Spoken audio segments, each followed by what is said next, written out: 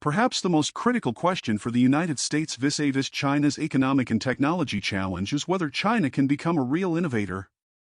If China has difficulty becoming an innovator and remains largely a copier, then the threat to the United States and other allied technology economies is less. In this case, as long as the United States and allies can innovate at a robust enough rate, they can likely maintain the lead on advanced technologies, even if China quickly copies foreign innovations.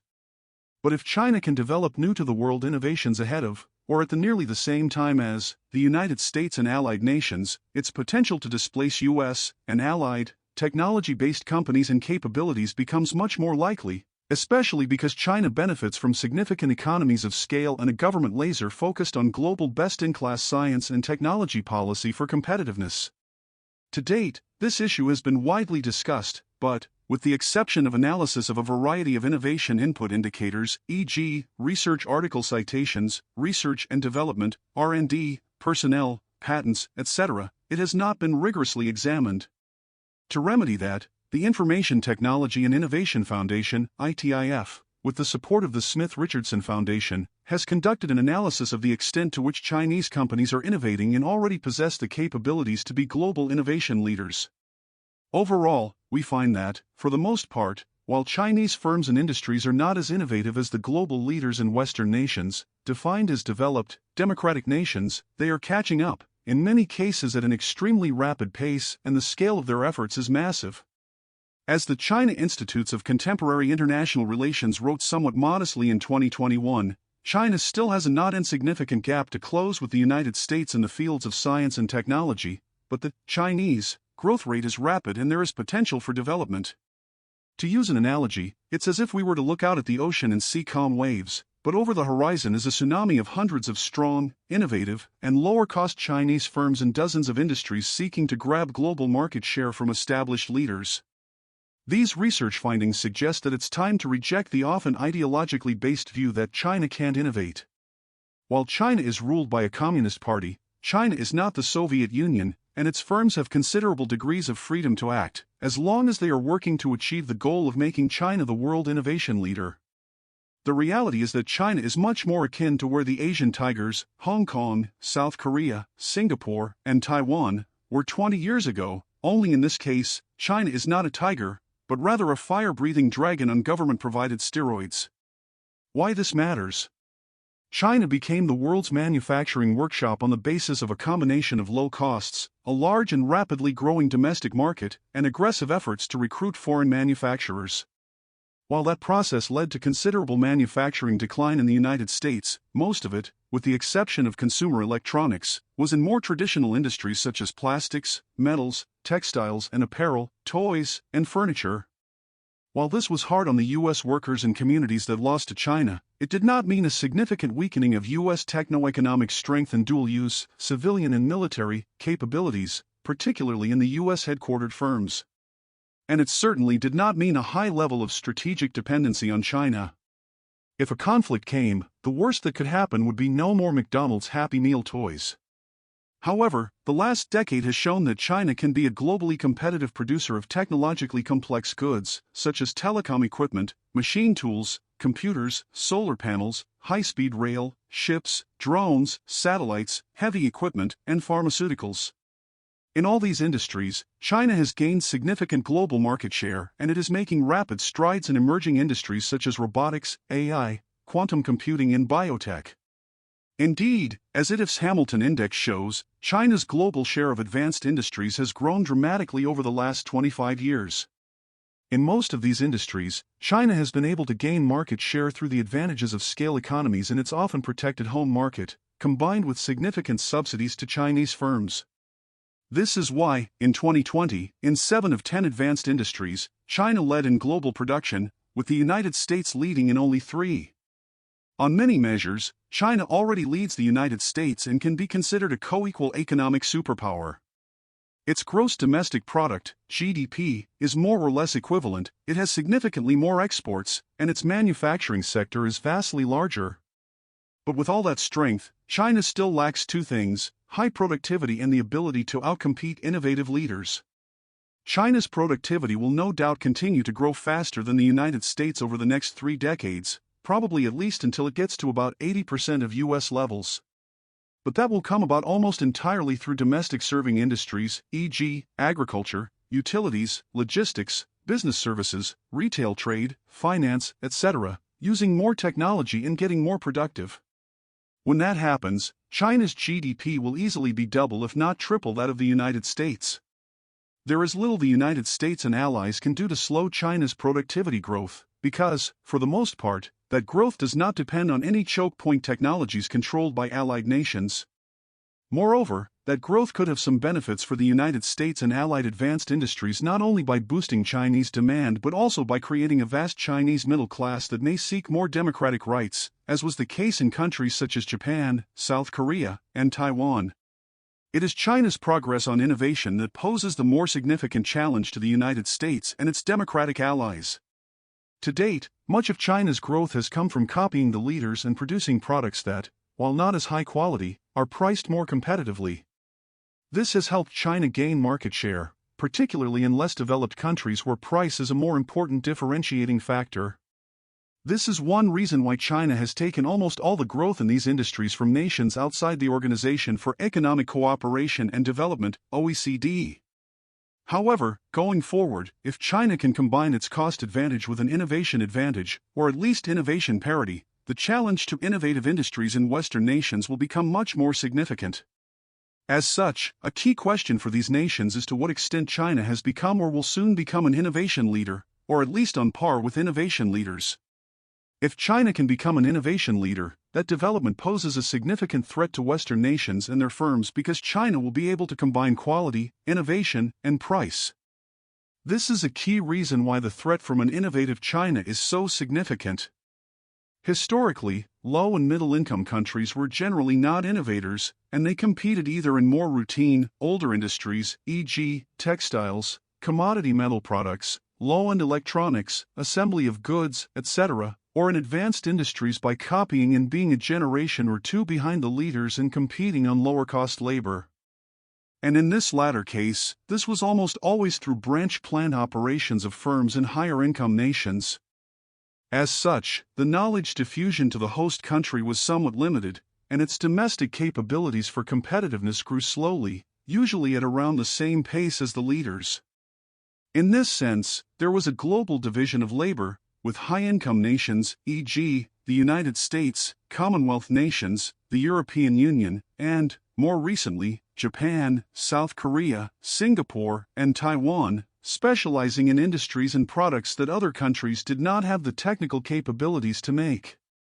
This was one reason why they could sustain their cost disadvantage. But if China can compete across the board in an array of complex industries and produce new-to-the-world products, while also enjoying a significant cost advantage, Chinese labor costs around 25 to 30% of U.S. costs, that will be a major competitive threat to leading global innovation-based companies, and the economies that host them. And without these companies producing in the United States and other advanced economies, these nations' techno-economic power will decline relatively, as there is simply no way for domestic, and often smaller, firms to take up the slack when multinationals lose significant market share.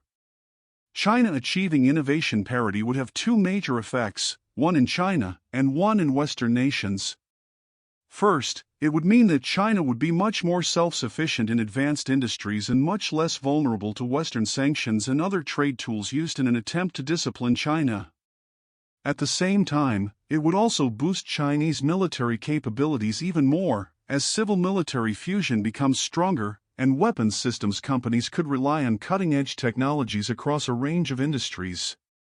Just as importantly, this commercial technology strength would also equate to increased power in foreign affairs, just as America dominated the globe for more than a half-century after World War II, as its firms were the unalloyed leaders. It is China that might decide to impose export controls on the allied nations as punishment. It is these foreign effects, particularly on the United States and other Western nations, that are potentially most important.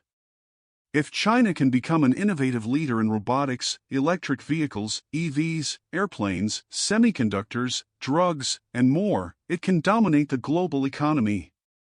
If China makes serious inroads into the market share of current technology leaders, e.g., ABB in robotics, GM in cars, Boeing in airplanes, Intel in chips, Merck in drugs, etc., the fundamental nature of the global economy shifts. The 200-year-long development of advanced industry in capitalist, democratic nations, first in the United Kingdom and Western Europe, and then in America, and then Japan, South Korea and Taiwan joining the club, could radically change. The West could very well become what Australia, Canada, the United Kingdom and parts of Europe, e.g. Greece, Italy, Portugal, and Spain, have already become largely hollowed-out economies with little advanced manufacturing, a weak technology sector, and an economy propped up by tourism, finance, agriculture, and natural resources. This is the trend for the United States as the U.S. location quotient, the industry output as a share of the U.S. economy over the industry output as a share of the global economy, has fallen. With any kind of foresight, it's easy to see the same fate befalling the United States if China can be an innovation peer. It is impossible to overstate the implications of this potential development, as it would entail a massive switch in the center of global economic power and innovation from a geopoint somewhere in the Atlantic Ocean to somewhere in China. To be sure, just as the United Kingdom still has some tech capabilities and firms after its half-century of industrial decline, the Allied nations will not completely become, as Alexander Hamilton warned, a hewer of water and drawer of wood, dependent on the innovation leader of the time, the United Kingdom. But if China can move to the frontier of global innovation, a destination all forces in China are pulling toward, the world economy and relative national power will be fundamentally transformed. The nature of innovation industries in competitive positioning. Such a change could be gradual, but if it happens, it would more likely be quite sudden, i.e., within a decade or two. The reason is because of the unique nature of innovation industries. These almost always have high fixed costs, e.g., R&D, product design, tooling setup, and lower marginal costs, where losing sales can lead to a death spiral of less revenue, less investment, and less innovation and then less revenue. The opposite is true for firms that are gaining revenue. Chinese innovation scholar Yin Li noted that building these organizational capabilities inevitably entails high fixed costs that, for innovation to be successful, must be transformed into low unit costs, through accessing a large share of the market. The cost structure of a hypothetical firm for which fixed costs are 40 times marginal costs, $400,000 and $10,000, respectively. In other words, the company must spend $400,000 on R&D, design, machinery, and other fixed costs before it can produce its first unit. It then costs $10,000 to make each unit in terms of energy, materials, and labor, and the company can sell them for $14,450 per unit. Because of its high fixed costs, the company loses money until it sells at least 88 units. At that point, it makes an increasing profit on each additional unit sold. For these industries, scale is everything. Imagine if, because of tougher, subsidized competition from China, sales of the U.S. firm go down to 75 units. In this case, the company would suffer a loss of $62,500. But if it faces less competition from China, then the company could earn a profit of $50,000 after selling 100 units. Meanwhile, whereas the total cost for producing the 75th chip would be $15,333, the total cost for producing the 100th chip would drop to $14,000. Now imagine the company needs to invest 20% of its revenues in new R&D to remain competitive. That moves the goalpost. It would require selling more than 250 units to become profitable. This is why scale is so critical for advanced industries, and why a threat from a robust competitor can be so devastating so fast. Profits fall fast, so R&D and other core value creation capabilities are cut. As a result, the next generation of sales fall, and the downward cycle continues. We have seen this with a number of North American companies facing the China challenge, e.g., Lucent and Nortel, and industries, the U.S. solar panel industry, which fell from dominance astoundingly fast. If China can be an innovative leader and take market share from Western leaders, the latter's ability to keep investing in innovation falls, as do future sales. The increased sales accruing to Chinese firms enables them to gain even more scale, allowing them to sell products for even lower prices and achieve higher profits, or lower levels of government-subsidized losses, to invest in next-generation products. Some will respond that this exaggerates the threat and paints innovation as a zero-sum game. To be sure, if China develops a cure for cancer, or workable nuclear fusion, etc., the world and America would benefit. But at the same time, it would mean reduced global market share from US and Western-based drug companies. This is because the market for advanced industry goods is largely fixed as a share of global GDP. 10 advanced industries accounted for 11.9% of global value-added output in 1995 and 11.8% in 2020. To the extent China captures more of the global sales in these industries, that by definition leads to less market share for non-Chinese firms, and potentially fewer actual sales. We have already seen such win-lose shifts. ITF has identified the industries and countries where there was the most nominal decline in output from 2017 to 2020, not counting motor vehicles, which overall saw declines. In Austria and Switzerland, the biggest declines were in electrical equipment, declines of $1.15 billion and $115 million, respectively.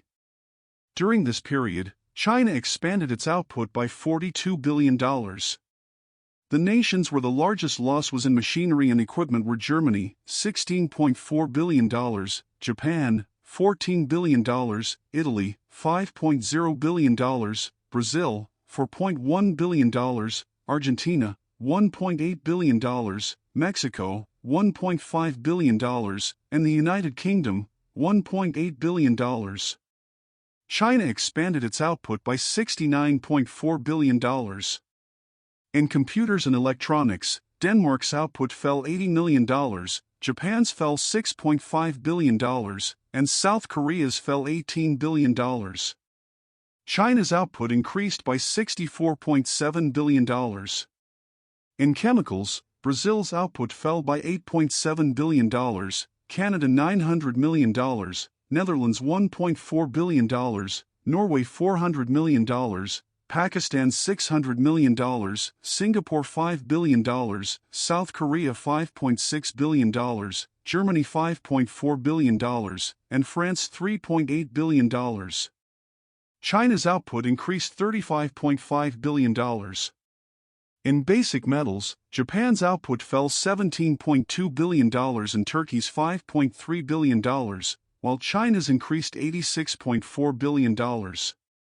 In fabricated metals, Germany's output fell by $7.1 billion, South Korea's output fell by $4 billion, France's by $3.4 billion, and Spain and Sweden $1.2 billion, while China's increased $41.8 billion. Finally, it is important to clarify that this is not about manufacturing per se. Much of the competitiveness debate in the United States is fixated on manufacturing.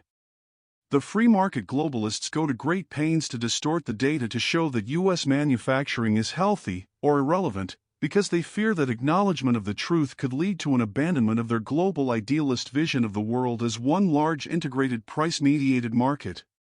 In contrast, the emerging worker nationalists stress manufacturing jobs, low-tech or high-tech, in part because of their solidarity with labor over capital.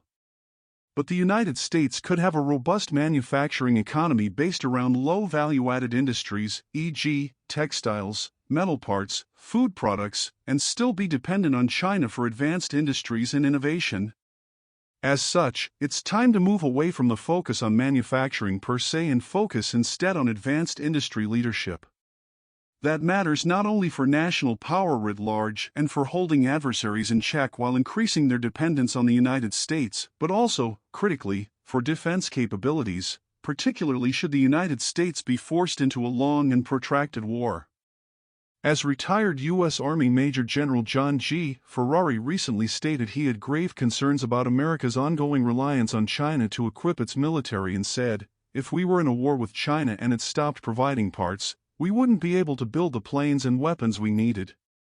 What is innovation? One reason why it has been difficult to answer the question, how innovative is China, is that there are multiple definitions of what it means for an economy to be innovative. Some equate it with doing well in innovation-based industries, even if that output is largely based on copying from leaders in other nations. Others argue it is strong performance in a variety of innovation metrics, such as patents, R&D, and venture capital, VC, even though these metrics are correlated with innovation but are not determinative. Still others argue that it is a nation's firms gaining market share in first to the world, or near first to the world, products and services. For the purposes of this report, it is this third definition that is most relevant because it is key to determining whether China can do more than copy and because even strong innovation metrics are not necessarily a sign of true innovation performance. Another factor that can complicate the analysis is whether process or product innovation is the measure. Process innovation, developing and adopting new ways of producing a good or service, is an important factor in increasing labor productivity, e.g., output per labor hour, and that is key to being able to effectively compete with low-wage economies. Product innovation refers to new and better products and services. It enables higher-wage economies to compete on the basis of goods that do not compete largely on costs. For example, new pharmaceuticals can be priced higher than older generics if they provide better treatment. New 5nm (nm) computer chips cost more than older 20nm chips, but because of superior performance will often outcompete the older generations. Patent protection, trade secrets, and other knowledge advantages can provide somewhat sustainable advantages over lower-cost rivals. However, product innovation is not very important if the innovation cannot be brought to market successfully. This requires adequate quality, a competitive cost structure, and a viable business model. As Clay Christensen pointed out in The Innovator's Dilemma, it's not enough to be successful in generating new ideas. Even technological breakthroughs can become a dead end unless they can be translated into working products that are able to be delivered and deployed into the larger marketplace. What we really want to determine is China's innovative capabilities as they relate to being early in bringing new products to widespread market adoption. Finally, at one end are innovations that are transformative. The invention of nylon, the television, the first transistor, radar, and the personal computer are in this category. At another end are ideas that many other companies are already executing. This is why one factor in innovation is differentiating between breakthrough, sometimes termed exceptional, radical, or disruptive, innovations, e.g., the iPhone, and sustaining innovations, sometimes called incremental or continuous, such as a new generation of semiconductors that has higher performance than the current generation. For example, consider the drivetrain of cars. The development by Tesla of the electric drivetrain was a breakthrough innovation. The development of a better electric motor that uses a small percentage less electricity is an incremental innovation, or what is termed sustaining innovation. Most innovation is sustainable, as companies seek to improve capabilities in existing markets and where they have a clear idea of what problems need to be solved. Disruptive innovations such as the iPhone are relatively rare and often usually relatively quickly enter into a stage of incremental innovation, e.g., better battery life, better displays, better cameras. Disruptive innovation is perhaps the most threatening to companies. BlackBerry did not go out of business because the iPhone was a similar phone with a better physical keyboard. It went out of business because the iPhone and the business model that went along with it, including the App Store, was disruptive. The milk glass bottle industry did not go out of business because someone made slightly lighter glass bottles. It went out of business because paperboard cartons and then plastic bottles provided much better value. In summary, innovation is not invention. It is not science. It is not necessarily entrepreneurship. It is bringing to market new products or services at scale. In addition, while that part of innovation is critical, so is its widespread diffusion and adoption, and so is the process of technology innovation.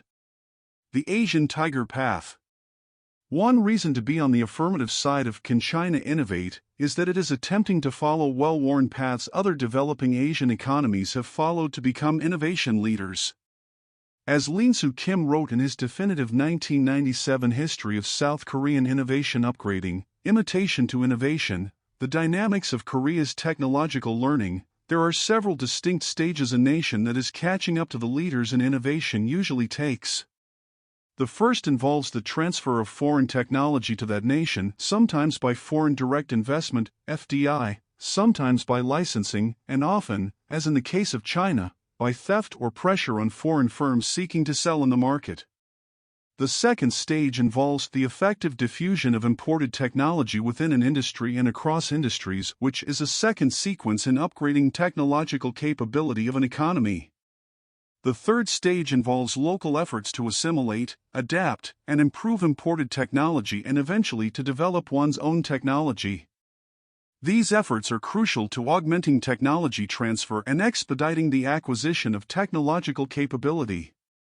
Technology may be transferred to a firm from abroad or through local diffusion, but the ability to use it effectively might not be there.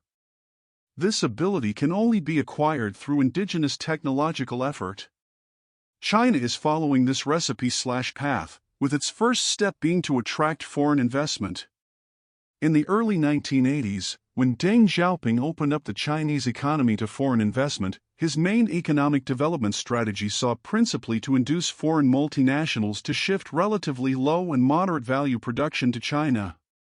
China's second step was to attempt to learn from foreign companies, in part by having them train Chinese executives, scientists, and engineers, and also by forced technology transfer, including through joint ventures. In 2015, 6,000 new international joint ventures, amounting to $27.8 billion in FDI inflows, were established in China. And the sophistication and value of the technology the Chinese government has demanded is high. As the United States Trade Representative's, USTR's, office pointed out in its 2018 Special 301 report on China, pressures on U.S. companies to form joint ventures and transfer technology is particularly intense. The third step was to support Chinese companies in their efforts to copy and incorporate foreign technology while building up domestic capabilities. One important marker for the transition from Stage 2 to Stage 3 was the publication in 2006 of the National Medium and Long-Term Program for Science and Technology Development, 2006 to 2020, which called on China to master 402 core technologies, everything from intelligent automobiles to integrated circuits and high-performance computers. China moved to a China-incorporated development model of indigenous innovation, which focused on helping Chinese firms, especially those in advanced, innovation-based industries, often at the expense of foreign firms. The fourth and final step is to enable Chinese firms to become independent innovators, as Japan, Singapore, South Korea, and Taiwan have all become. China is attempting to do this through an array of plans and policies: 13th Five-Year Plan for Science and Technology, 13th Five-Year Plan for National Informatization, the National Cybersecurity Strategy, and Made in China 2025 Strategy, and most recently Xi Jinping's call at the 20th Party Congress for Invigorating China Through Science and Education, for the strategy of innovation-driven development. The last part of this is to then support these companies going out and taking market share in other parts of the world. Unfortunately, for gaining political support for a robust U.S. strategy to respond to China, the United States is among the last places Chinese firms will seek to enter. Rather, they are going after market share in places such as Latin America, Southeast Asia, Africa, and Eastern Europe, the soft underbelly of global markets. As their firms gain market share, Western, including U.S. firms, lose market share, and tipping points can happen quite quickly. Finally, it's important to note that there are two key factors for innovation success. One is talent, and the other is revenue. More money makes innovation vastly easier. Companies with more money can invest more in R&D. They can acquire talent and technology. They can pay for their talent more. And they can achieve scale. This is one of the main differences between the Asian tigers and China, the Chinese market, and hence revenue, is vastly larger. Because China manages its market and limits foreign sales once its firms get to a certain scale, Chinese firms are blessed with massive, largely secure market revenues, and this does not take into account massive government subsidies. Related to this is the massive efforts the Chinese government makes to ensure that Chinese society is a lead adopter of advanced and emerging technologies, including high-speed rail, digital and 5G-enabled manufacturing, robotics, smart cities, smart ports, EVs and autonomous vehicles, AVs, digital payments, health tech, edtech, drones, satellites and space travel, and many more. While China walks the talk when it comes to transforming its society through technology, and in the process creates massive capabilities and revenues for its technology companies, the United States doesn't even slow walk the talk, as all too often we are walking backward, banning and demonizing technology. Transitioning from fast follower to global leader in innovation is not easy, but a number of nations have done it. The United States accomplished this in the early part of the 1900s. Germany and Austria advanced from copying economies in the late 19th century to innovators, building on imports of skilled workers, advanced machinery, and blueprints. Japan achieved this by the 1980s, with South Korea, Taiwan, and Singapore doing so 2 to 3 decades later. The idea that copiers and followers cannot transition into innovation leaders is just not borne out by history. China is not there yet, at least in many sectors, as this report documents. But that is not for lack of trying and having the same kinds of conditions that other innovation transition economies have had. The core insight needed to understand the Chinese economic strategy is as follows. China attaining global competitive advantage in virtually all advanced manufacturing industries requires significant learning, as the production recipes to make, for example, a wide-body jet, a computer chip, a genomics sequencer, a robot, or a biotech drug are incredibly complex and cannot be obtained from scholarly journal articles or other widely available sources of technical knowledge. Even after China has gained global market share in a number of extremely complex, advanced technology industries such as jet aircraft, high-speed rail, solar panels, personal computers, supercomputers, telecommunications equipment, and internet services, many will still dismiss China's capabilities and assume China will be incapable of even partial success becoming a true innovator. While mastery of some particularly complex technologies such as semiconductor logic circuits remains a challenge for China, Chinese companies have made significant progress in an array of other technologies, including in certain kinds of semiconductors, e.g., chips for Internet of Things, IoT, devices. Moreover, the fact that nations such as Japan in the 1960s and 1970s, and Taiwan and South Korea in the 1980s and 1990s, could rapidly progress to become advanced technology economies using similar kinds of approaches, obtaining foreign technology and subsidizing and protecting domestic innovators until they are strong enough to compete on their own, suggests there is nothing inherently keeping China from making similar progress, especially given the massive amount of government support for the effort. One way to understand Chinese innovation is provided by the McKinsey Global Institute's The China Effect on Global Innovation, which separates innovations into 4 categories: efficiency-driven, customer-focused, engineering-based, and science-based. The report concludes that with its proven ability to produce goods at scale, adapt products to the Chinese market, and develop and adopt digital infrastructures such as mobile payment systems and e-commerce, sometimes even before more developed economies, China has demonstrated that it is capable of efficiency-driven and customer-focused innovations. The challenge before it, the authors argued, is to catch up in the areas of engineering and science-based innovations. Can China innovate? As far as can be determined, there have been no thorough studies of China's innovation capabilities. There have been a host of studies, including from ITIF, that examine indicators of innovation, such as R&D spending, scientists and engineers, and patenting. But these do not adequately answer the question of whether China is copying or innovating. The question of whether China can innovate is a long-standing one, with analysts coming down on both sides. Some argue that China cannot really be innovative because its innovation system is deficient. This includes charges of weak intellectual property, IP, protection, it being too state-directed, and having too little creativity due to rote learning in a hierarchical education system.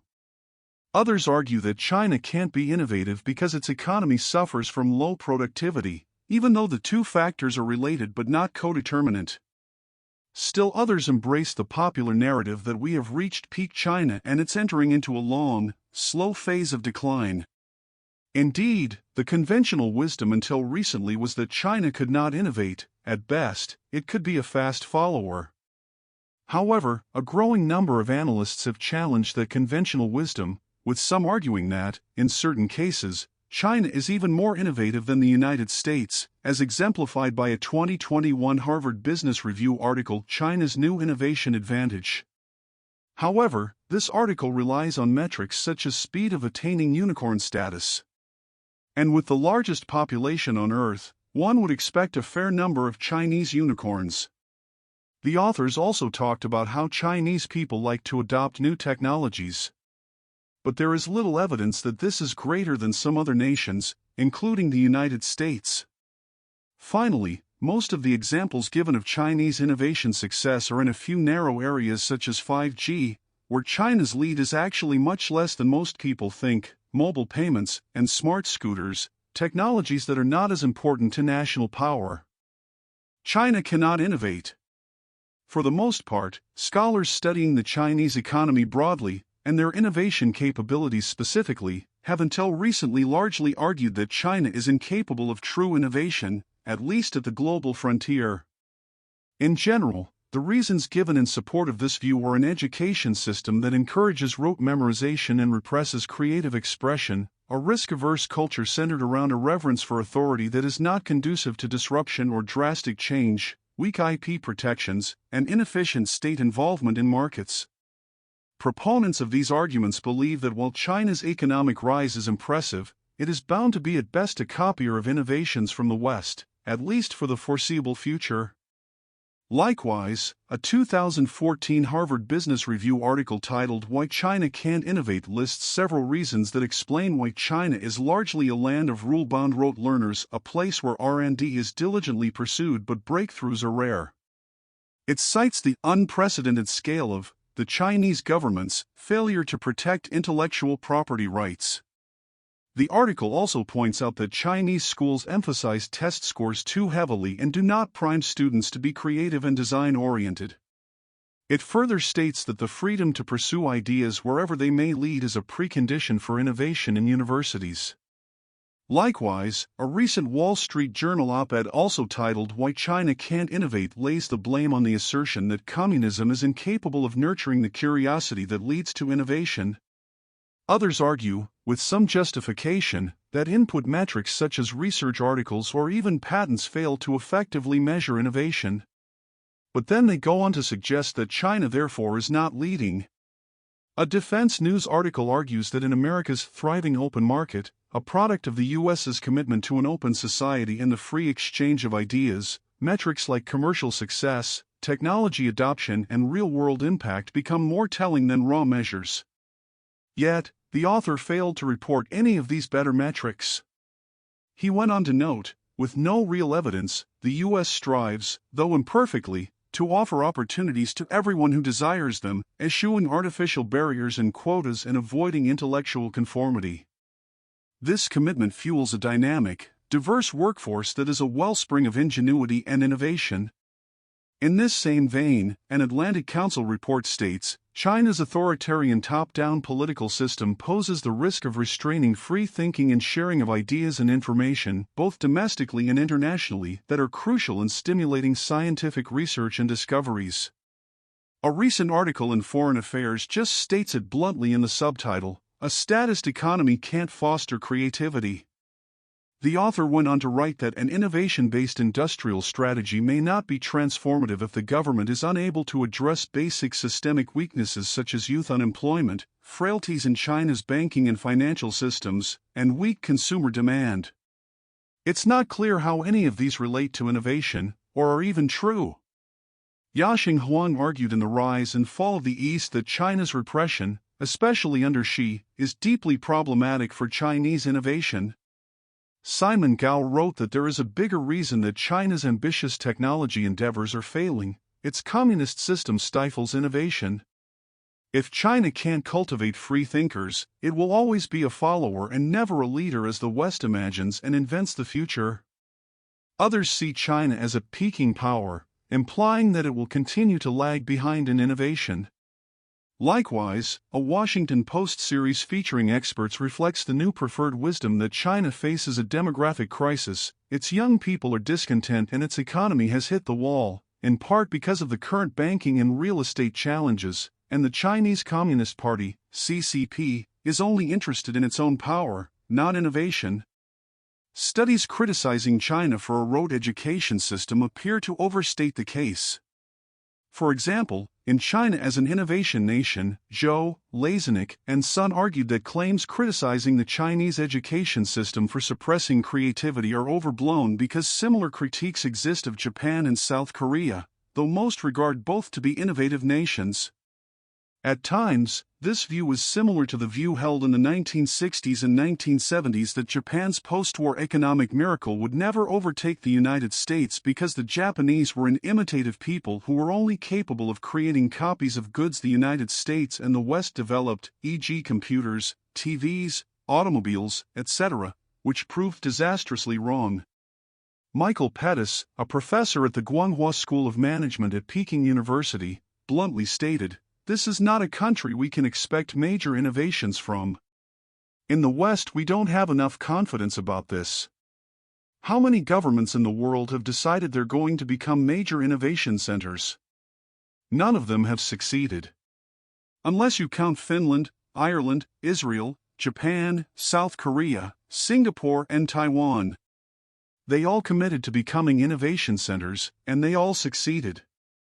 Pettis went on to say that China is doomed to stagnate, like he's claimed Japan did, even if it has the best supply-side technology development policies, because of demand-side stagnation, which he said Japan suffered.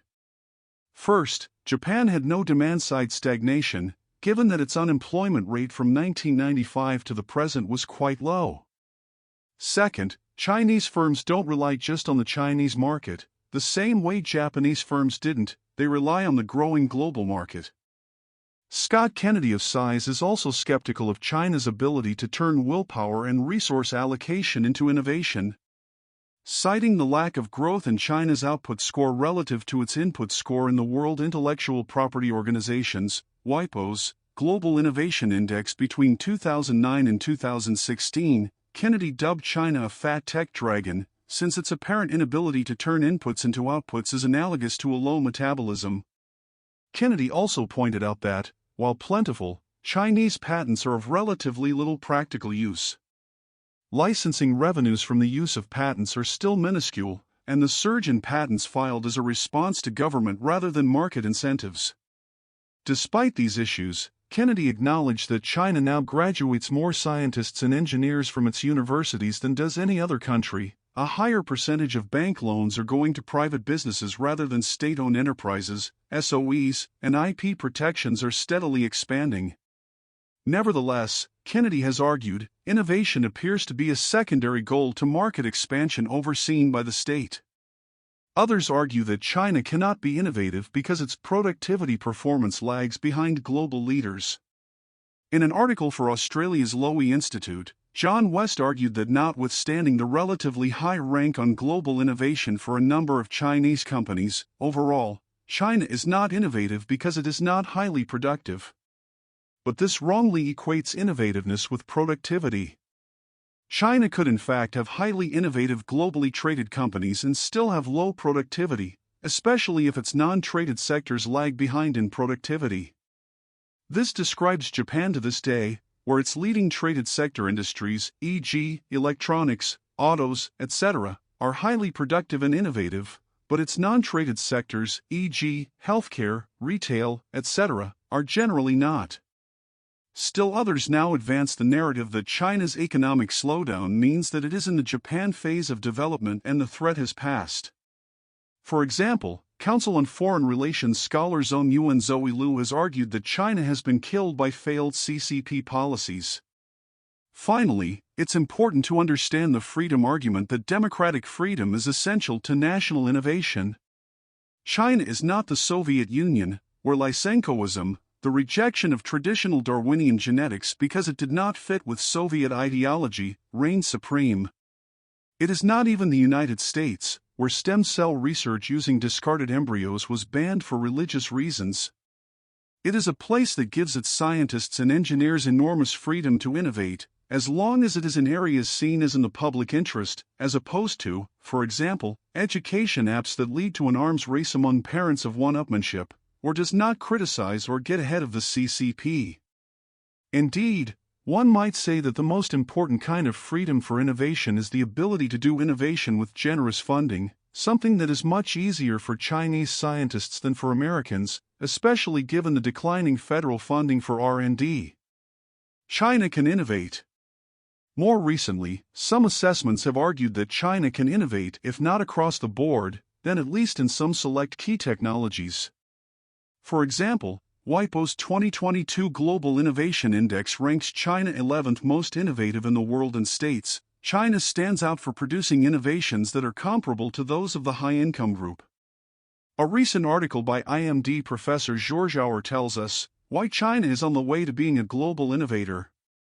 Others have argued that China may be an innovation leader in certain new technology areas, such as quantum computing, fusion, and AI. For example, in the article Why China Will Win the Global Race for Complete AI Dominance, the author stated that Kai-Fu Lee believes, "We're in the age of implementation, we're in the age of data, and China has a larger set of implementers or good AI engineers who get the work done, who make the algorithms run fast, connect to business logic." The West needs to revise its view of Chinese technology companies being copycats of Western products, and acknowledge that, in fact, some categories of Chinese technology are best in class. 51.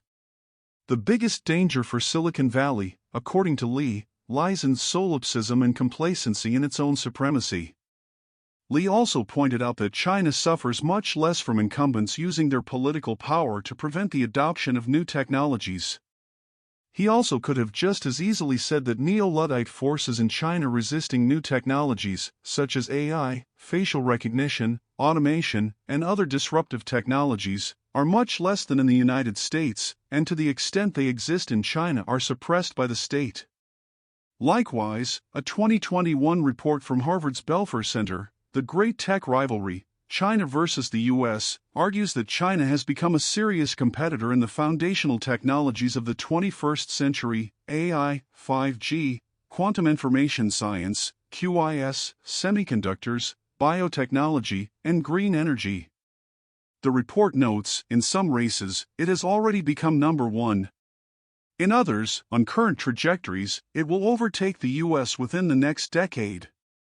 It attributes this to a strong R&D ecosystem as well as the top-performing Chinese universities that continue to improve. Tim Rulig argued that China is innovative and that the role of the CCP has been a plus, not a negative. Although widely thought to hamper innovation, the role of the party state should be considered the fourth virtue that has made China innovative. It is certainly true that central planning is an obstacle to creativity and thereby to innovation.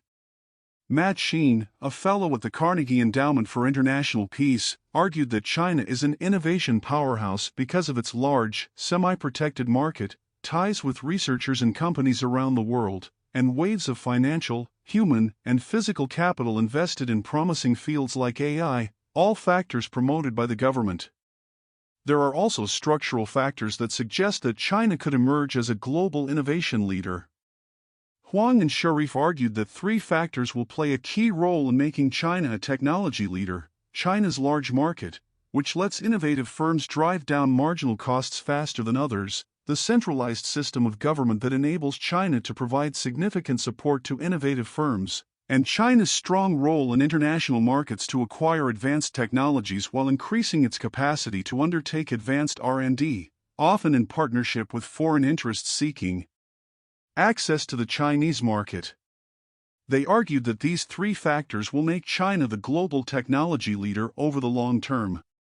A Harvard Belfer Institute study argues that China's whole-of-society approach is challenging America's traditional advantages in the macro drivers of the technological competition, including its technology talent pipeline, R&D ecosystem, and national policies.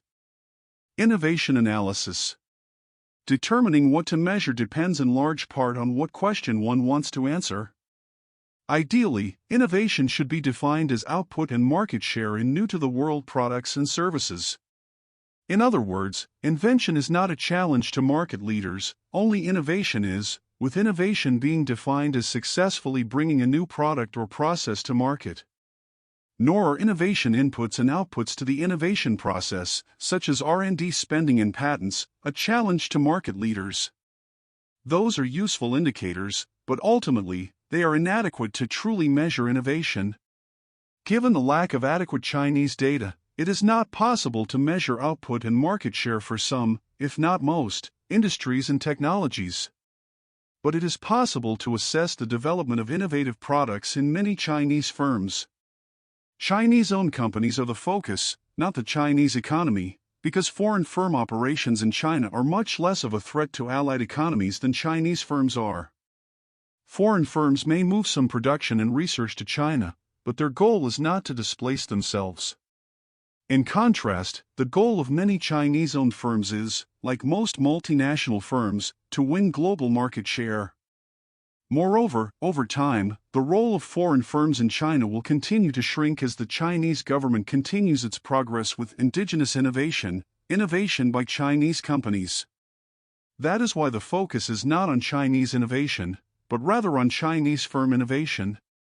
The notion that China can or cannot do something well is of course misleading. But what do we mean by new to the world? Clearly there is a difference between innovation that is new to a firm or even new to a country. For example, surveys asking Chinese firms if they have innovated show similar, if not even higher, rates than firms in more advanced nations. But this only means that Chinese firms are doing something different than they had been doing, even if that means copying foreign innovations and technologies. Unfortunately, there are no hard and fast definitions of new to the world and leading edge. Moreover, for many products, firms incorporate many existing products and innovations, but also add some components and functions that are new.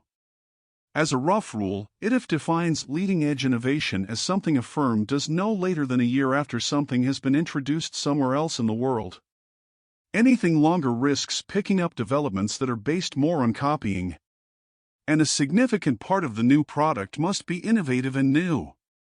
Clearly assessing these factors involves a judgment call. There is no hard and fast rule as to how much copying a firm engages in would disqualify a technology from being defined as innovative. Almost no firm is a completely original innovator. Even Apple incorporated an array of prior innovations to develop the iPhone. But we define copying as largely and substantially using technology and features that are already in existing non-Chinese products, and innovation is the opposite. Unfortunately, with the exception of drug approvals for the biopharmaceutical industry, there is no readily available database assessing the number and extent of innovations from Chinese firms. As such, we use three methods to assess Chinese firm innovation. The first, and least useful, is a review of quantitative innovation indicators, such as R&D personnel, patents, and article citations. These are useful, but not determinative. The second is an analysis of individual Chinese firms. We use as a population of Chinese headquartered firms listed on the EU R&D 2500 list, the list of the world's top 2,500 R&D spenders. A total of 679 Chinese companies were on the 2023 list, and we selected, mostly at random, although we tried to ensure broad sector coverage, 44 companies to examine more closely. At one level, this is a biased sample in that it only includes leading R&D spenders. But these are the kinds of companies most likely to be innovative, so to the extent that they are not, this tells us a lot about Chinese innovation capabilities. While we selected at least 2 companies to fit with the 11 in-depth industries/technology case studies, for the rest, we chose randomly. Relying on native Chinese language researchers, we reviewed company annual reports and investment analyst reports to qualitatively assess the product innovations these companies have developed and the extent to which these are or are close to new to the world. ITF experts then independently scored each firm on a scale from 1 to 10, 1 being a complete copier to 10 being at the leading edge of innovation in the world. Third, we examined 9 key industries and technologies important to national security and national economic power: EVs, robotics, semiconductors, chemicals, AI, biotechnology, quantum computing, displays, and commercial nuclear power. Some of these technologies are dual-use and important to not only U.S. national security but also its economic security. Others are emerging technologies that help shape technology competition. To do that, we relied on interviews and roundtables with experts on Chinese industries.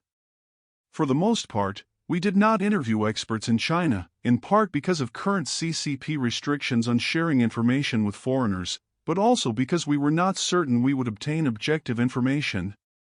A limit of these methodologies is the extent to which firm studies and industry case study results can be generalized. One way we addressed this was to examine a range of companies and industries. But to be sure, both were samples, and it's possible that the innovation performance of other companies and innovation-based industries is considerably different. Of course, examining even more industries in depth would have been better. But the time cost involved in doing so was extensive. Even with the limitations discussed, the fact that the same general dynamics were found in all 11 industries suggests that the results are likely to be generalizable across virtually all Chinese globally traded industries, especially the ones the Chinese government is targeting. We also chose not to use some cross-national datasets on firm innovation performance, for 2 reasons. First, national surveys of firm innovation performance, e.g., asking questions such as what percentage of firm revenue came from new products, do not differentiate between products new to a firm, new to a country, and new to the world. Second, these surveys appear to not be comparable across nations. For example, OECD reports that 80% of Canadian firms are innovative, compared with 38% of American firms, a lead that most Canadian innovation policy experts would find dubious at best. It also reports that 38% of Chinese firms are innovative, from the 2108 Chinese Innovation Survey, equal to the U.S. number, and Chinese manufacturing firms overall are the most innovative in the world. This is likely to be more of a result from survey bias than actual performance, just as it appears that Chinese firms overreport R&D expenditures to the government and seek to inflate their innovation performance. It could also be an indication that the survey only asks the firm if it is innovative compared with what it had been doing. For the most part, we also chose to focus on product innovations and not on process innovations for several reasons. First, many process innovations are a way for a firm to lower production costs. China can and does that in many ways, including government subsidies, currency manipulation, and others. Second, and more importantly, it is extremely difficult to measure process innovations because, by definition, they are within the firm and not sold in the marketplace. This should not diminish the importance of process innovation. There are innovations that U.S. companies have come up with, but the United States has lacked the processes and skills needed to make them. This broader manufacturing ecosystem, including technical skills and deep supplier networks, is one reason China has been so successful in advanced manufacturing. One final note on methodology: the goal of this study was not to predict future technological developments. Both private markets, the main determinant, and government policies are themselves highly unpredictable, and the interactions and eventual outcomes among them are even more so. But to use an analogy, if someone observes a sports team with great athletes working out intensely and supported with a massive budget, it's not unreasonable to predict that this team is likely going to be successful. In other words, while it is not possible to predict the course of technology development, will EVs, or hydrogen vehicles, become dominant, it is possible to assess current positions and momentum, and that should and can inform likely predictions about the future. Despite the limitations of raw data, the following section examines an array of empirical data sources and studies to assess both trends and levels in Chinese innovation. The overall finding is that, in some areas and industries, China appears to be ahead of the rest of the world, and in most others, it is rapidly catching up. Empirical data. Normally, to assess how innovative a country is compared with others, measures should be examined controlling for the size of the economy. Otherwise, an extremely innovative small country would look less innovative than a very large country that is not very innovative. However, when assessing how innovative Chinese industries are, and the threat that poses to other nations' industries, total figures are extremely relevant because firms don't compete against an entire country, but rather against other firms. Therefore, this section examines total figures. The number of total full-time researchers in China relative to the number in the United States. In 2011, China's total number of researchers exceeded 1.3 million, almost 20% more than the 1.1 million researchers in the United States. The dashed line represents the total number of researchers in the United States over this same period. By 2021, the gap between China and the United States had increased substantially. The number of researchers in China increased by over 1 million employees to 2.4 million, almost 50% more than the total in the United States, 1.6 million. The number of researchers employed by private businesses in China as a percentage of all researchers, relative to the United States. In 2011, 62% of full-time researchers in China were employed by private business enterprises compared with 74% in the United States. Over the decade, the share of business researchers decreased substantially compared with the United States. In 2021, only 58% of researchers were employed by private businesses in China, compared with 83% in the United States. This trend reveals an increasing concentration of research conducted in the business sector in the United States, while the opposite occurs in China. Gross expenditure on R&D by performing sector in China relative to the spending in the United States from 2011 to 2022. In all sectors and in overall expenditure, China neared the United States in R&D spending. In 2011, China spent $246 billion on research, just 58% of the $427 billion spent by the United States that same year. However, 11 years later in 2022, China had crept much closer to the United States, now spending $811 billion, or 88% of the $923 billion spent by America. Sectorally, China has also come close to equaling the United States, represented on the graph as the black dotted line. China spent 86% of the United States' expenditure on government research, and in the business sector, China's expenditure in R&D was virtually equal to that of the United States. In 2022, China spent $641 billion while the United States spent $646 billion. Depicts the R&D intensity in China by performing sector, relative to the United States. Between 2012 and 2022, R&D expenditure by private businesses increased in both countries. In 2012, the R&D intensity in China was 1.42% or 89% of the R&D intensity in the United States.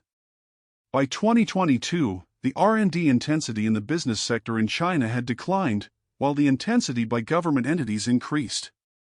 Most recent data shows that the R&D intensity in China's business sector has declined to just 80% of the United States, while R&D intensity financed by China's government has increased to 70% of U.S. levels, an increase of 18% over the past decade.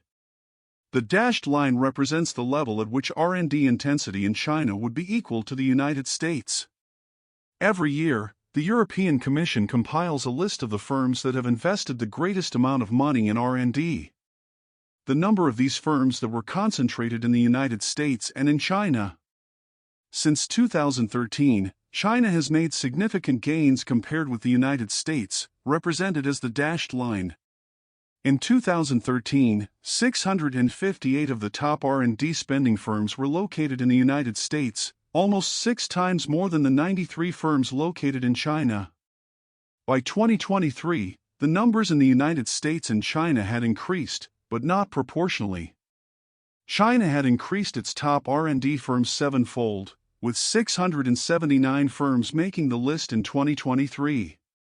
In the United States, 827 firms made the list. Demonstrates the growth in scientific and technical articles published in China relative to the United States from 2010 to 2020.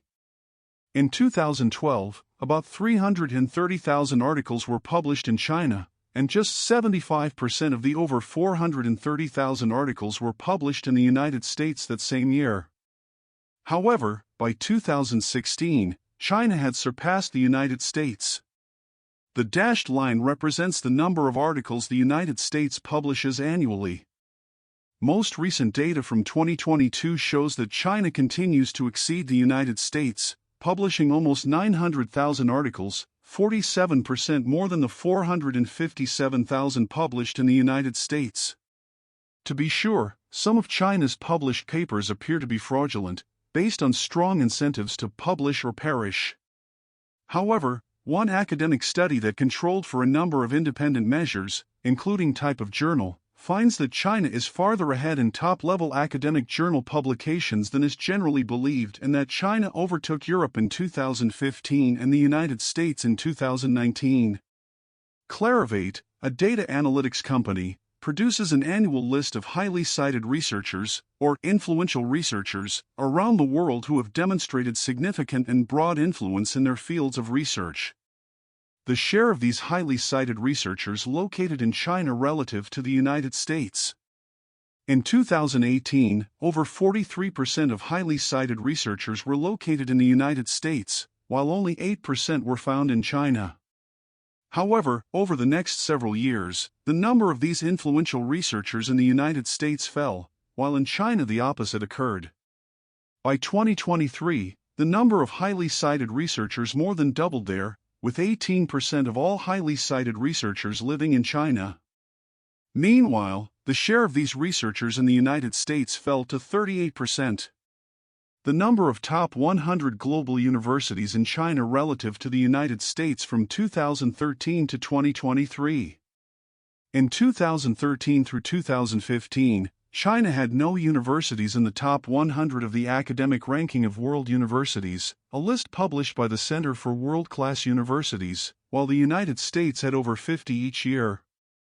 By 2023, China had increased its number of top universities to 11, 29% of the 38 universities the United States had in the top 100. The change in gross VC investment in China relative to the United States from 2015 to 2023. Over this period, VC in both countries saw a relative decrease. In 2015, China saw about $53.2 billion in VC investment, 20% more than the $43 billion invested in the United States. The difference in VC investment between China and the United States hit its peak in 2018, when China received $123.5 billion. The United States fundraised just $71 billion that same year. After 2018, China faltered in VC investment, losing a substantial amount of fundraising in the several years following. As of 2023, the two countries each raised about $27 billion in VC fundraising. The number of Patent Cooperation Treaty (PCT) patent applications for China relative to the number of applications in the United States. From 2011 to 2021, China surpassed the United States, represented by the dashed line, in patent applications. In 2011, Chinese filers applied for just over 17,000 patent applications, only 35% of the 49,000 applications from the United States. Over the next decade, both countries increased their patent output, however, China did so faster. In 2019, China officially produced more patents than the United States did for the first time in history, and by 2021, China had produced over 67,000 patent applications per year, 19% more than the 56,467 patent applications produced in the United States. China has been known to publish a significant number of false or dubious patents, making the number of sheer patent applications misleading. Instead, looking at the number of patents granted by the United States Patent and Trademark Office, USPTO, can provide a more truthful estimate of the number of legitimate patents published by China. The share of patent grants awarded by the USPTO to Chinese firms from 2010 to 2020. In 2010, China was granted just 3,303 patents, less than 1% of all patents awarded in the United States that year. Yet, by 2020, China's patent grants in the United States increased to almost 27,000, 7% of all grants. China had the third most patents granted by USPTO in 2020, behind only the United States and Japan, evidence that, despite some questionable patents, China is publishing many quality patents. Another study of patenting by Bergode and Verluis finds that China's contribution to frontier technology had become quantitatively similar to U.S. levels in the late 2010s while overcoming the European and Japanese contributions, respectively. Although in some ways China still exhibits the hallmarks of a catching-up economy, that veneer has quickly faded. The quality of frontier technology patents published at the Chinese Patent Office has leveled up to the quality of patents published at the European and Japanese patent offices. At the same time, frontier technology patenting at the Chinese Patent Office seems to be increasingly supported by domestic patentees, suggesting the buildup of domestic capabilities. Another study of Chinese patenting finds that, in the last decade, Chinese patents have become less dependent on foreign knowledge and technology, and the importance of Chinese patents relative to USPTO patents has steadily increased over the last 2 decades. Moreover, Chinese and foreign patenting have become more similar in terms of specialization across technology classes, suggesting that China is now innovating in areas similar to the global leaders. The value of IP licensing receipts in China relative to the United States from 2013 to 2023. Over this period, the value of IP licensing receipts in China increased relative to that of the United States. In 2013, IP receipts in China were valued at less than 1% of the value in the United States. Yet, by 2023, this value had increased to 9%, with a peak of 10% in 2022. The United States still maintains a significant lead in the value of IP licensing receipts. However, China has made gains over the past decade.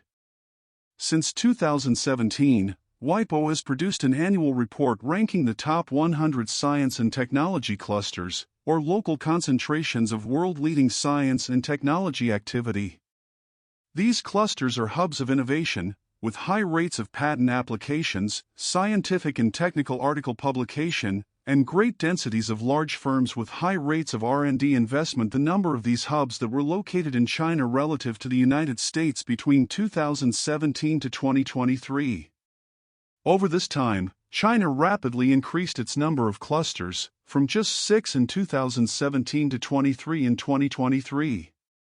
At the same time, the United States, represented by the dashed line, stayed relatively stagnant in its number of clusters, with 22 clusters in 2017 and 21 clusters in 2023.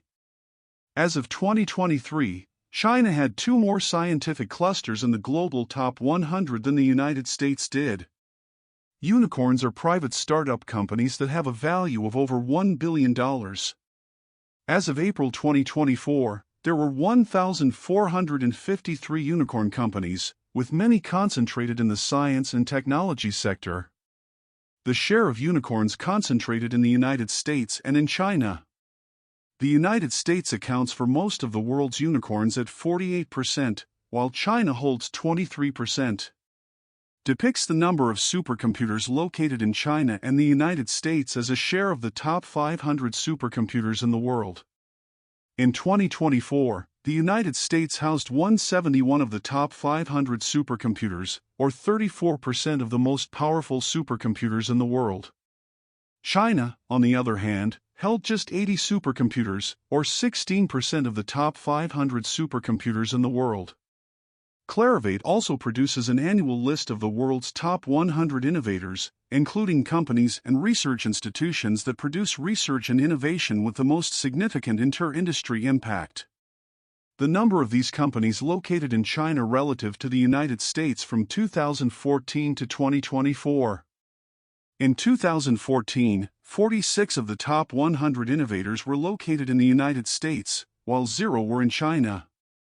Over the decade, China has increased the number of companies labeled as top innovators, with 5 firms making the Clarivate list in 2024. The United States, on the other hand, has seen a substantial number of firms fall from the list. As of 2024, 5 Chinese firms made Clarivate's list of top innovators, 29% of the 17 U.S. firms that also received the title. Other data sources paint a similar picture. Since 2017, China has exhibited the largest growth and innovation capacity in the world, according to the European Innovation Scorecard, a report prepared by the EU assessing international innovation using criteria such as international investment, R&D expenditures, and business activities. Over the past 7 years, there has been a 28.2% increase in China's innovativeness, earning it the label of a global moderate innovator. Other world leaders experienced much more constrained growth, such as the EU and South Korea, which both improved by 10%. China has shown significant growth in the areas of R&D expenditure in the business sector, trademark applications, and highly cited scientific and technical articles. In these 3 categories, China is substantially more innovative than the EU. The Australian Strategic Policy Institute's ASPI Critical Technology Tracker also found that China has become the leader in almost all the critical technologies the tracker covers. The tracker focuses on how innovative countries are in foundational technologies such as energy, the environment, defense, nuclear, quantum computing, and many other critical industries. Innovativeness is assessed using the top 10% of the most highly cited research publications in those industries from the past 21 years. In the most recent report, China leads in 57 out of the 64 critical technologies from 2019 to 2023, up from just 3 out of 64 from 2003 to 2007. Comparatively, the United States, which led in 60 technologies between 2003 to 2007, now leads in just 7. China is also now viewed as high risk for holding a monopoly in research for 24 of the technologies in which it leads. Select cases. Anecdotes do not make data, but they can tell an interesting story. The following are select cases gleaned from news reports of Chinese innovations. China has developed a staff-less hotel wherein the guests check in and use elevators based on facial recognition. It has built the world's largest and tallest pig farming facility that is highly automated. It has developed and deployed the world's largest sodium battery unit capable of powering 12,000 homes. It has landed a craft on the dark side of the moon and returned samples. China has developed an innovative stealth fighter that also deploys drones. Chinese scientists have reportedly come up with a new steel that is ultra-tough, yet stretchable. It has launched a satellite with a high-power electric drive. Chinese scientists have developed an innovative solar panel technology involving upconversion of infrared photons. A Chinese company has built and shipped one of the largest tunnel boring machines. China recently set the world record for the fastest Hyperloop train. Reportedly, China has developed plasma technology enabling radar invisibility of military aircraft. A Chinese government research institute reports developing a prototype for a thermoacoustic Stirling generator, something NASA has a patent on but has not yet been developed in the United States. Chinese scientists have apparently developed a revolutionary aircraft engine that can propel a plane to 20,000 kilometers per hour. A government-backed consortium of 40 universities has deployed a 1.2 terabit per second network, the fastest in the world, and purportedly is 2 years ahead of the other nations working on the technology. The Shenzhen Library has a fully automated book return system that operates without human intervention. A Chinese research team has developed a high-performance aqueous zinc-ion battery with an ultra-long cycle lifespan in a weak magnetic field. China has tested a maglev train, a train suspended above its tracks via a magnetic field that operates at speeds of 281 miles per hour. Reportedly, China has developed a fully automated cruise missile production line. In 2024, a Chinese physicist became the first Chinese researcher to win the top U.S. physics prize. China has developed a robot that can play piano, a complex technological task. It built and operates the largest and most highly automated seaport in the world. It has made major breakthroughs in fusion energy. Just recently, it made significant independent breakthroughs on chip technology.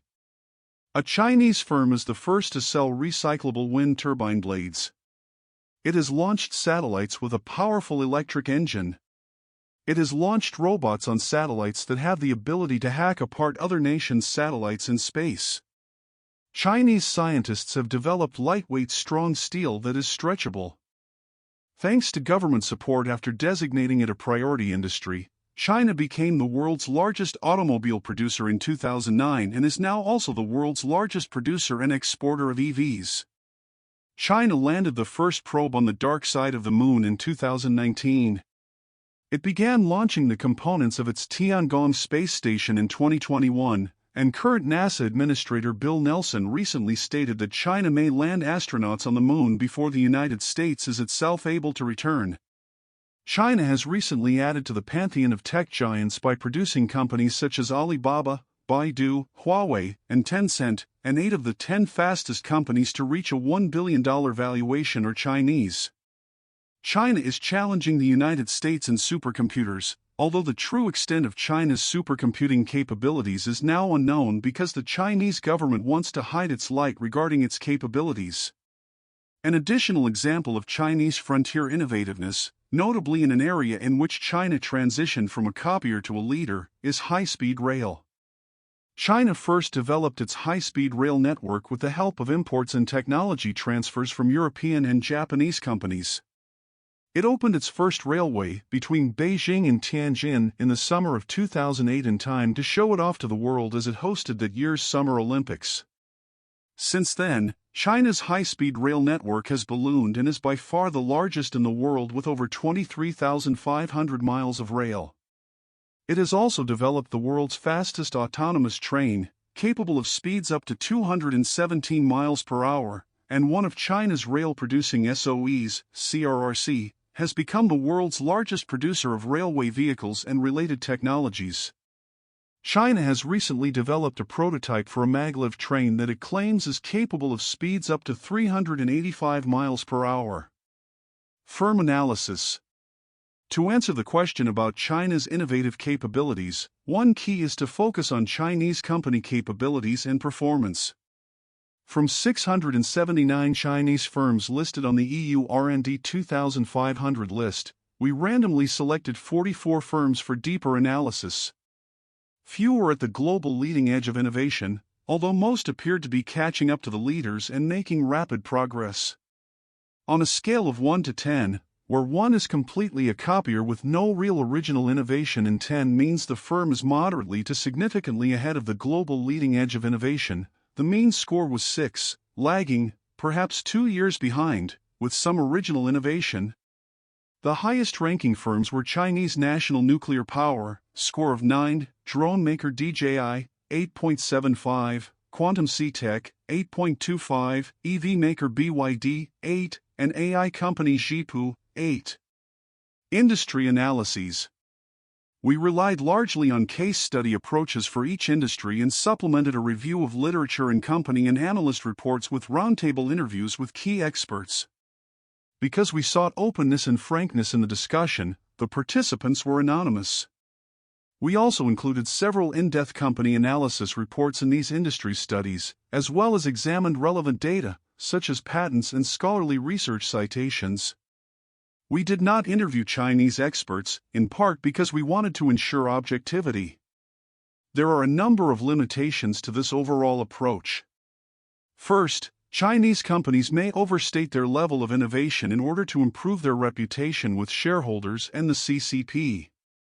Other companies may do the opposite, hiding their innovative performance for national security reasons. Second, non-Chinese individuals will by definition have less insight into what is actually happening in China than Chinese citizens working in these institutions.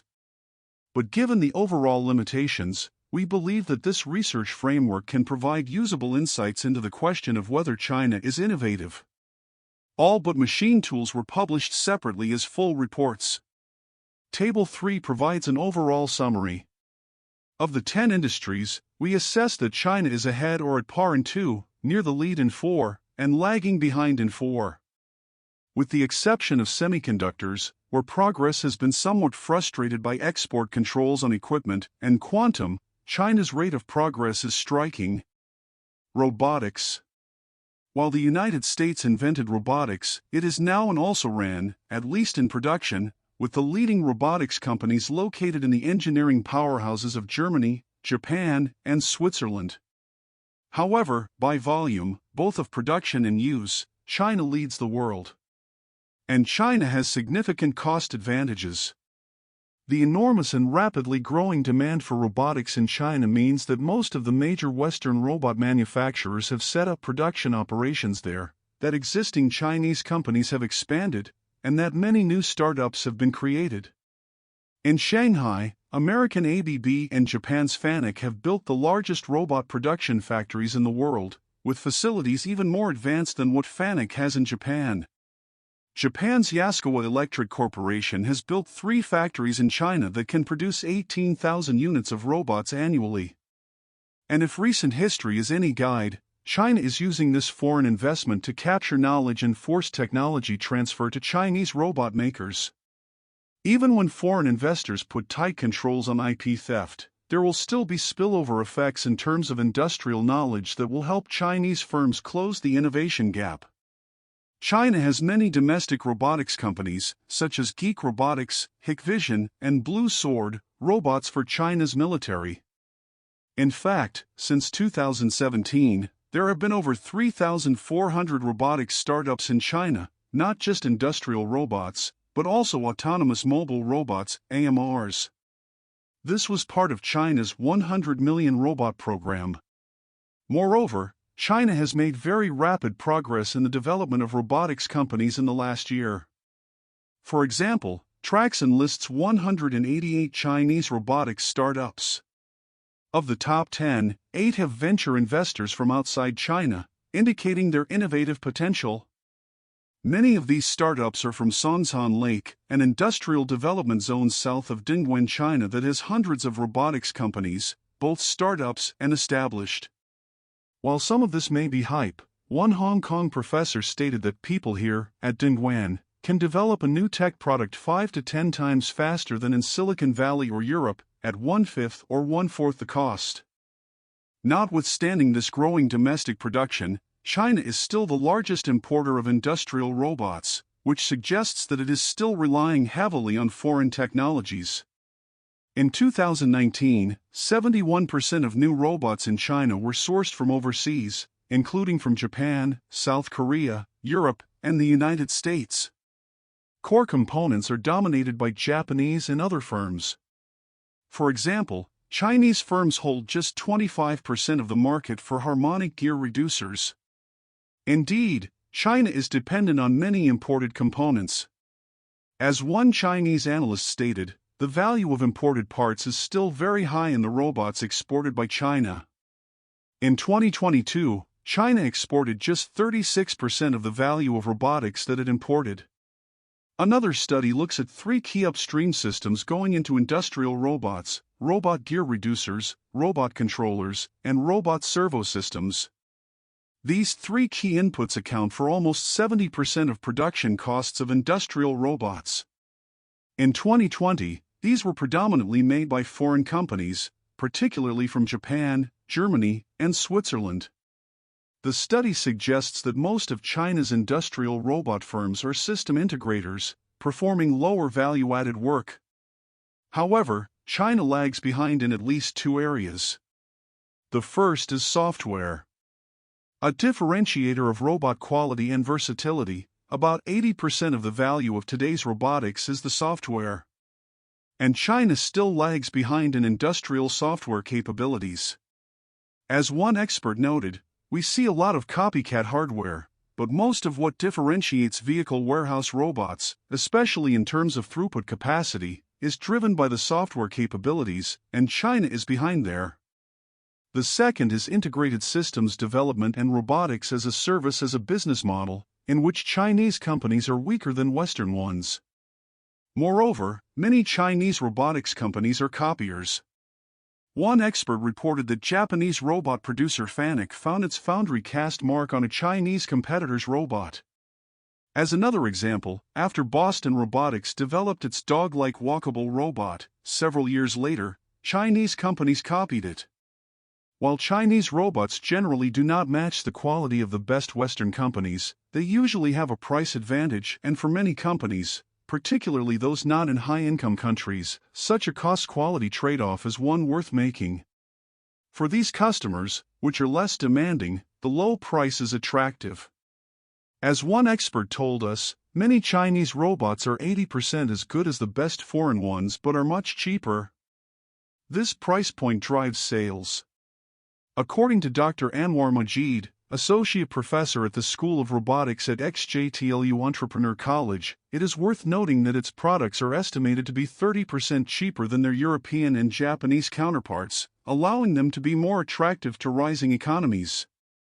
For example, Chinese firm Humanoid's price point is around $90,000, 5 times less than that of Western firms. As one article states, Chinese robot producers are currently competing on cost. Indeed, the strategy appears to be to trade quality for price in order to achieve scale.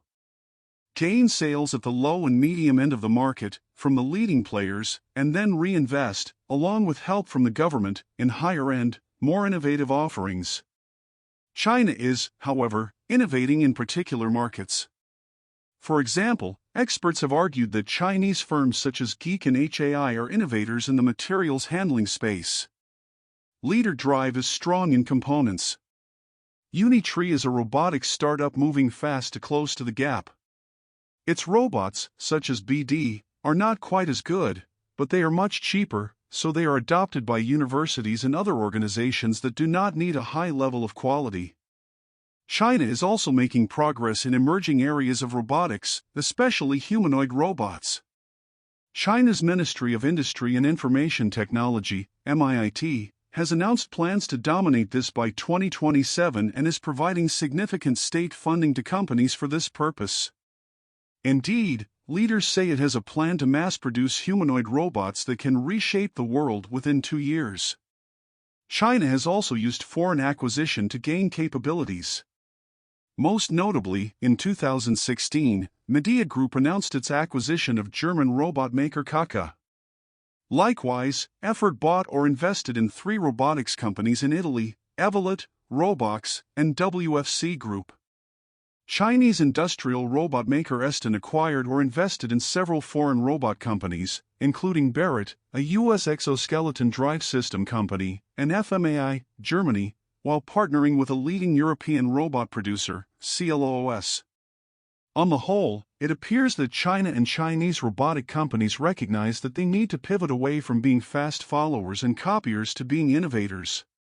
One way they are doing this is by focusing on many projects that are cutting edge. Moreover, the government is forcing robotics researchers at universities to rub shoulders with companies. As such, while China is still largely a follower in robotics, it is becoming a fast follower. However, China has followed this path in other technologies to become innovation leaders. A case in point is DJI, the world's leading drone maker. DJI dominated drones by throwing thousands of engineers and conducting R&D and manufacturing at a scale well beyond anything any other company was doing elsewhere. As such, there are different views of China's innovative capabilities. One expert told ITIF that because of this fast progress, China is at least on par, and possibly ahead, of the United States and Europe in robotics. China's firms are strong on the hardware side of robots, especially for automotive. One participant stated that the Chinese companies are innovators in the materials handling space. They've launched products we haven't in the United States. HAI Robotics would be a good example.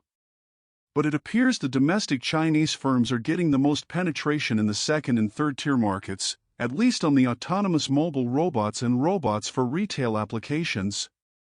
However, another expert told us that in the field of AMRs, China is deploying a fast follower strategy, but they are rapidly catching up.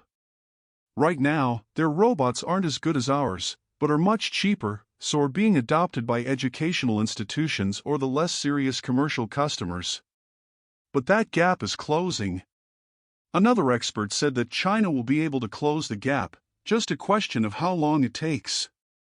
Overall, one reflection of how China is not leading in terms of innovation and quality is the fact that foreign firms probably account for 75% of the Chinese robotic market today, with domestic firms accounting for about 25%. Core components are dominated by Japanese firms, but Chinese firms are making quite rapid progress. One reason is the Chinese central government has made global leadership in robotics development, production, and use a top industrial priority.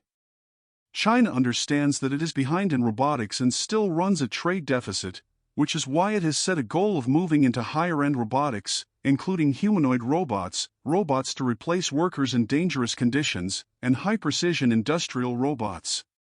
The government has also set national goals for the use of robotics, laying out 11 key areas where it would like more robotic innovation and adoption, including in healthcare, education, and energy.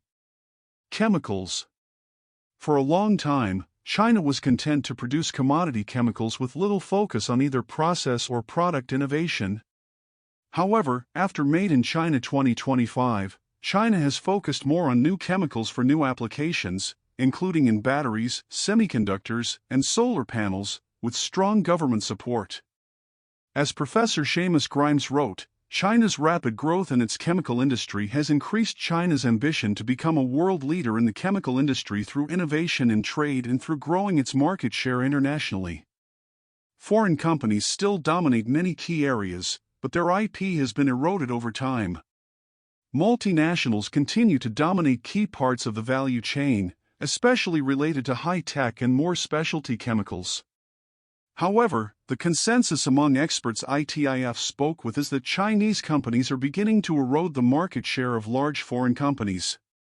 Part of this has stemmed from Western company complacency and assumptions that Chinese companies cannot challenge them, and also because of strong Chinese government incentives and support for Chinese chemical companies. And relatively lax chemical industry production regulations help provide China with a competitive advantage. Moreover, unlike biotechnology or software, chemicals is a relatively mature industry with overall rates of innovation lower than more advanced, innovation-based industries. There are approximately 300,000 chemicals available, but only around 2,000 or so new chemicals are developed each year, a rate of around just 6%. 138. This means that, as a slow innovation industry, it should be easier for China to catch up to the leaders. In basic chemicals, China is increasing its position as a net exporter. In very few commodity chemical products is China a net importer. For example, China has overcapacity for polypropylene, however, China runs a trade deficit in specialty chemicals. As a result, China's MIIT is focused on boosting China's capabilities in specialty chemicals, as this will determine global chemical industry leadership. In contrast, the EU27 runs a trade deficit in basic inorganics and petrochemicals but a trade surplus in specialty chemicals and consumer chemicals. One advantage for China is that the chemical sector is connected to specific sectors, such as automobiles, electronics, renewable energy, etc. Because Chinese production in many of these products is so large and growing so fast, local chemical companies have an advantage by being close to their customers. Seamus Grimes noted that a number of R&D managers acknowledged that more recently their innovation in China was being driven by innovative Chinese customers. In addition, because of China's significant coal reserves and a willingness to keep burning coal, China is leading in coal-derived chemicals. However, China is highly dependent on other countries for high-quality chemical products, high-end equipment in the chemical industry, and leading technology.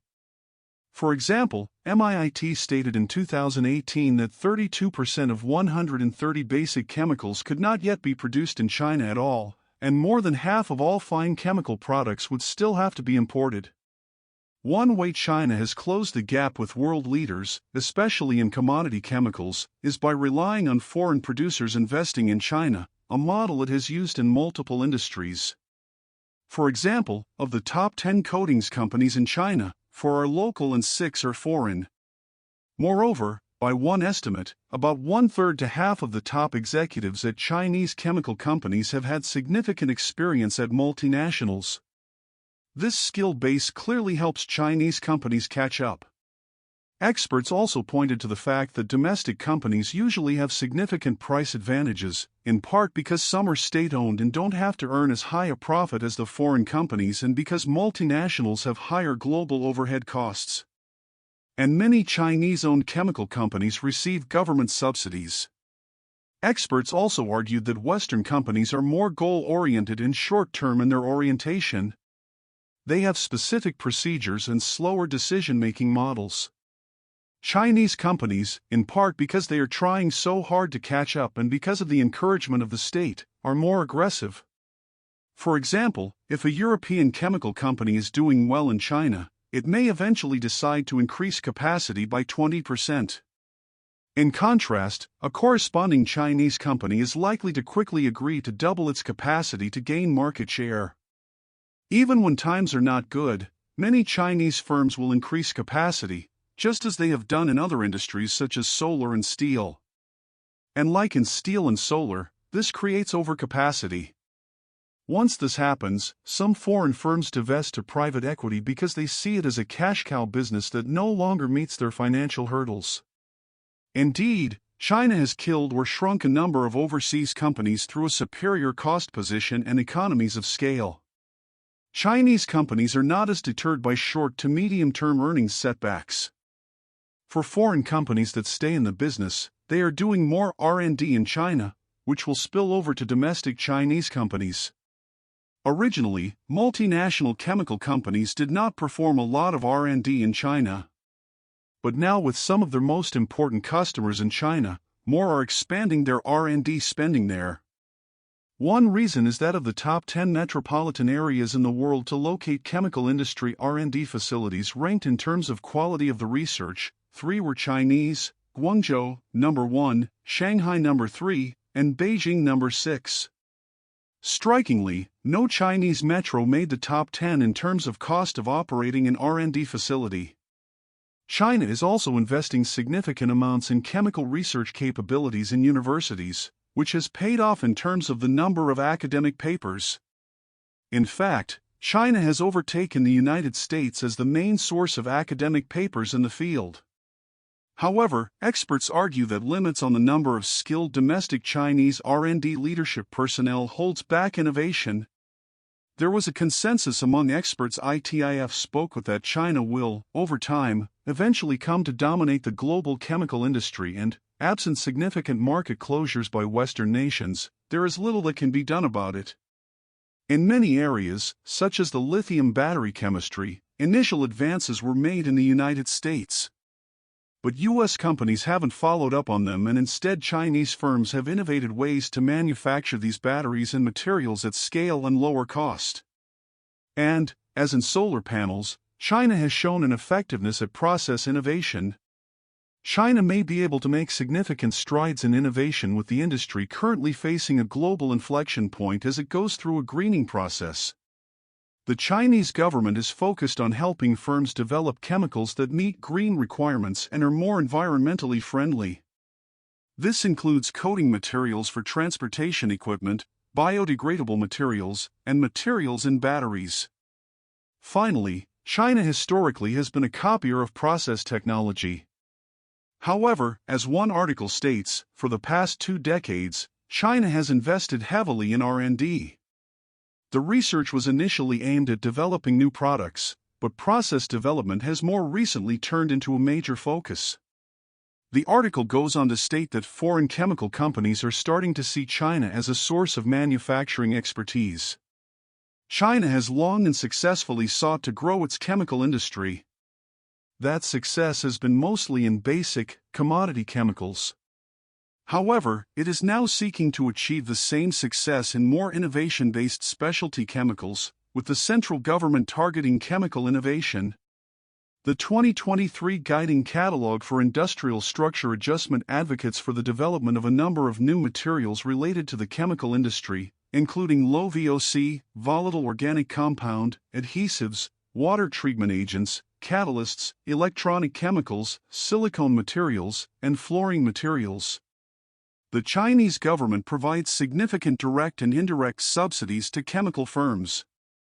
In addition, it is upgrading chemical parks. Under this plan, 10 or so leading companies are to be cultivated as national champions. In addition, as noted, Chinese governments provide a range of financial incentives, including low-interest loans. The government has also set a goal that the share of fine chemicals in total chemical production in China is to be at least 50%. Machine tools. Machine tools are used to remove or add material from a workpiece. To date, China has largely been a copier. But if China can prove to be a true innovator, American machine tool companies will become vulnerable. In 1981, the United States was the largest producer of machine tools at $5.1 billion. By 2022, China was the world's leading producer at $27.1 billion per year, while the United States ranked fifth at $5.9 billion. However, even though China's domestic companies produce more than 95% of the domestic demand for low-end computer numerical control, CNC, machine tools, over 90% of its high-end CNC tools are still imported. Over time, the U.S. global market share in machinery and equipment has decreased while China's has increased. In 2000, the United States held a 23% global market share, and China held just 6%. By 2020, China had a 32% share while the United States only had 15%. The United States has witnessed a decline in machine tool manufacturing. Industry output is increasing at a rate slower than GDP. In contrast, China has experienced an upward trend in the metal cutting machine tools industry, growing at a rate faster than GDP. In addition, from 1999 to 2020, U.S. firms filed more machine tool patents than did Chinese firms at the three major offices: European Patent Office, Japan Patent Office, and USPTO. In 1999, the United States filed 258 patents while China filed just 2. But by 2020, the United States filed only 20 patents while China filed 3. However, filing 493 patents in 2019 alone, Japan surpassed the United States and China as the top machine tool patent filer from 1999 to 2020. Germany had a slight lead ahead of the United States with 188 and 120 patents filed in 2019, respectively. Chinese machine tools are considered low-end and low-tech. According to the strategic study of the Chinese Academy of Engineering, China's machine tool industry trails behind advanced international countries by 15 years. For example, fewer than 20 Chinese manufacturers of machine tools have upgraded their production lines to incorporate Industry 4.0 standards, such as IoT technologies and AI, within the high-end CNC market. Consumers of Chinese-made machine tools have also reported product defects, including oil, liquid, and gas leaks. Moreover, China has yet to implement additive manufacturing into the machining process on a large scale due to inadequate development. In addition, the average time between system failure of Chinese machine tools is 600 to 2,000 hours, while foreign ones have an average time of over 5,000 hours. China's multi-axis machine tools have a utilization rate, which is a measure of the equipment's productivity, of 15 to 30% and an acceleration due to gravity lower than 0.8 g. However, foreign machine tools have a utilization rate of 60 to 90% and a minimum acceleration of 1 to 1.5 g. In particular, China's ultra-precision machine tools have a submicrometer processing precision, which is worse by 1 to 2 orders of magnitude compared with technologically advanced countries. In an attempt to boost competitiveness, Chinese machine tool companies such as Shenyang Machine Tool have tried to out-innovate the United States by copying American technology. In 2016, the company released the i5M8, the world's first integrated smart machine tool. With a high machining precision of 0.003 millimeters, manufacturers can create 8 different models of one tool in either 3-, 4-, or 5-axis formats. But Shenyang's i5 series is far from innovative. The operating system is a replica of Apple's iOS, and its cloud platform mimics Apple's iCloud. By utilizing Apple's proprietary technology and marketing the product as if China invented the machine, this example exemplifies China's inability to be a true innovator. And up to 2020, the system largely produced 2- and 3-axis machine tools rather than high-precision 4- and 5-axis machines the company boasted about. China's inability to be a true innovator stems from Chinese firms' incapability to produce high-end core components of machine tools, such as rolling components. Rolling components, including ball screws and roller linear guide rails, help to increase machine tool efficiency and accuracy and lower energy dissipation. But more than 90% of these critical parts are imported. In addition, the production of high-end precision bearings, another vital component of machine tools, is largely dominated by Japanese, German, Swedish, and American firms, accounting for more than 70% of the global bearing market. Chinese firms are also looking at innovative ways to incorporate automation, robotics, and 3D printing within CNC machines. However, with less than 20 high-end CNC machine producers in China, advanced countries such as Japan and Germany have been able to easily outpace China in terms of the R&D of novel machine tools. Thus, due to the high technical barriers and costs, Chinese firms are hesitant to enter the high-end machine tool market. China's medium to high-end machine tool industry is heavily reliant on imports from Asian and European countries. In 2020, the largest share of high-end machine tool imports was from Japan, $2.7 billion, and Germany, $1.3 billion, accounting for 62% of total imports. And in particular, foreign businesses make up 70% of China's medium-end machine tool industry. The Chinese government has made a conscious effort to break this pattern. Made in China 2025 strives to decrease foreign dependence and increase independent innovation capabilities through the R&D of high-end machine tools and key components.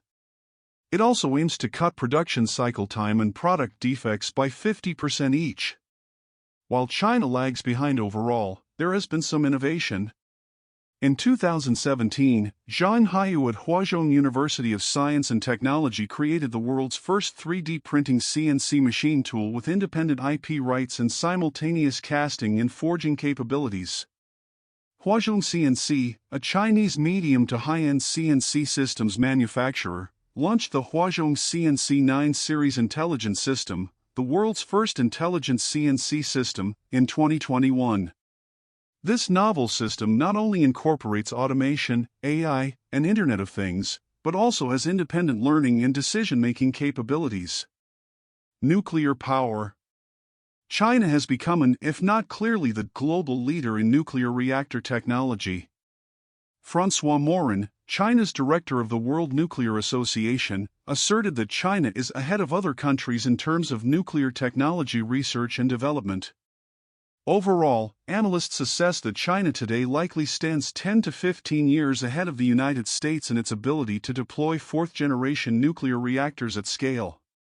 The country expects to build 6 to 8 new nuclear power plants each year for the foreseeable future, with the average construction time for those reactors averaging about 7 years. In total, China intends to build a total of 150 new nuclear reactors between 2020 and 2035.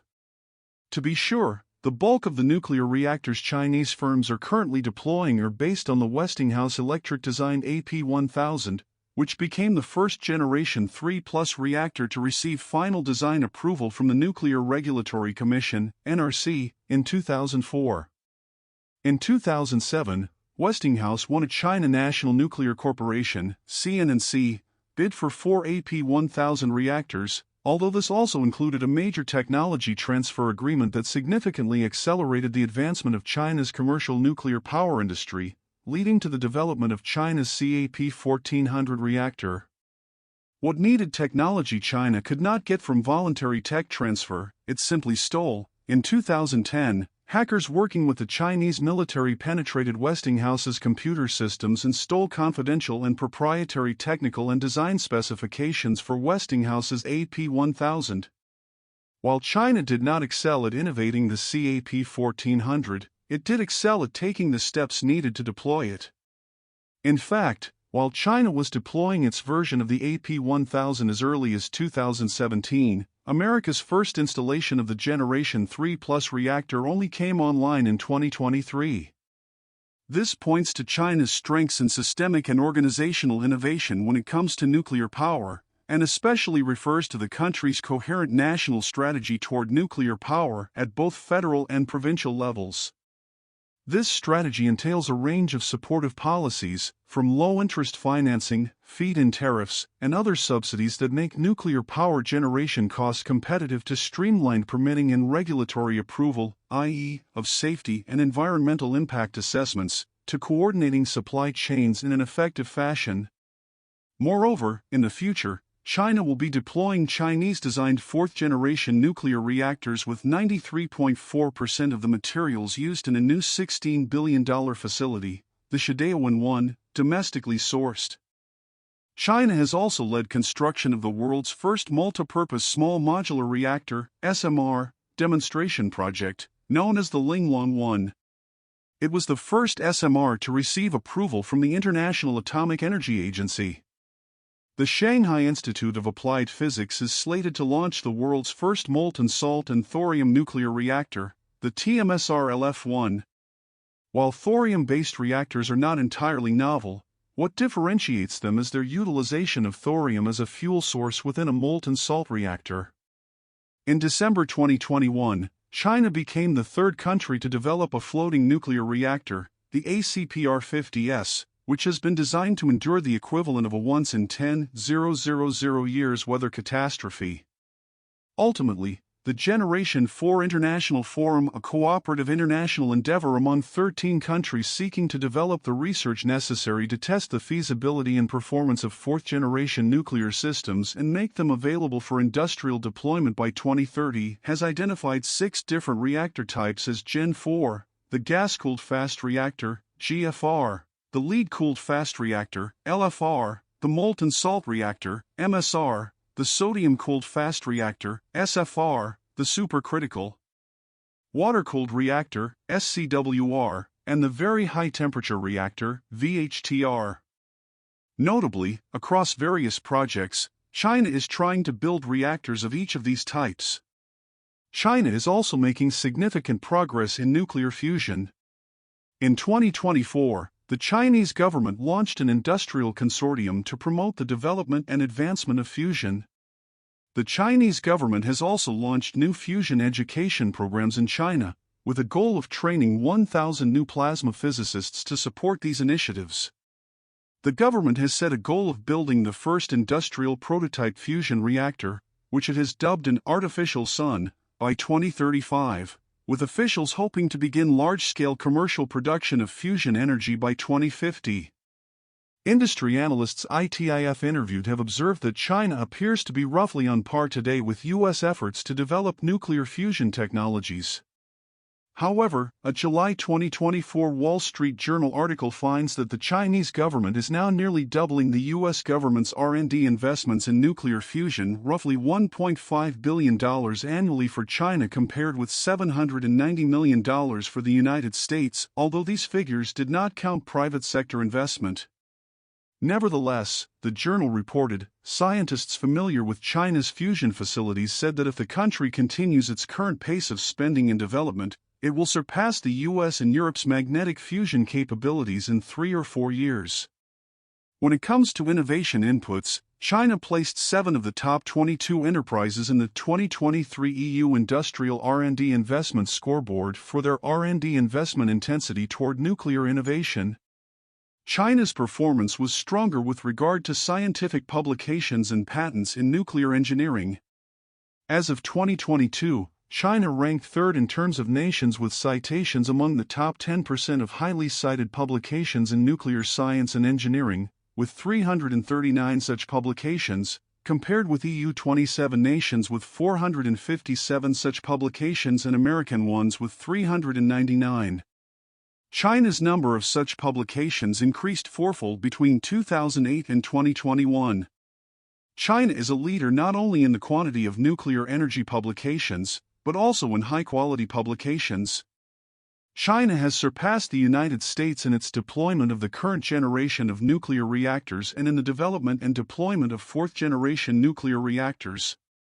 Chinese firms are developing indigenous innovation capabilities in the sector, and China's growth in high-impact scientific publications and increased share of global patents awarded in the sector suggest that Chinese enterprises will only become more competitive in the civilian nuclear energy industry in the future.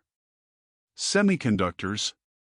China's government has prioritized semiconductors, investing hundreds of billions of dollars to catalyze the development of an indigenous semiconductor ecosystem and ideally cultivate globally competitive semiconductor firms across virtually all segments, from semiconductor design and fabrication to semiconductor manufacturing equipment to assembly, test, and packaging, ATP. Thus far, however, those efforts have met with uneven success.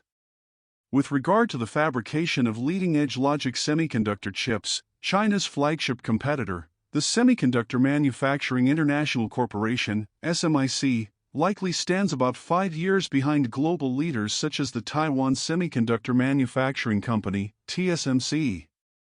Chinese competitors are even further behind with regard to semiconductor manufacturing equipment, such as the lithography tools that make semiconductors. One commentator noted that Chinese firms might be as many as 5 generations behind in this field. As another analyst explained, the best machinery a Chinese company can produce makes chips that are 28 nanometers wide. The industry's cutting-edge equipment can make 2 nanometers chips. That said, Chinese semiconductor firms appear to be catching up in certain pockets. Manufacturing semiconductors starts by designing them, making electronic design automation (EDA) software that assists in the definition, planning, design, implementation, verification, and subsequent manufacturing of semiconductors vitally important. Historically, EDA has constituted a weak link in the PRC's efforts to build a leading domestic semiconductor value chain. However, in March 2023, Huawei announced that it had achieved a number of breakthroughs in the development of EDA software, which it suggested would free China's industry from reliance on foreign suppliers of those tools when producing semiconductors of 14 nanometers or more. Still, Chinese firms clearly lag behind global leaders in the EDA space. EDA represents a key input to designing semiconductors, and China's weakness there has historically hampered its semiconductor design firms. Chinese design firms accounted for only 8% of global design revenue in 2022, with no Chinese firms among the top 25 global design firms. Nevertheless, as one report notes, China's design industry has rapidly increased in size since 2015, driven by factors such as the widespread availability of capital, including from both the government and private sector, government support, a desire to localize the industry, demand growth, the acquisition of foreign firms, and downstream users designing their own semiconductors. In fact, from 2010 to 2022, the number of semiconductor design firms in China increased nearly 6-fold, from 582 to 3,243. When it comes to designing and manufacturing advanced logic semiconductor chips, Chinese enterprises have caught up in pockets, but overall remain well behind global leaders. The real bottleneck comes with regard to the capability to manufacture advanced process node, i.e., sub-7 nm, chips. While China's flagship fabricator, SMIC, is manufacturing at 7 nanometers, it's generally with more expensive, time-consuming, and lower-yield processes. In other words, while SMIC can do high-volume, high-yield manufacturing at 28 nanometers, it has yet to master the practice at 7 nanometers, let alone sub-7 nm levels, and leaders such as Intel and TSMC continue to push leading-edge semiconductor manufacturing down to the sub-2 nm level. To be sure, Chinese firms have recorded some successes in advanced logic chips. For instance, in August 2023, Huawei released the Mate 60 Pro smartphone, which deployed the 7nm Kirin 9000S chip, which Huawei's high-silicon design arm architected, and was manufactured by SMIC using its SNIC N+2 process technology with capabilities that shocked the world in terms of its performance. As Dylan Patel of Semi-Analysis commented, put simply, the Kirin 9000S is a better designed chip than the West realizes. It has solid power and performance. Even with the lackluster export controls, this is a leading-edge chip that would be near the front of the pack in 2021. We cannot overstate how scary this is. However, the process SMIC uses to make the chip is time-consuming and expensive, making it difficult to manufacture using this process at volume scale, explaining why analysts expected Huawei to ship only 7 million of the Mate Pro phones in 2023, and perhaps 40 million in 2024. Elsewhere, a plethora of Chinese competitors, including Huawei, with its Ascend chip, Biren, Tencent, Alibaba, Baidu, and MetaX, are designing AI chips. Patel asserted that these firms will soon be able to deliver on chips that are on par with NVIDIA's A100, using SMIC 7nm in 2 years at significant volumes. Commenting on Huawei's Ascend GPU chips, one observer noted that Huawei's highest-end product is likely comparable to an NVIDIA H800 in most features save for energy efficiency. Biren's BR100 processor competes in the market against NVIDIA's H100, delivering powerful performance speeds, but industry observers noted that NVIDIA's CUDA ecosystem, which tightly integrates hardware and software, is likely more attractive than Biren's competing offering. Legacy, or larger or mature, node chips represent those manufactured using 28nm or greater process technologies. China has become an ever more significant player in this sector of the market, but its basis for competitive advantage here is likely to be more predicated on a large scale, supported by massive, state-driven industrial subsidization that facilitates price-driven, not innovation-driven, competition. China will account for the most significant share of new semiconductor capacity coming online over the next several years. Indeed, analysts expect that China will add more chip-making capacity than the rest of the world combined in 2024, with 1 million more wafers a month than in 2023. The semiconductor memory industry has long been a strategic priority for China's economic development. Yangtze Memory Technologies, YMTC, China's leading NAND maker, represents a Chinese state-controlled joint venture launched by the National Integrated Circuit Industry Investment Fund, supported by $24 billion in initial government funding allocated for its initial Wuhan factory alone. Changxin Memory Technologies, CMXT, is another Chinese government-created semiconductor manufacturer, focusing on DRAM technology. YMTC got off to a hot start, MOV, rapidly up the NAND manufacturing curve, producing 128-layer NAND and moving rapidly toward more advanced processes, at 232 layers and above. A Tech Insights article finds that YMTC introduced the first 200-plus layer 3D NAND flash on the market, ahead of rivals Samsung, SK Hynix, and Micron. In 2022, Apple considered acquiring YMTC's NAND memory chips for use in iPhones and iPads to be sold in China, and reportedly wanted to increase the order up to 40% of the chips required for all iPhones. As one observer noted, YMTC's products are as good as anyone else's. However, when the U.S. Department of Commerce's, DOC's, Bureau of Industry Security added YMTC to its entity list in December 2022, it significantly impeded YMTC's expanse, resulting in YMTC laying off 10% of its staff. For its part, CXMT has become the workhorse DRAM company in China, but the company faces significant challenges in the execution of its roadmap, and analysts don't regard it as competing at the leading edge. As Paul Triolo wrote, EY players like memory makers YMTC and CXMT are hobbled by lack of access to cutting-edge tools, but still capable of producing usable memory. Lithography represents a crucial step in the chip-making process, wherein a chip wafer gets inserted into a lithography machine and exposed to deep ultraviolet or extreme ultraviolet light, and a pattern is printed onto a chip's resist layer through a photomask. As such, catching up in lithography has long been a central focus of China's chip aspirations, with the efforts going back to China's Project 02, launched in 2008.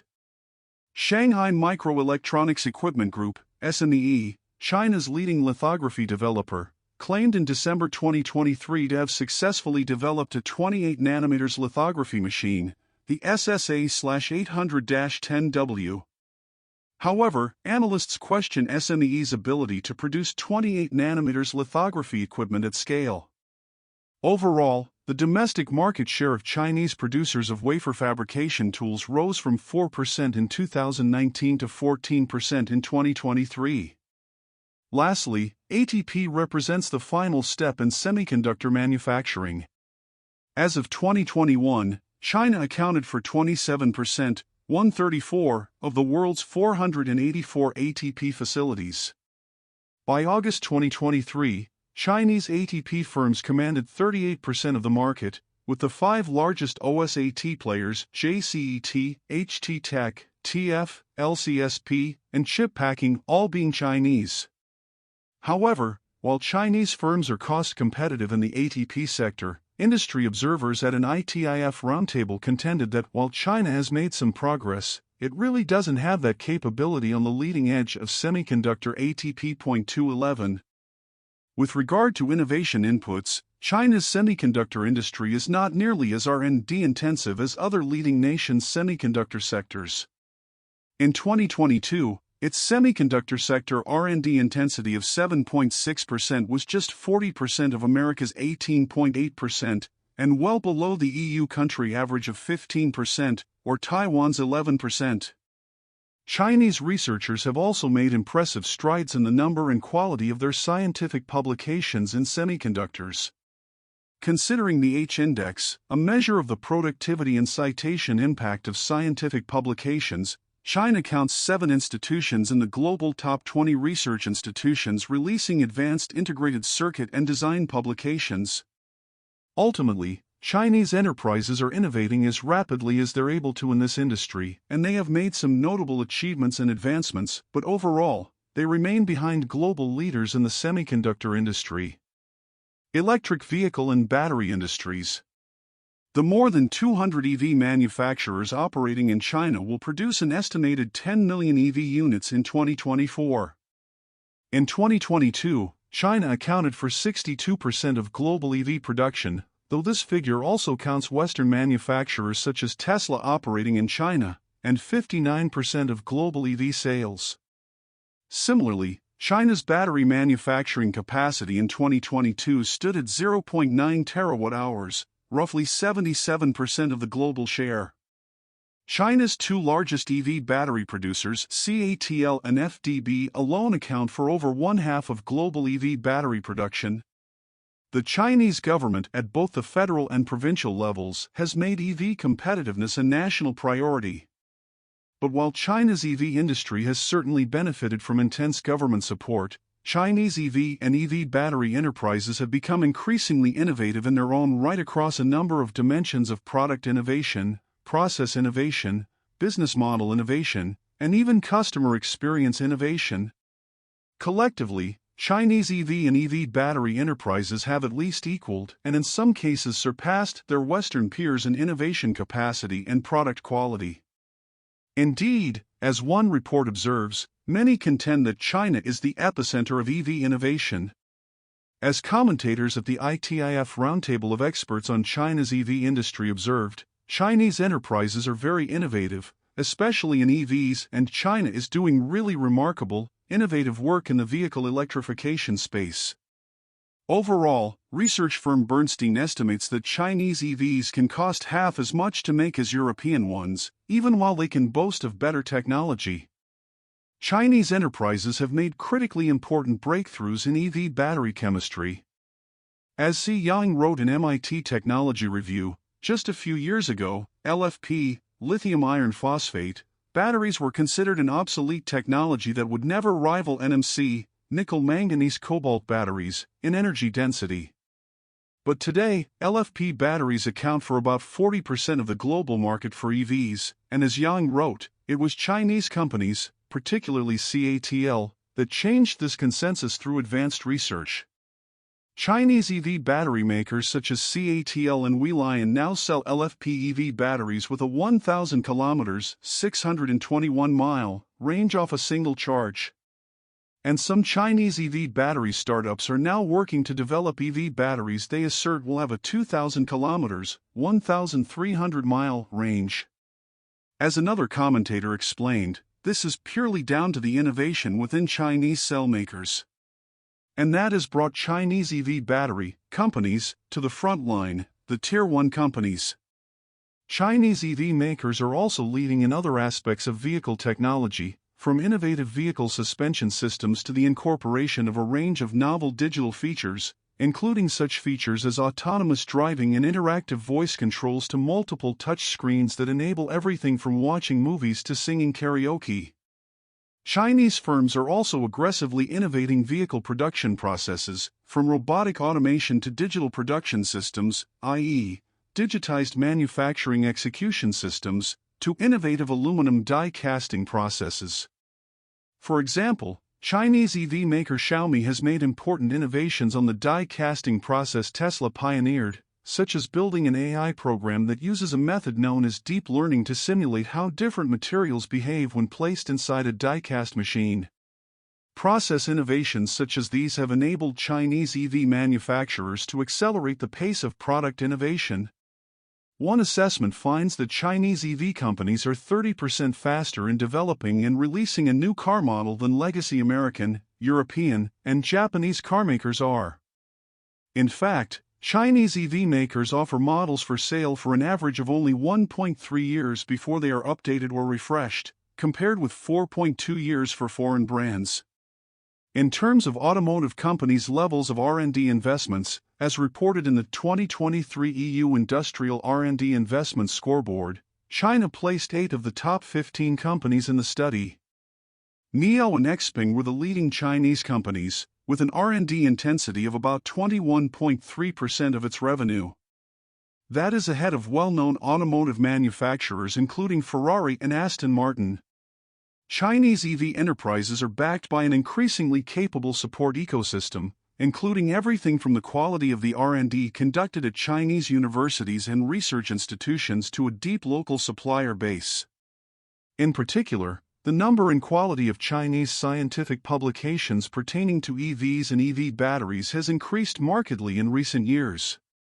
For instance, the Australian Strategic Policy Institute, ASPI, found that Chinese institutions account for 65.4% of the high-impact publications for electric batteries, substantially outpacing the United States' 11.9%. And, as ASPI wrote, the Chinese Academy of Sciences is a standout performer in the critical technology tracker datasets. It leads in 6 of the 8 energy and environment technologies, and is number 1 globally for electric batteries. Meanwhile, Chinese entities' global share of patents in the field of electric propulsion increased 11-fold from 2.4% in 2010 to 26.9% in 2020. While certainly the highest-end Western firms such as BMW and Tesla remain at the forefront of the global EV market, Chinese firms such as BYD, Xiaomi, and Li Auto are competing effectively at the luxury EV level, while in the mid-market, BYD, Geely, NIO, and others are excelling at delivering attractive, cost-competitive EVs. China's leadership in EVs certainly began as a result of intentional industrial policy and guidance, especially through market-making activities such as intensive industrial subsidization. However, from that base, Chinese EV players have become increasingly capable, innovative, and competitive in their own right. Artificial intelligence. The United States has long led in AI, thanks to cutting-edge research and a strong private sector, but China's relentless, state-driven approach is closing the gap fast. The outdated narrative of China as merely a copier is being replaced by evidence of its strong academic institutions and innovative research, which have produced most of China's leading AI startups. U.S. efforts to slow China down are unlikely to work in the long run, so if America doesn't ensure that it stays ahead, it could find itself outpaced by a rival that's advancing with impressive speed and focus. China's ascent in AI is marked by a series of strategic moves that have transformed its research landscape. For years, China has been churning out AI research at an impressive volume, although it is often perceived as lagging behind in quality compared with that from the United States. This narrative is changing. Today, China and America are neck and neck in generative AI research output, each contributing thousands of papers that push the boundaries of what AI can achieve. However, where U.S. research tends to lead in impact evidenced by higher citation counts and more significant involvement from private companies, China's research is rapidly gaining recognition, especially in fields in which it directly competes with American efforts. At the heart of China's AI revolution is Tsinghua University, a powerhouse of academic innovation that has become the breeding ground for some of the country's most promising AI startups. Companies such as Zhipu AI, Baichuan AI, Moonshot AI, and Minimax, collectively dubbed the AI Tigers, are not merely replicating Western technologies but are also carving out their niches in the global AI landscape. These firms, often led by Tsinghua alumni, are at the forefront of developing large language models, LLMs, some of which now outperform their U.S. counterparts in bilingual benchmarks. This is no small feat, considering the complexity of training AI systems to operate effectively in multiple languages. China's approach to AI is deeply intertwined with its broader economic and industrial strategies, and the country has identified AI as a critical component of its future growth, integrating it into key sectors such as manufacturing and healthcare. The Chinese government's support for AI extends beyond mere rhetoric. It is manifest in substantial financial backing, through both direct state funding and the creation of favorable conditions for private investment. This support is particularly evident in regions where private capital has traditionally been scarce, allowing high-potential firms to flourish in areas that might otherwise be overlooked. Yet, while China's AI ecosystem is rapidly maturing, it still faces significant challenges.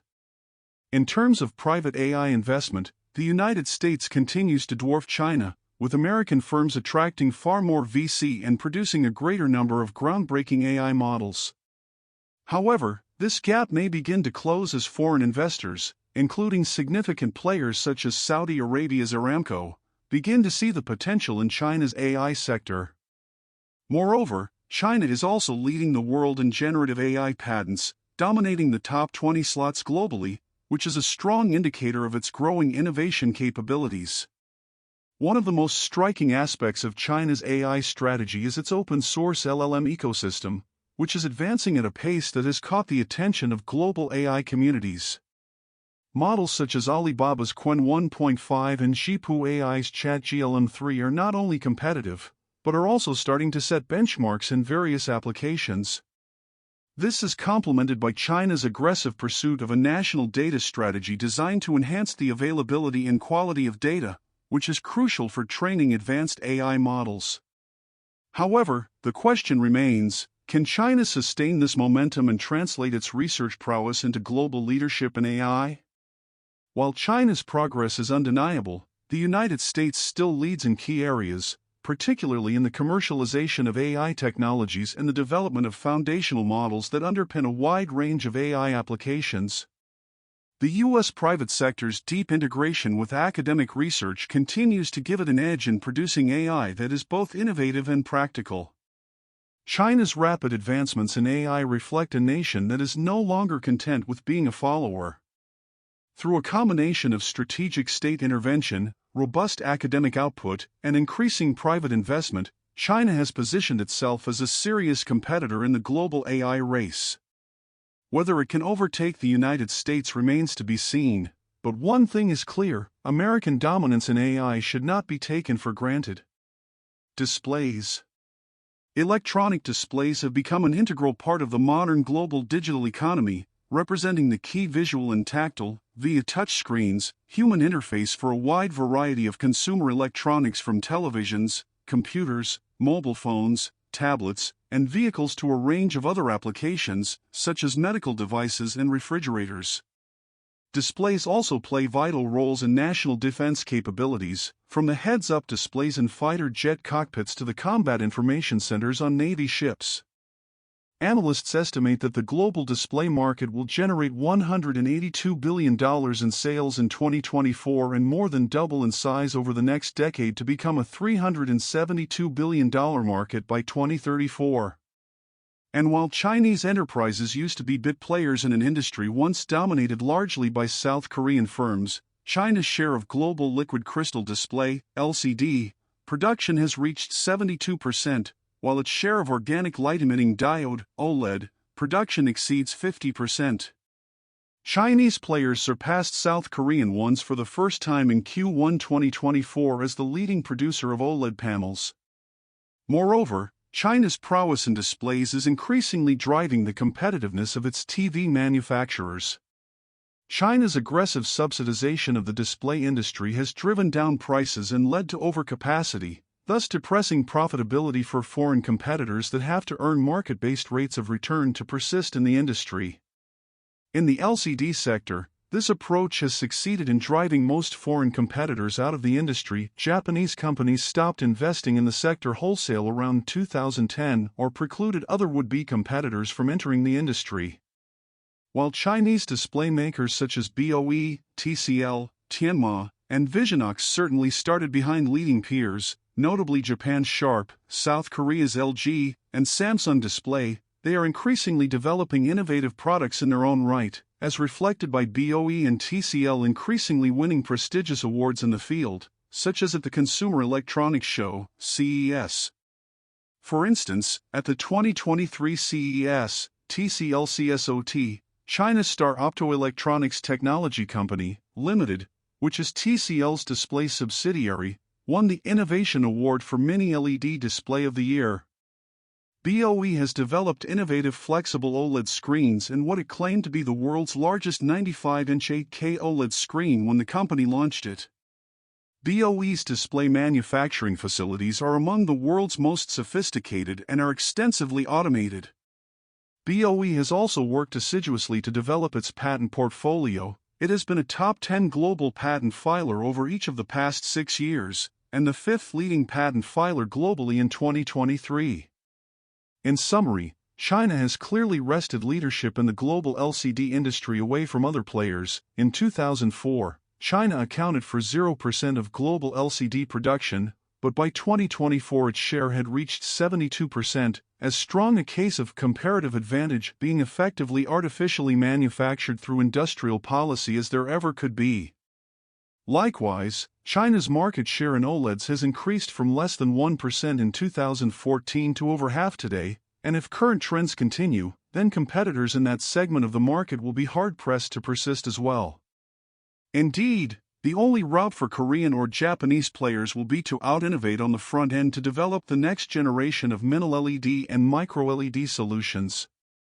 Moreover, it turns out that the manufacturing process similarities between fabricating displays and semiconductors are close to 70%, meaning that as Chinese firms develop capabilities in display technologies, these may increasingly spill over into semiconductor capabilities, further powering the competitiveness of China's semiconductor firms.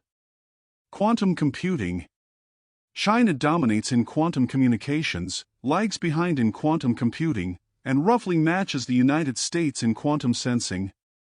While the United States has historically led the field of quantum information science, QIS, which harnesses the principles of quantum mechanics to process and transmit information in fundamentally new ways, China has rapidly advanced its capabilities through aggressive state-driven investments and strategic focus, and some of these advancements outstrip the United States in scale and scope, making U.S. leadership in quantum far from assured. Quantum technologies are not only important for national security, but they also have the potential to exert a transformative influence on the economy and society. In quantum communications, China has secured global leadership, as demonstrated by the development of the world's longest quantum key distribution (QKD) network, the 1,200-mile Beijing-Shanghai backbone.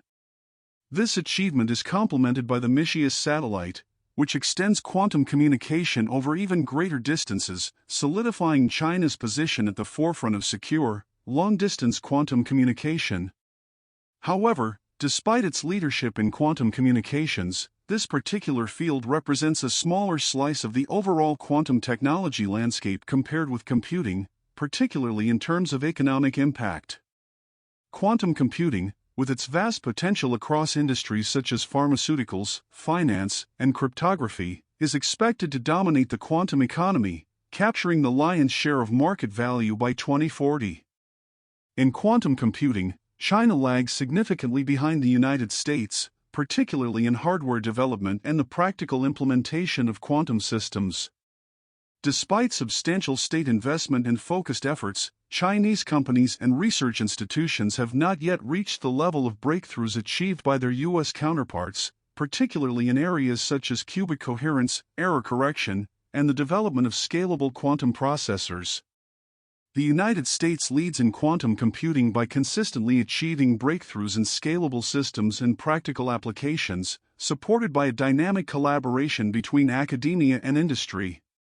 In quantum sensing, the competition is more balanced, with China leading in certain areas while the United States maintains an edge in others. China's strengths lie in the rapid commercialization and application of quantum sensing technologies, particularly in sectors such as defense and healthcare, where these technologies are already making significant impacts. The United States, on the other hand, leads in the quality of research of cutting-edge sensing applications, maintaining a slight advantage in the most innovative and high-impact areas of this technology. This contrasts China's leadership in the more market-ready quantum sensing and quantum communications versus its lag in the less mature quantum computing illustrates its strength in swiftly refining and applying existing research, as well as its limitations in foundational innovation. China's strategic focus on near-term, commercially viable technologies reflects a pragmatic approach to innovation, prioritizing immediate gains over the deeper, longer-term breakthroughs that are expected to drive the future of the quantum economy. China is fully aware of its strengths and plays to them. The Chinese government has proposed investments exceeding $15 billion, far outpacing the United States, which has allocated around $3.8 billion. At the core of China's quantum innovation strategy is a relentless focus on translating cutting-edge research into practical, commercial applications. Government initiatives have created specialized hubs such as Hefei's Quantum Avenue, where academic research is seamlessly converted into market-ready technologies. These hubs not only foster innovation, but also ensure that technological advancements align with China's broader strategic goals, particularly in enhancing national security and economic competitiveness. Biopharmaceuticals. The United States remains the world's biotechnology leader, with the highest level of new drug development. But this leadership position is at risk, particularly from China.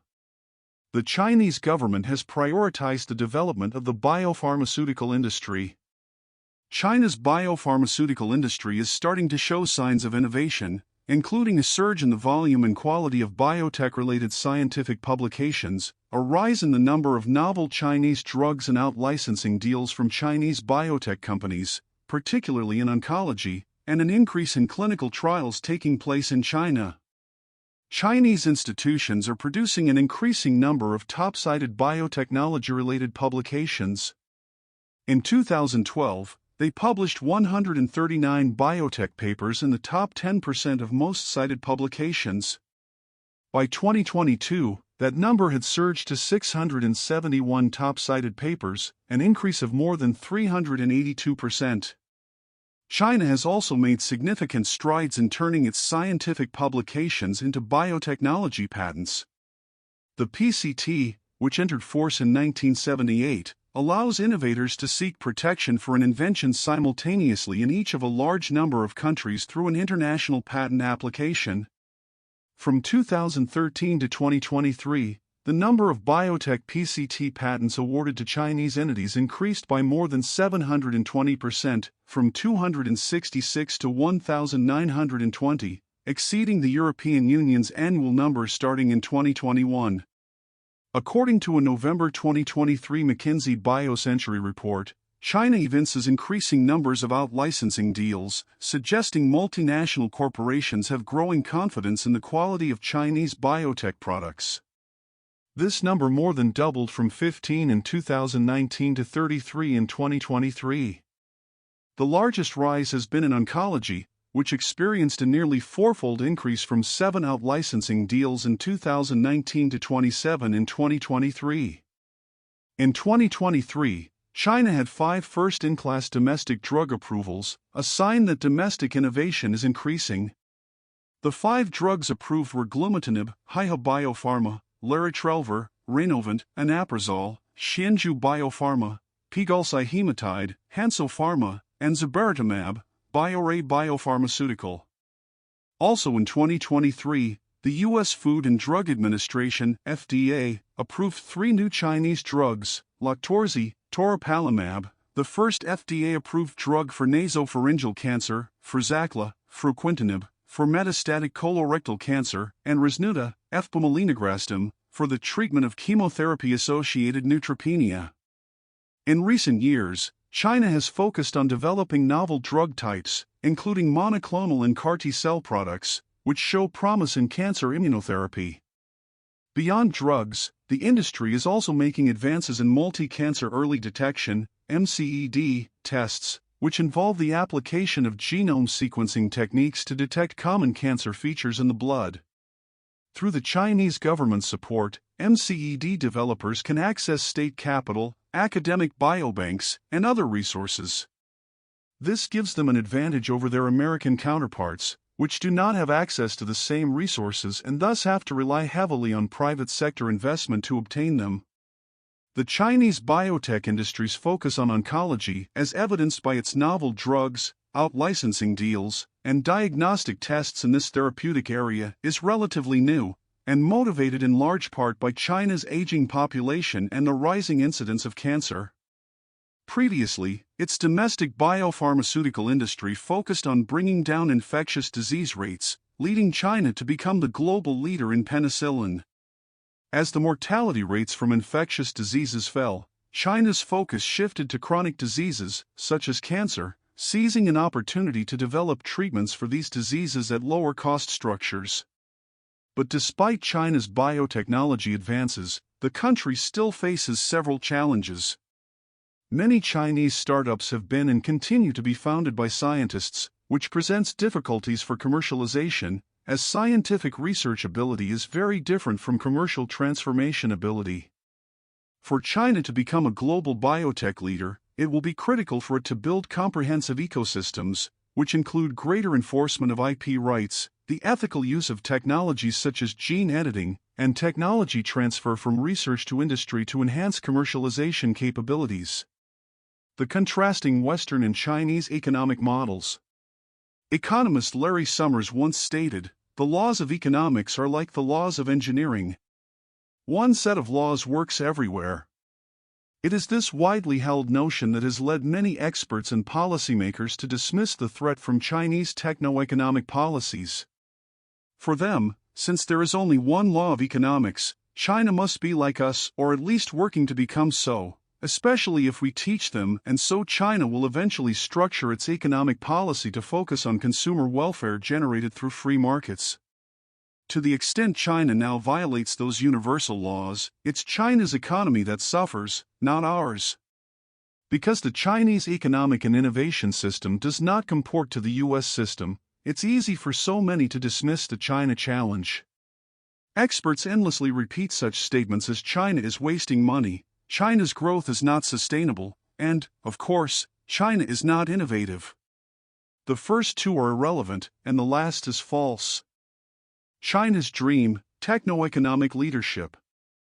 If China were trying to achieve the Western economics goal of allocation efficiency, the market-based allocation of goods, services, and investments, Western economies would have little to worry about, because as a rising economy, its innovation capabilities would be limited. Chinese leaders and experts do understand the Western economic model and know that, according to it, China should accept developing nation status. China's economists have read The Wealth of Nations. They attend conferences where neoclassical economists tout the importance of free markets and consumer welfare. But they don't care because the CCP wants something completely different. Chinese leaders are not seeking to maximize short-term consumer welfare or even to provide good jobs for Chinese workers. The CCP, especially under President Xi Jinping's leadership, is focused first and foremost on maximizing global techno-economic power, including through an array of predatory mercantilist policies whose principal focus is on growing China's advanced economy at the expense of the rest of the global economy, especially Western technology leaders. As the China Institutes of Contemporary International Relations, a branch of the Ministry of State Security, stated, economic growth is a prerequisite to and a necessary foundation for the rise of a great power. But it is not just any kind of economic growth China is seeking, it is advanced manufacturing. As a Chinese report titled General Laws of the Rise of Great Powers states, manufacturing can rejuvenate a nation. For a modern economy to be prosperous and strong, it requires a powerful, diversified, and creative manufacturing industry. Becoming a major manufacturing power provides crucial security for the goal of realizing the great rejuvenation of the Chinese nation. Similarly, Wen Yi, a professor at Tsinghua University, has argued, so long as a nation steps out onto the road of industrial revolution and becomes the factory of the world, it has the possibility of becoming the world leader in technological innovation. But if an industrialized nation abandons its manufacturing industry, it will very likely come by degrees to lose its technological advantage and capacity for innovation. Similarly, the China Institutes of Contemporary International Relations wrote, "The state that esteems industry will increase in wisdom day by day." The opposite is also true, as we see in the United States. The state that is indifferent to or even dismissive of industry will decrease in wisdom day by day. As such, China's economic, trade, and technology policy is all about gaining relative global power through advanced industry leadership. Chinese economic policy, unlike American, does not privilege consumer welfare. And it is okay with wasting money, efficiency is not its top goal. Likewise, Chinese leaders do not care about distorting the market. In fact, the only way China can become the global leader is to distort the market, because otherwise market forces would suggest that China remain a low-wage manufacturer for many decades to come. Consider the term domination. For China, domination does not come from cooperation or global market specialization along Ricardian lines, i.e., nations prospering by leveraging their distinct comparative advantages. It comes from battle. As such, Yi Changlian, a leading official of China's NDRC, wrote, "At a time when this new round of techno-scientific revolution and industrial transformation has not yet gained its full momentum, there are grand expectations for artificial intelligence, big data, and cloud computing, and these areas have become the main battlefield for innovation." In other words, the CCP sees economics, trade, and technology as a battlefield on which to fight for dominance. This is so vastly far from how Western economics views international economics that very few economists, policymakers, or elected officials understand it or take it seriously. After all, they believe what Larry Summers believes. And as China advances, the CCP sees and hopes that America is retreating. As Xia Tao, Dean of the School of International Relations and Diplomacy at Beijing Foreign Studies University, wrote, "All tides that rise must fall. All living men must age, sicken, and die. Therefore, the United States must accept that the day will come where it too will fall into decline." Likewise, the China Institutes of Contemporary International Relations wrote about the United States turning its back on globalization. The reversal of the open-door policy is another step down the road to America losing its status as a great power. China is engaged in a battle to win the war for global techno-economic power. Finally, it's important to come back to the Chinese term "great rejuvenation of the Chinese nation," which President Xi Jinping regularly touts. Is this just increasing per capita income growth, or something more? As the Center for Strategic Translation has argued, one aim associated with China's national rejuvenation is for China's return to national greatness as a process of advancing toward the center for the world stage. At the very least, Western policymakers should take seriously the possibility that China is seeking not just growth, not just gradual development, and not just technological advancement according to Ricardian principles, but rather global dominance in advanced industries, which it sees as a source of power. American neglect. Unfortunately, few in America recognize that the United States is even in such a competition. To the extent U.S. leaders pay attention, they myopically focus on limiting Chinese military capabilities, thinking that is the main threat to American global leadership, and go out of their way to assure CCP leaders that export controls and other limitations are only for weapons systems. Even worse, many leaders in Europe selfishly portray this as a trade war between China and the United States, which the United States instigated to keep its power, not a conflict between China and the West that China instigated. This way, EU governments hope their firms can sweep in and take U.S. market share as it kowtows to Beijing. One reason for this lassitude is most U.S. and EU economists and international trade think tanks see economic interchange as a win-win, based on Ricardian comparative advantage and specialization generated by market forces. Not China. It sees this as a war wherein there will be winners and losers, and they intend to be the winner and make the West into the loser. To be sure, this framing as techno-economic war is seen as extremist in the West because of just how deeply ingrained the 200-year-old economics of trade and market-based allocation focus has become. Indeed, U.S. economic pundits have long scoffed at the very notion that America even competes with other nations. For them, only economic illiterates believe this. Indeed, as one DOC official stated during the Obama administration when talking to an expert group to advise DOC on developing a national competitiveness strategy, it seems wrong for us to try to compete with other nations. After all, we don't want to hurt them. To paraphrase Trotsky, you may not be interested in techno-econ war, but techno-econ war is interested in you. Imagine going to war when thinking that the enemy is both fighting and wanting to cooperate, and to the extent they are not cooperating, you think that it is they who will suffer. That is the idea that dominates too much of American and European thinking. Even if some recognize that China has a different set of goals than Western nations do, many fail to take China seriously because they have bought into the increasingly fashionable claim that China's techno-economic policies are now simply to achieve self-sufficiency in the face of U.S. export controls and other measures to restrict China's access to technology. Of course, China is seeking to reduce dependence in the short run, but its goal for many years before export controls has been to reverse dependence and make the Western nations dependent on China. It is the failure to recognize that Summers is wrong and there are two very different economic systems with different rules that is the core problem for the West. The West sees national economies as not in conflict, but rather with specialization based on comparative advantage generating win-win outcomes. China sees competition as akin to war.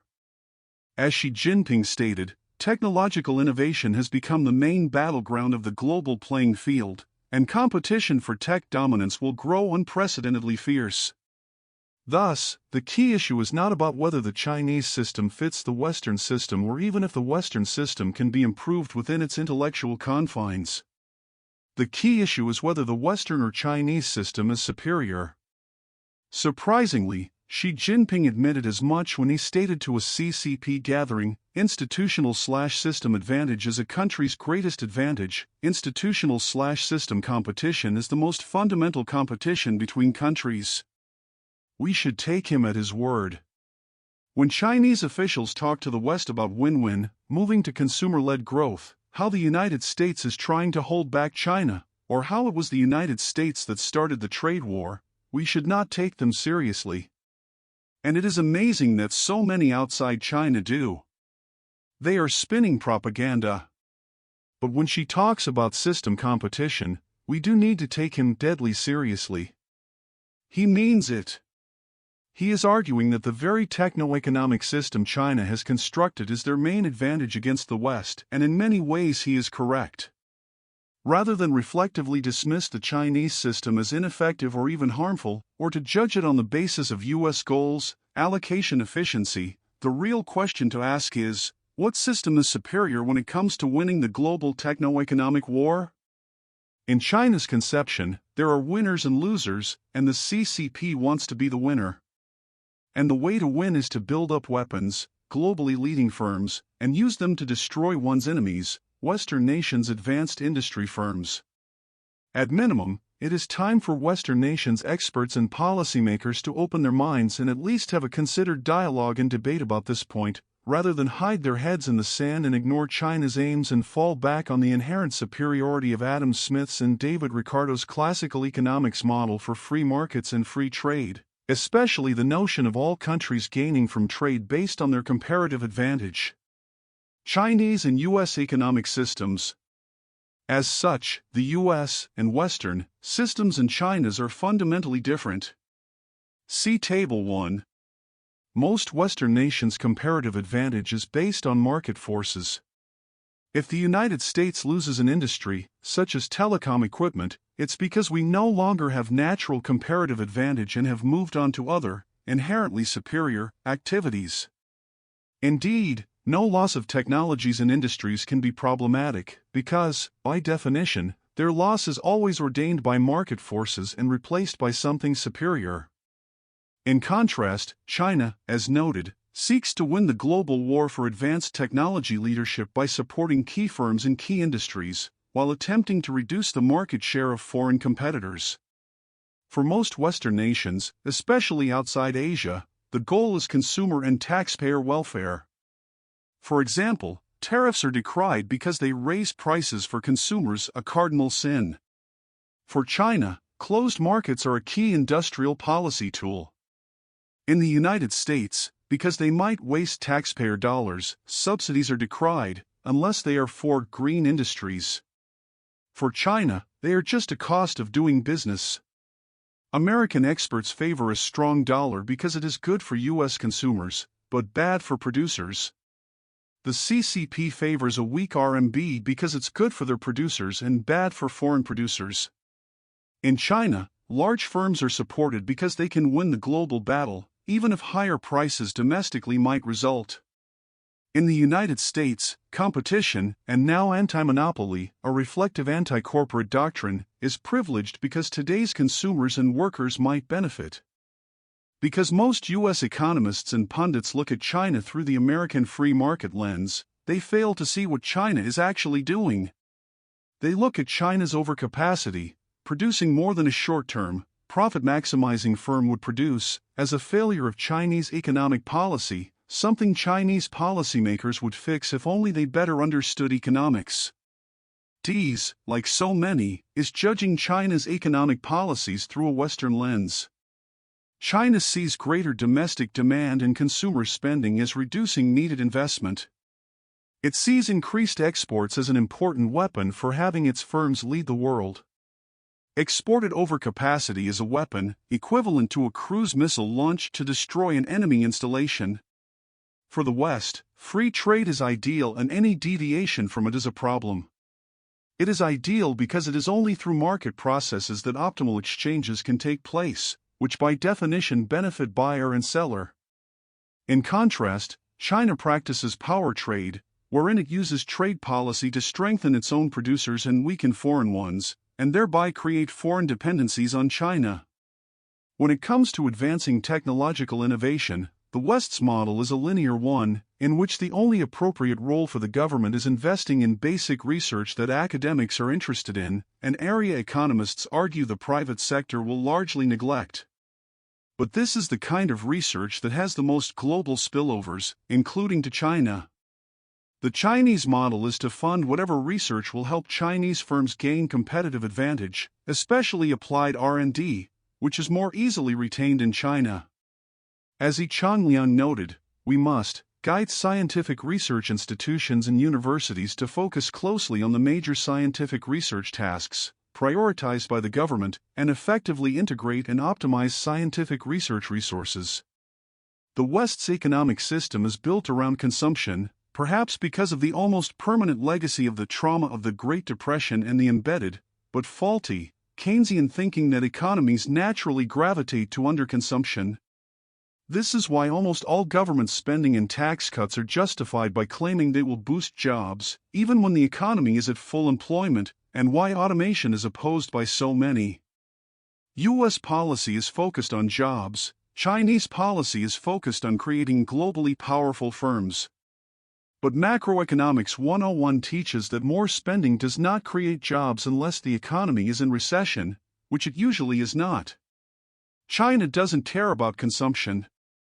It cares about investment, spending that generates a larger economy a decade from when it is made. For China, the fact that consumer spending constitutes a much smaller share of its GDP is seen as a sacrifice that Chinese consumers must make to ensure that the economy grows and becomes powerful.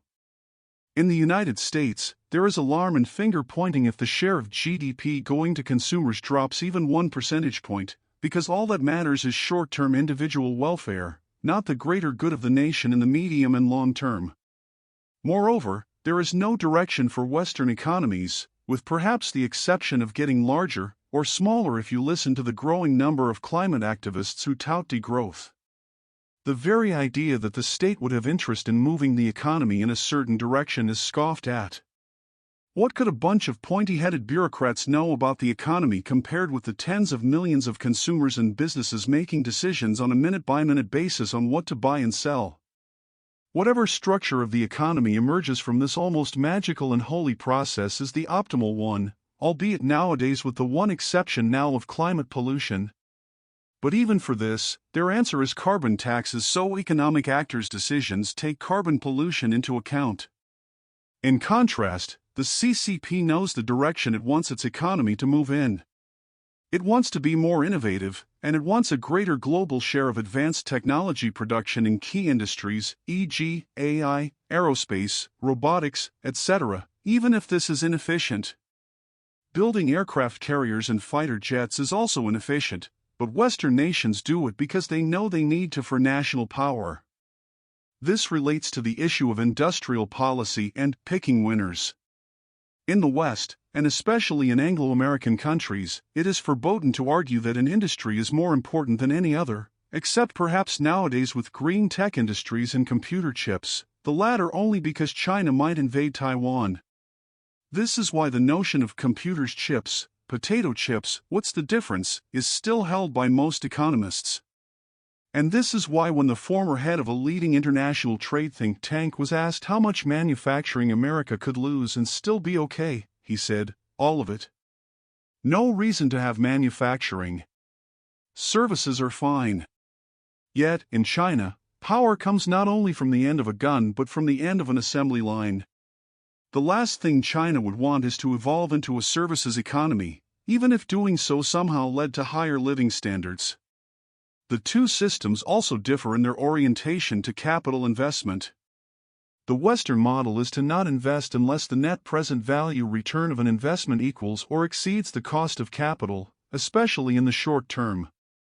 In this model, the risk of overinvestment is as serious as the risk of underinvestment. There are some exceptions to this, particularly spending for national defense. Yet, few, if any, judge military weapons spending on the basis of overall economic rate of return. Rather, policymakers invest in weapons based on the amount needed to keep the nation secure.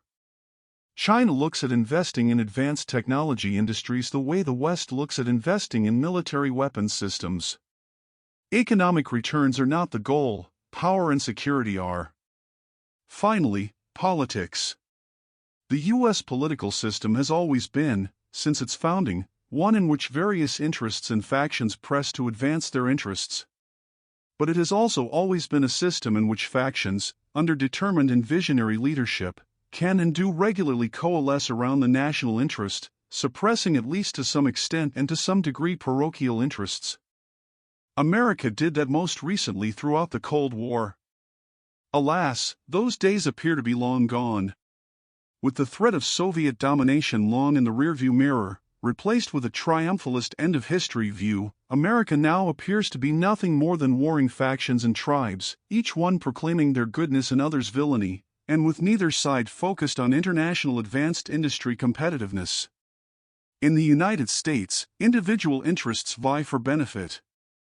Unions want better jobs and more worker voice. Consumer groups want cheaper prices today. Small businesses want lower taxes and fewer regulations. Wall Street wants a strong dollar and an even more financialized economy. Civil society groups want more followers and foundation money. The legal profession wants more litigation. Environmental groups want less pollution. Who wants a strong nation, especially if that requires giving up something? Can you imagine a president stating that U.S. trade policy will de-emphasize industries not related to U.S. strategic interests, such as agriculture, financial services, low-wage manufacturing, and natural resources, and instead give priority to advanced industries? Hard to imagine. Not only would the economics pundits scream that potato chips are equal to computer chips, but Congress would immediately intervene to defend local industry interests. In China, parochial interests are relegated to the CCP's overall goal of advancing technologically and winning the techno-economic war. The July 2024 resolution of the Central Committee of the Communist Party of China on further deepening of reform to comprehensively advance Chinese modernization states that it will establish mechanisms for major industrial investment funds to be challenged to our country's strategic needs, emphasis added. Imagine during World War II if the United States had put consumer interests first and not imposed gas or tire rationing because consumers complained. Or if Ford and GM lobbied successfully to not convert to weapons production. Or if unions were told they could engage in unlimited strikes. America's leaders did not do that, and most interests accepted that because they understood that the national interest to defeat the Axis powers trumped self-interest.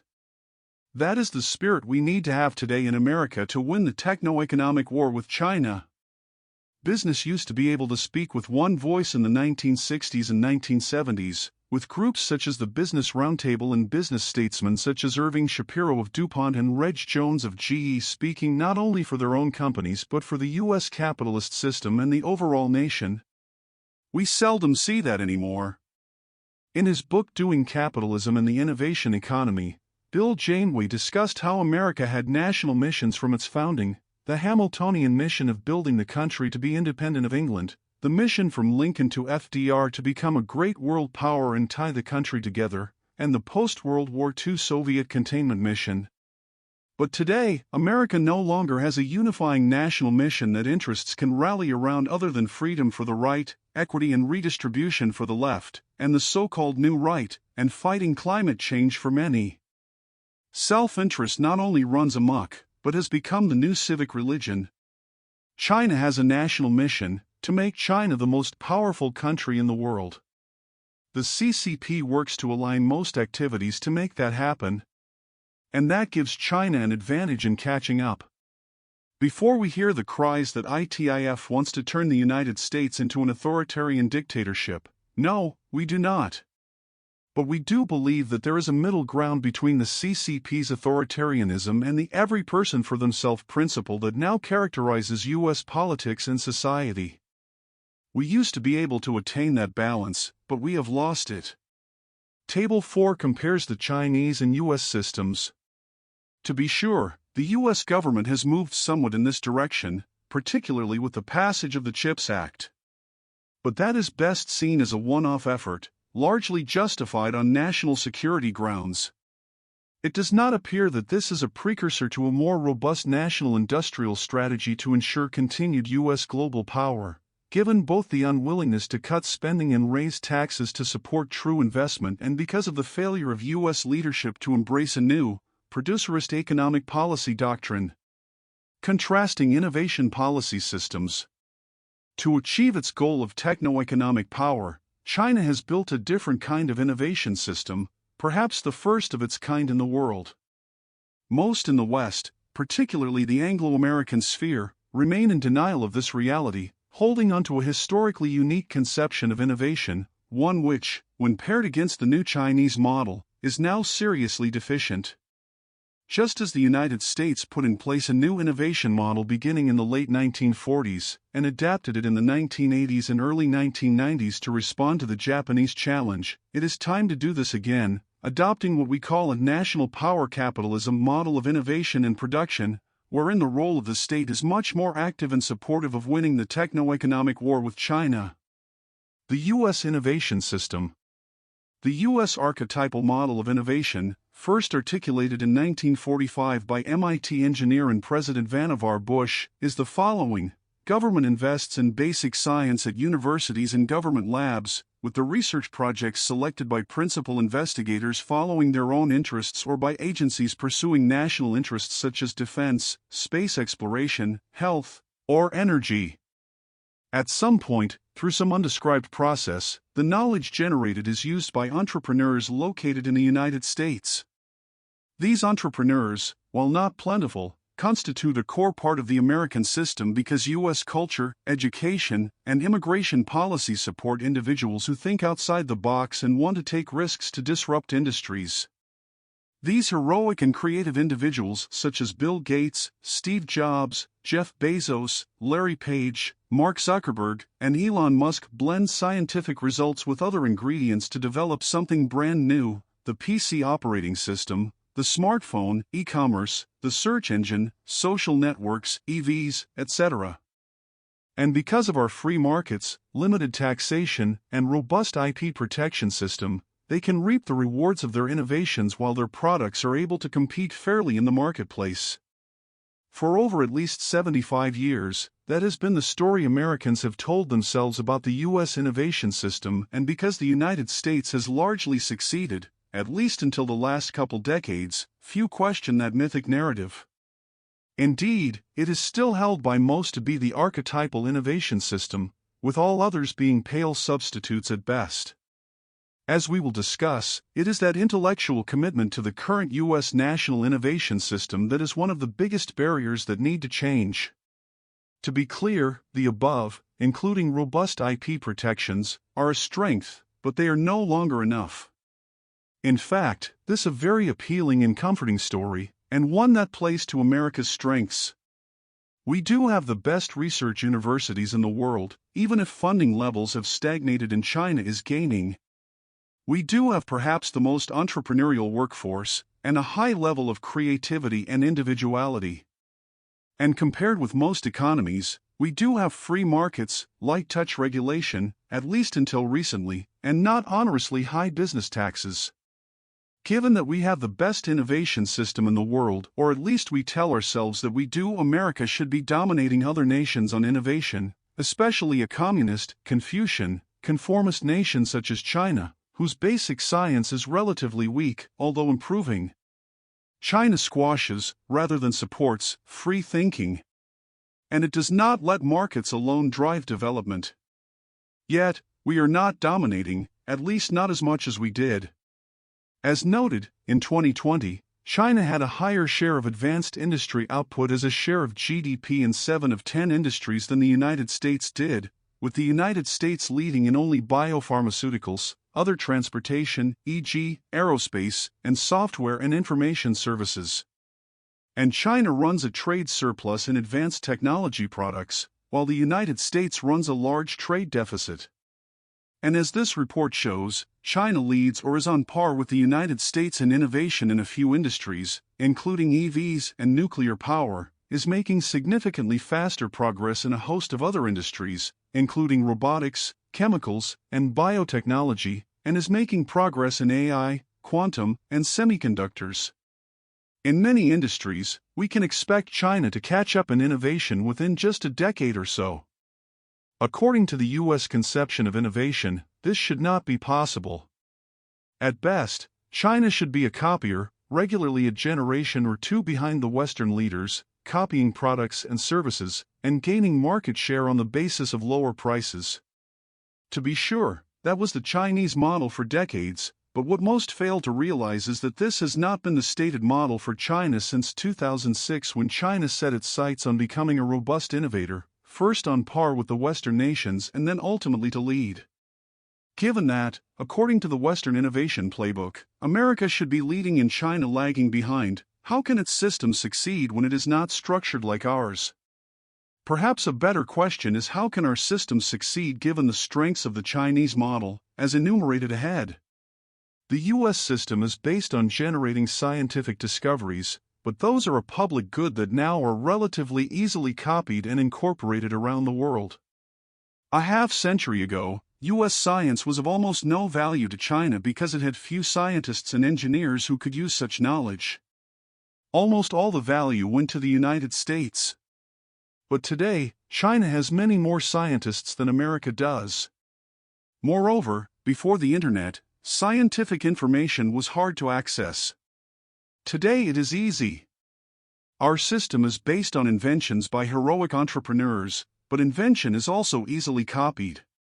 Once an original, even radical idea is in the marketplace, it can be copied and reverse engineered, especially by a system that does not respect IP rights.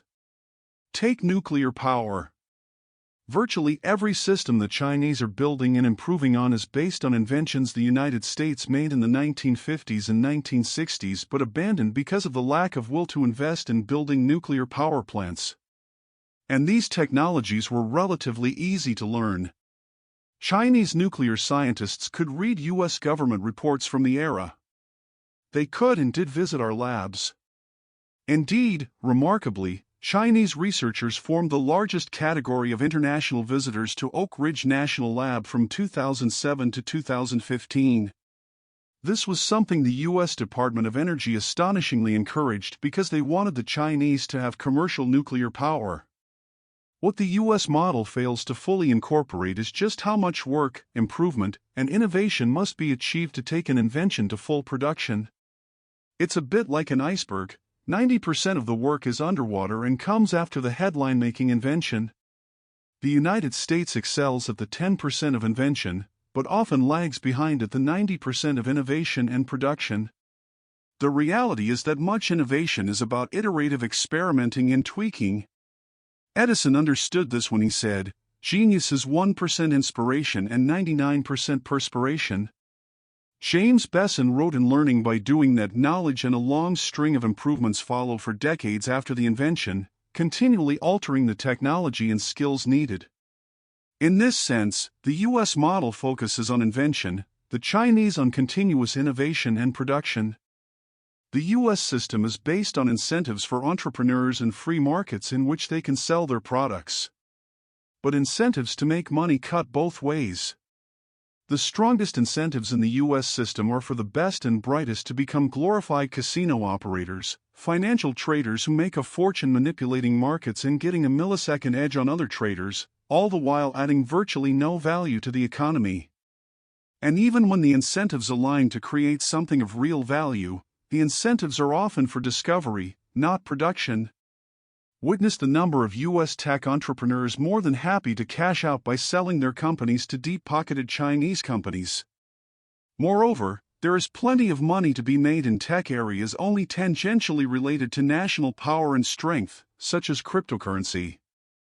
The incentives for investing in deep tech, high-tech innovation in engineering or significant scientific advances, or hard tech, innovations in atom-based industries, are much weaker.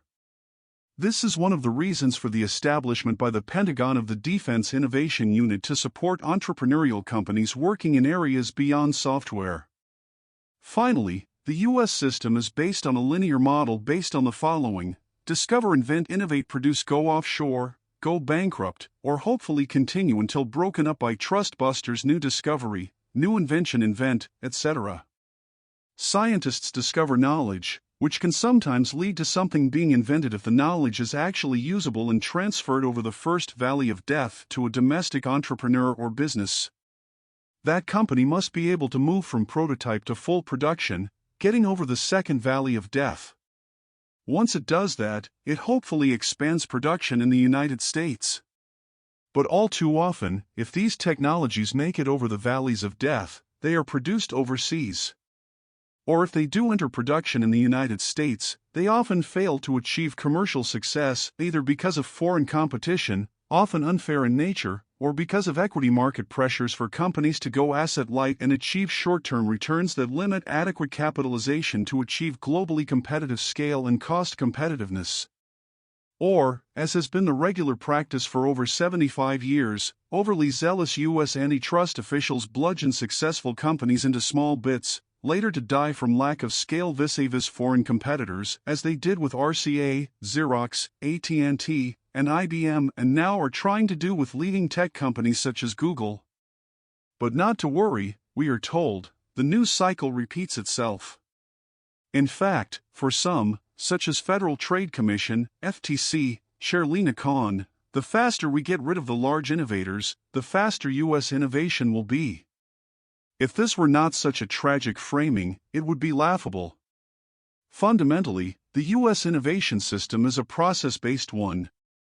Support antitrust enforcement and privilege competition. Support research funding. Support light-touch regulation. Support high-skill immigration. Build more infrastructure.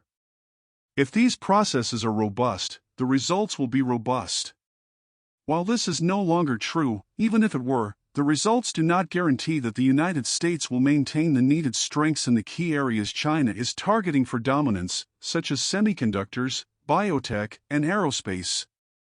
Moreover, this ingrained belief in the superiority of the U.S. system is why most U.S. technology policy proposals focus not on changing this linear process, but rather on optimizing it.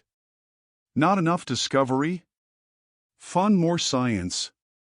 But scientists and engineers in many countries now attend international academic conferences at which U.S. scientists appear and read the scientific journals they publish in. Science is now much more public, i.e., international, good than it was when Vannevar Bush advised President Truman to establish the National Science Foundation, NSF. Not enough transfer of discoveries over the first valley of death?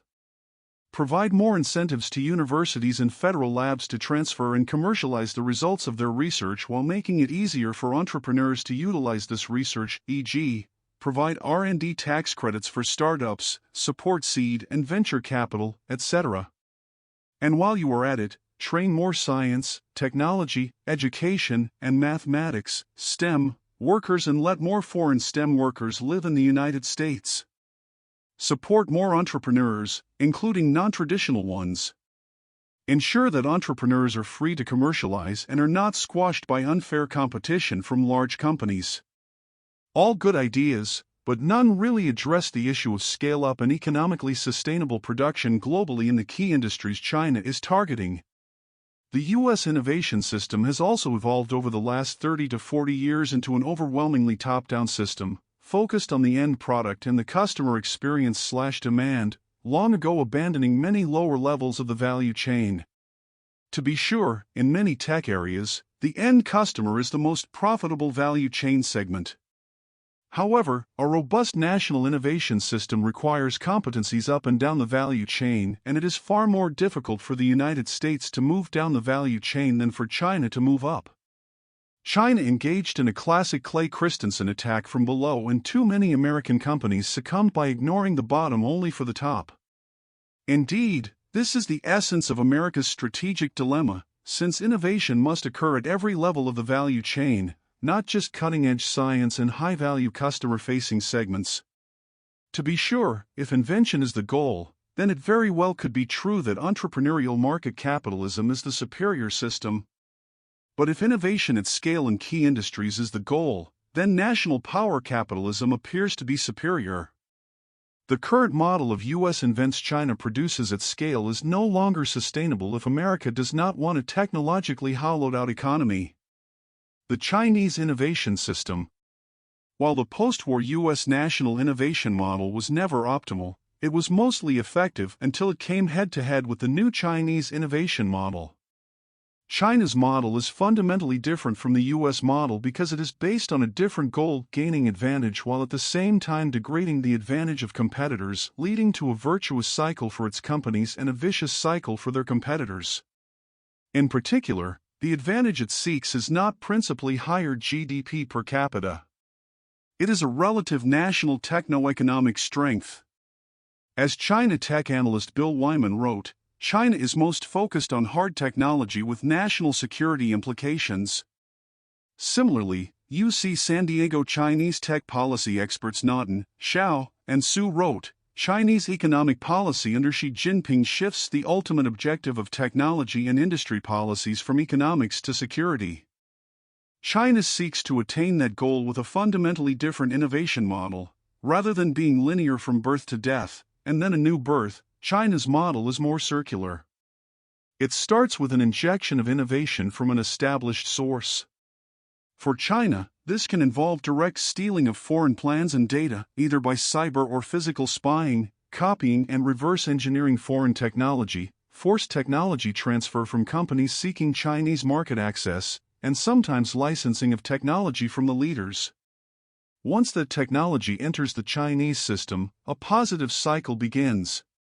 Chinese companies, often many more companies than will end up surviving, start to produce the innovation, usually at a lower level of quality and lower price point. But because of robust levels of state support, as well as an often protected domestic market, at least some firms expand production. As they do, the more successful firms usually engage in rigorous, continuous incremental product improvement. This is often coupled with deep process innovation, changes in how the product is made, again often supported by the government. As sales expand, and weaker firms go out of business, in part because of reduction in government support and a tougher economic environment, economies of scale increase, leading to a virtuous cycle of reduced costs and more R&D. At the same time, the large Chinese market enables more customer feedback, which leads to more changes, leading to more sales, and more profits, etc. Profits are then reinvested in R&D, product and process, to help the companies attack more market segments where Western companies lead. All the while, the Chinese entrants erode sales of their foreign competitors, often the most profitable incremental sales where product development and production costs are fully amortized, leading the latter to often cut back on R&D or simply exist some segments, telling themselves that these are mature and dogs, in the vernacular of the Boston Consulting Group matrix. No need to slog it out in this production war. Just exit and move to high-value-added services and branding. Even better, sell out to the Chinese at a hefty premium, e.g., GE Appliances and higher, Ingram Micro and H&A Group, Motorola Mobility and Huawei, IBM PCs and Lenovo, and Lexmark and Apex Technology. The short-term focus on U.S. equity markets, coupled with the intense pressure to only be in high-margin businesses, makes the Chinese strategy of buying foreign advanced tech firms at a price premium particularly effective. While this model of innovation might not get to radical Schumpeterian inventions, it can get to industry leadership in innovation and continuous improvement and increased global market share, which often weakens more innovative competitors. In contrast, the American/Western linear model of innovation depends largely on good science, risk-taking entrepreneurs, and global market access. This is why both large and small countries can be successful with it. But even with all the spending on research, there are not really all that many fundamental breakthroughs such as gene editing, quantum computing, or deep learning AI models. Breakthroughs are rare. Scaling up and incremental innovation are not. Moreover, breakthrough leaders do not always end up being the ultimate leaders. There is a long history of the market winners being the second and third entrants. The Chinese circular model of innovation involves factors of success that are different from the U.S. model. These can be called the 10 S's. 1. Science and engineering capabilities. 2. Head start. 3. Market size. 4. Speed. 5. Local suppliers. 6. Subsidies. 7. Firm size. 8. Specialization. 9. Space. 10. Strategy. 1. Science and engineering capabilities. Without strong science and engineering talent, it would be very difficult for China to absorb and redirect foreign innovations. Having a massive number of scientists and engineers lets Chinese companies throw talent at the problem of continuous improvement. Unlike the United States, which focuses on producing PhD talent to generate new discoveries, China focuses on producing a large share of bachelor's and master's degree science and engineering talent, which can work in companies to help incrementally improve innovation. As Chinese scholar Wan Xiaodong wrote, the key variable for determining the course of China's future development is thus the massive number of talented technical and scientific workers. One reason for this is the cost of Chinese technical talent is significantly lower than in the United States, allowing Chinese companies to put many more researchers and engineers on problems than U.S. companies can. In this case, quantity has its own quality.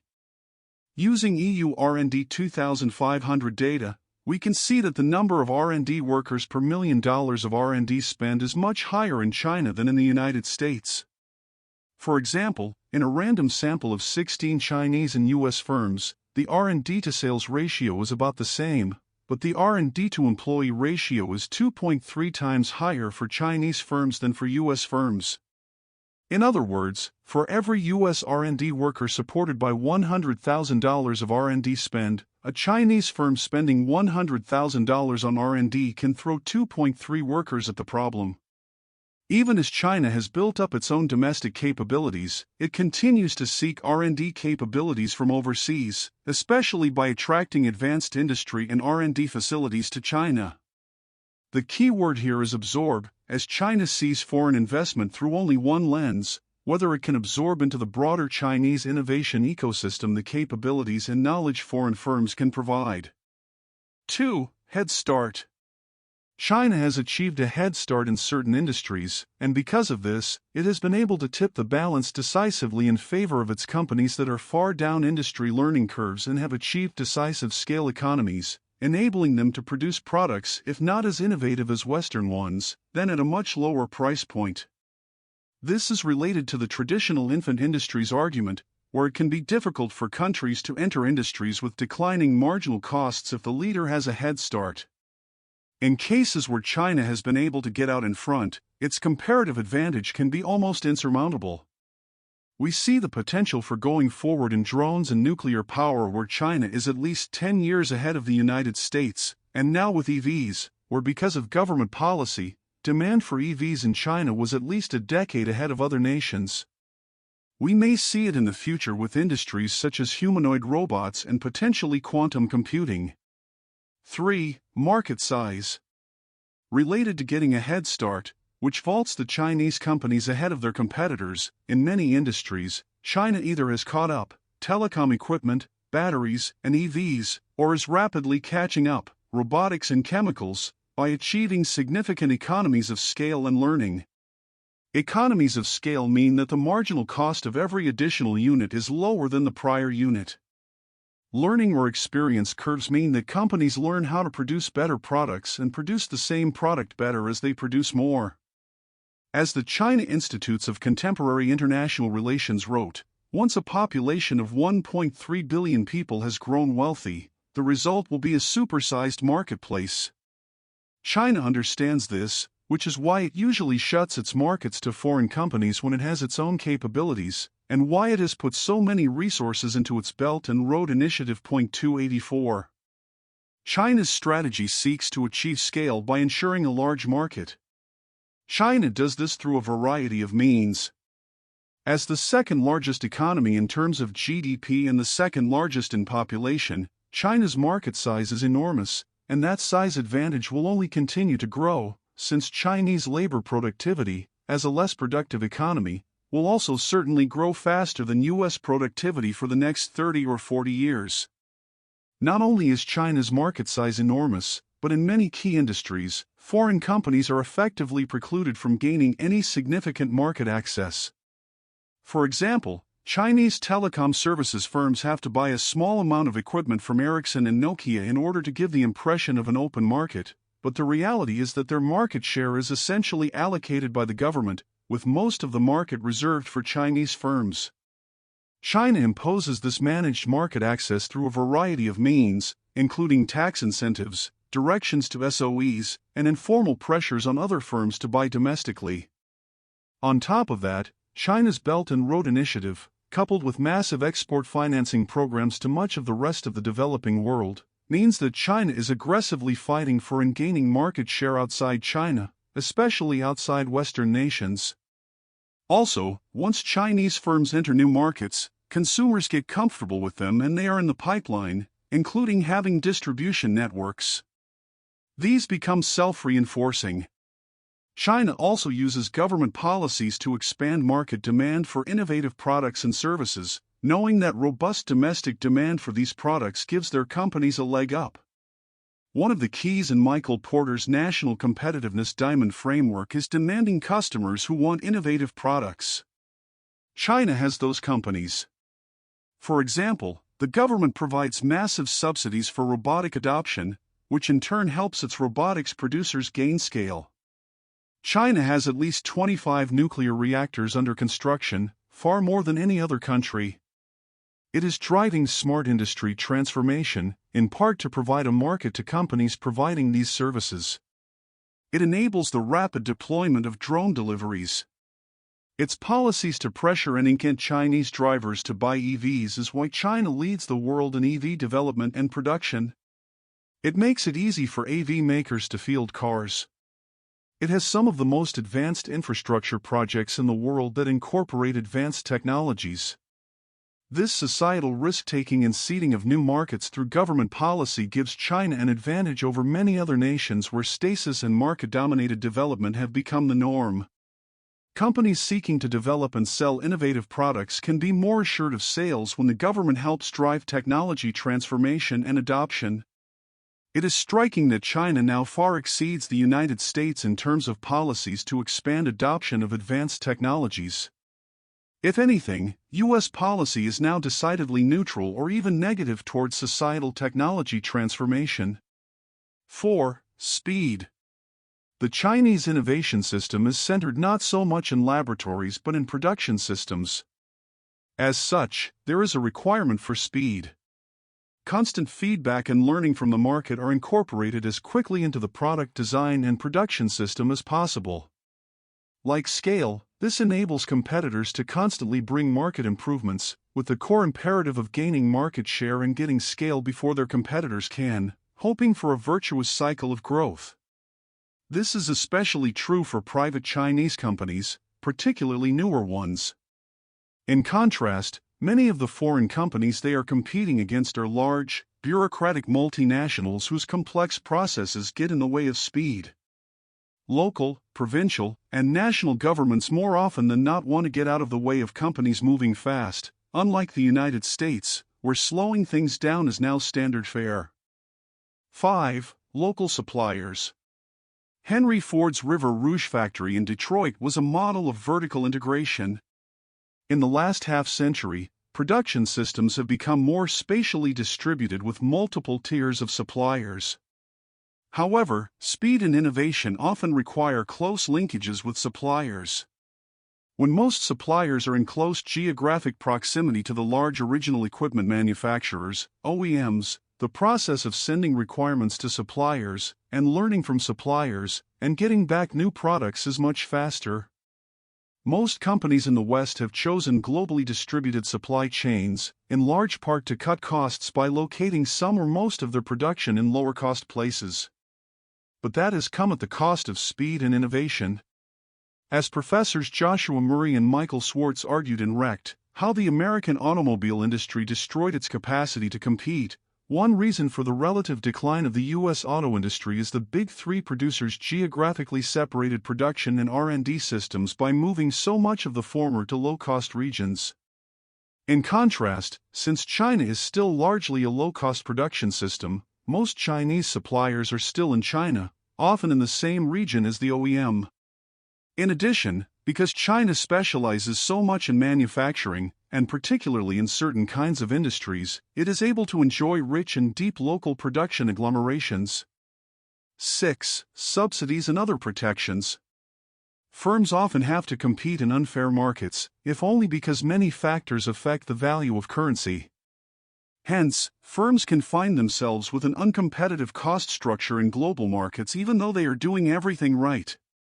But leaving this aside, firm competition plays out through several key factors, with price and quality being the most important. If one firm is provided subsidies, including a devalued currency, it is, all else equal, a competitive advantage over its foreign competitors that receive limited subsidies. The firm can use that advantage to cut prices and gain market share. It can boost its scale and learning economies. Or it can invest those subsidies in R&D in other areas to boost quality and innovation, again taking market share from its competitors. while a number of nations have relied on many forms of subsidies, low corporate taxes, tax incentives, grants, subsidized costs of inputs such as energy, and a suppressed value of their currency, by and large, the scale of the subsidies is usually limited, often by domestic political pressures from voters demanding lower taxes or higher spending to directly benefit them.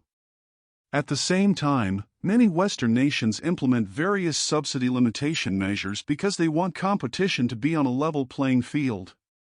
But China is exempt from all of those limitations. China's subsidies are on steroids, in part because of the intense competition for industry between its cities and provinces, which shell out massive funds to support local champions. And China flouts the flaccid World Trade Organization, WTO, disciplines on subsidies.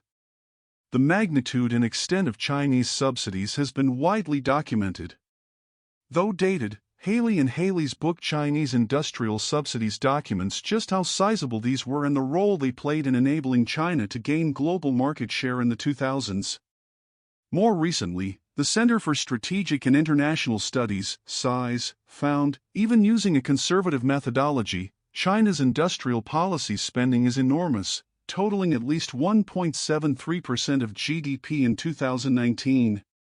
This is equivalent to more than $248 billion at nominal exchange rates and $407 billion at purchasing power parity exchange rates.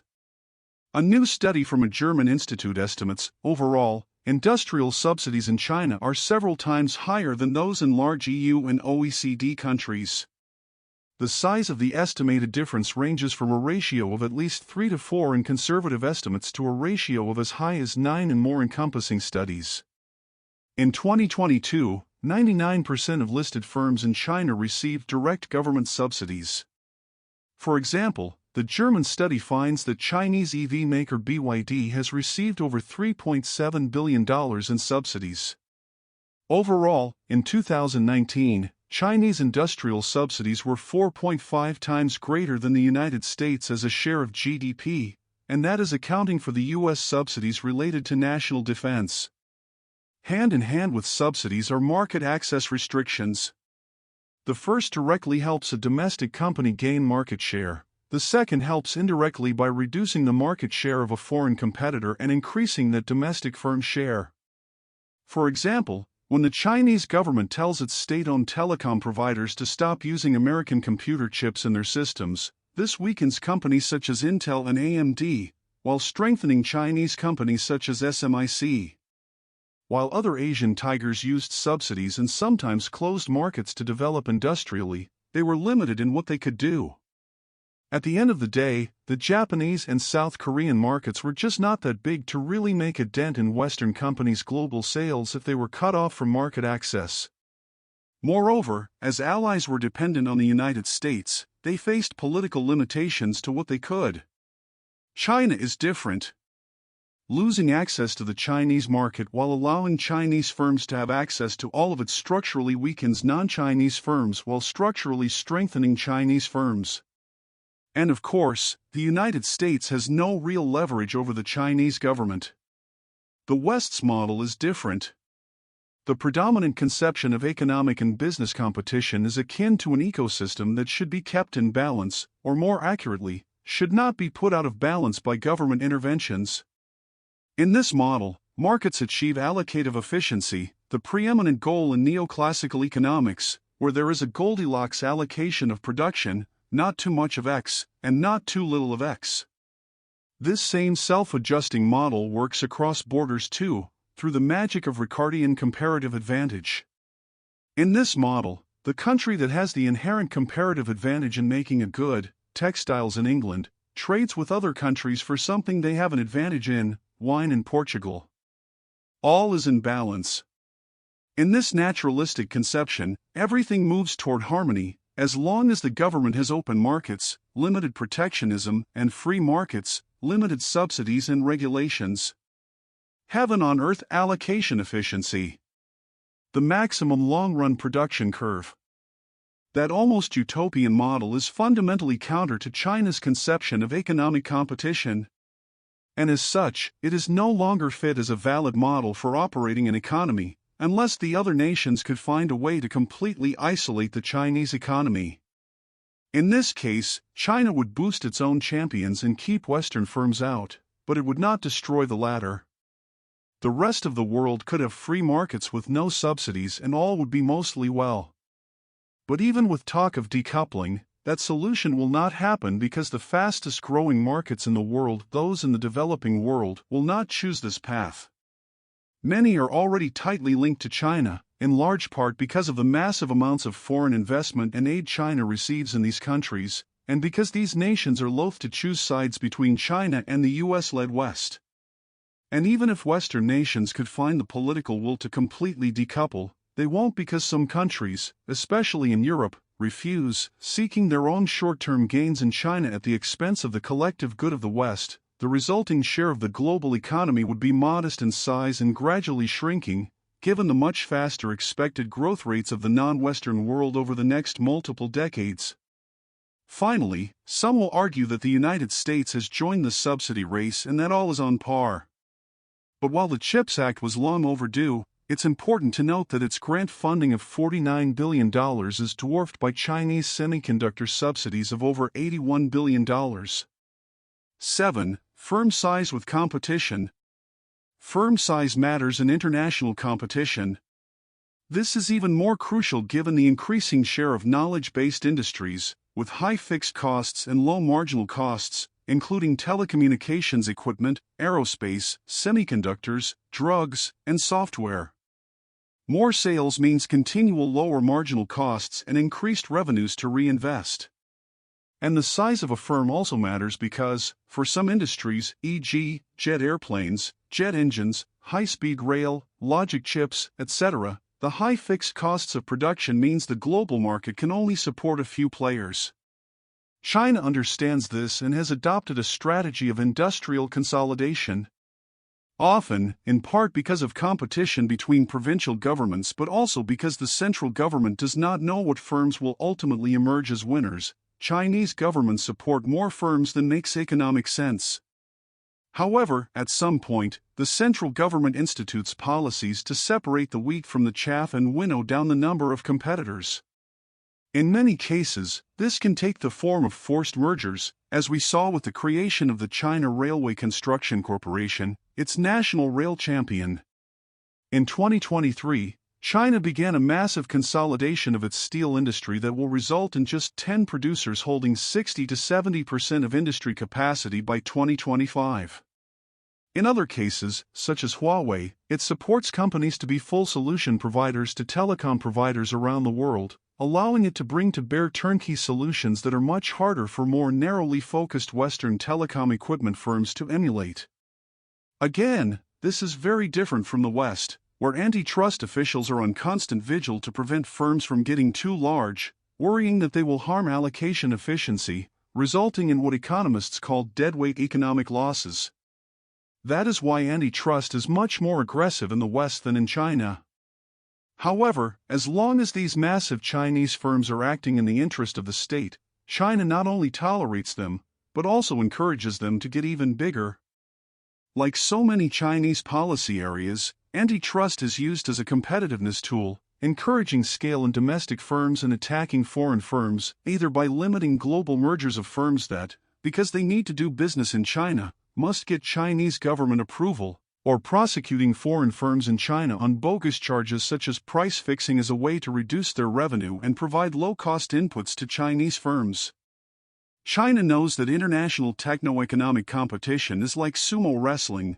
Bulking up makes a big difference. It is also important to note that Chinese policy is often to encourage hyper-competition for new industries, with vastly too many firms entering into markets. The central government lets these firms compete and eventually limits support so that many go out of business, leaving only the toughest and most efficient. In this case, hypermarket competition weeds out the weak. This is very different from certain regions such as Europe, where antitrust and other policies keep less than fully competitive firms alive for long periods of time. In contrast, the US system, not only in antitrust but also in economic policy more broadly, has historically been oriented around maximizing consumer welfare. As discussed ahead, the anti-capitalists on the left and the worker capitalists on the right reject even that and want to maximize worker and small business welfare, who they see as no different than oppressed workers. In contrast, the Chinese system is oriented around one goal: boosting national techno-economic power. Consumers be damned. Workers? Who cares? Optimally, economic systems should be about boosting productivity, not consumer or worker welfare directly. But given that the Chinese system is about national economic power and supporting competitively strong internationally traded firms, unless the United States also makes this a priority, it will continue to lose. 8. Specialization. China goes deep, and that makes innovation easier. For example, unlike the United States, where a research university may have just a few professors working on a particular area, China has established research institutes where 100 researchers are working on the same topic. For example, China has close to 50 graduate programs that focus on either battery chemistry or the closely related subject of battery metallurgy. By contrast, only a handful of professors in the United States are working on batteries. This is similar to other Asian tiger nations that have large specialized industrial research labs, such as ITRI in Taiwan focused largely on electronics and South Korea's Electrotechnology Research Institute. In China, we see this with its State Key Laboratories (SKL) program, which, according to one report, is a method of teaming researchers and developers as a strategy to tackle hard problems, and which has long been hailed as a successful model, as was seen with Bell Labs in the United States. The over 500 SKLs are usually located at universities, although in the last decade, the Chinese government has funded private companies to form SKLs, akin to Bell Labs. We also see this focus on specialization in Chinese government efforts to form advanced technology regional clusters. A Center for Security and Emerging Technology, CSET, report on SKLs notes that to streamline the innovation process from basic to applied research, Beijing has co-located enterprises, universities, research institutions, and SKLs to form industry clusters. One participant told ITIF that there are universities in China that only focus on battery research. For example, China's SKL for Physical Chemistry of Solid Surfaces employs over 100 researchers at Xiamen University. In contrast, NSF funds 19 engineering research centers, ERCs, and a total of 79 since the program's inception, and only about half of these are focused on technologies that could be used in globally traded industries. A typical one, such as the Center for Innovative and Strategic Transformation of Alkane Resources, has only about 30 researchers, and few of them work full-time at the center. Another example is China's system of manufacturing institutes, copied from the Manufacturing USA system. But one big difference is that in China, activities are co-located with institutes, companies, and R&D labs. For example, the Dongguan Robot City is a government-supported robotics research institute anchored by over 400 Chinese nearby robotics companies. These Chinese institutes are funded usually at least more than 10 times the amount of the U.S. centers. 9. Space. By space we mean the space given for innovators to take risks and test technologies, or what Adam Thierer calls permissionless innovation. For the most part, China's innovators not only face few barriers compared with what Western innovators face, but they are also often encouraged and supported by the government to take these risks. We see this, for example, with Chinese policy toward AVs they support. Likewise, China is supporting futuristic smart cities, drone deliveries, smart agriculture, and more. Given the importance of first-mover advantages in large markets, such an orientation is a key edge for Chinese firms. Because the Chinese government is so desirous of innovation leadership, it has largely refrained from imposing restrictions on technology firms, except in a few industries wherein it does not see their interests as aligned with state interests. It may sound strange to argue that innovators in a communist society experience more freedom to innovate than those in a democratic capitalist system, but that is in fact the case. Europe has long placed regulation ahead of innovation, even convincing itself that regulation and limiting technology and U.S. technology firms actually spurs innovation by boosting consumer trust. And in the last decade, the United States and Commonwealth nations have begun to embrace the same view, seeing a wide variety of innovations, including AI, big data, facial recognition, AVs, drones, and more as requiring strict regulation in order to ensure that they are human-centered. Moreover, another factor giving Chinese companies space and permission appears to be what Columbia professor Amar Bide has also called venturesome consumption, the eagerness of a nation's consumers to be early adopters of an experiment with new products and technologies. The United States used to be strong in that, but it appears that Chinese consumers are more risk-tolerant now and are seeking out the newest and most innovative products. 10. Strategy.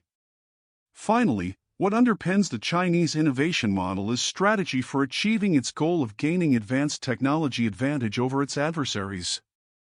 By strategy, we do not necessarily mean a formal document or process laying out steps. Often, Chinese tech policy is more akin to crossing the river by touching the stones, an incremental process, sometimes involving mistakes and reversals, but always in the service of crossing the river, innovation leadership. And unlike the United States, where multiple, often warring factions competing in the interagency process related to tech, trade, and industrial policy make all of government solutions all but impossible, those kinds of solutions are the norm in China.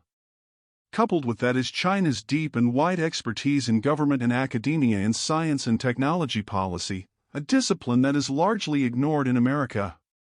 In China, they study global science and technology policy, are deeply familiar with the literature, especially of that in the West, and use that expertise to effectively shape policy. In addition, Chinese science and technology policy for competitiveness is very intergovernmental, where not only does Beijing drive science and technology policy, but so too do the 23 provinces and the multiple large cities. Finally, China is not a democracy, and that brings benefits and costs, although at this stage of its development, this may bring more benefits. The CCP's control means that it has more leeway to ignore vested interests and focus on its overall mission to lead innovation. There is one other important aspect of the Chinese innovation system, and that is it has largely been built from the bottom up. In other words, China was long a laggard and a copier and competed in sectors and parts of businesses that were more commodity-like and lower value-added. The West, and especially the United States, was more than willing to shed many of these segments, content in the belief that it was shedding dogs and embracing stars. China used that and moved up the value chain, creating what Clay Christensen has termed low-end disruption. Li and Zhang refer to this as late development advantage, where these nations can copy and build on the leader's technology, but only if they embrace a development state. To be sure, moving up to original and high-end disruption is hard, but that strategy does have advantages in that it builds on itself, as we have seen the same strategy used successfully by the other Asian tigers. This bottom-up, supply-side approach is why Chinese innovation and dependencies, the processing of rare earths, every part of a battery, process know-how, etc., now occur at every level of the value chain. As discussed ahead, the United States shed too much, and the lack of deep competencies along the supply chain now serves as a hindrance to success. Implications of the Chinese innovation model. While the Chinese innovation model is similar to what Japan and the Asian tigers relied on to become innovation leaders, it is different in fundamental ways, the most important being the size of the Chinese economy, the level of control by the government, and the level of commitment to dominate in innovation across most advanced industries. What does this Asian tiger on steroids model mean for Western economies? If the latter were a completely closed economy with no trade with China, and had no need for their largest companies to sell much outside the West, there would be no negative impacts on Western industry from this Chinese innovation system. Their companies and workers could thrive in such a bifurcated economy. This is what both progressives and the new right seek as a solution to the China challenge. The progressives, including the Biden administration, seek a more closed U.S. economy immune from global competition. Former President Trump appears to want the same. But the reality is that the United States must do battle for foreign economic territory and cannot cede these markets to Chinese firms. The U.S. market, as large as it is too small to support healthy rates of innovation and production in most advanced industries. That leaves the question of what the United States and other Western nations should do. To date, most are in denial, arguing that China is a paper tiger, and even that its economy is stagnating, if not declining. This is wishful thinking at best. Others deny that we are even in competition with other countries. They subscribe to the Paul Krugman notion that competitiveness is a dangerous illusion. Still others have an ideological commitment to the view that the Western model of innovation, especially America's, is so superior to China's state-directed capitalism that we should just stay the course and that China will eventually crash and burn, as they wrongly believe that Japan's economy did. Others argue that the challenge is principally militarily, with China seeking to invade and to take over Taiwan. In this case, China could gain control of key parts of the supply chain, particularly semiconductors. This was the principal rationale for the passage of the CHIPS Act. But the threat from China goes beyond its possible takeover of Taiwan. There are a host of advanced industries China is seeking to gain dominance in.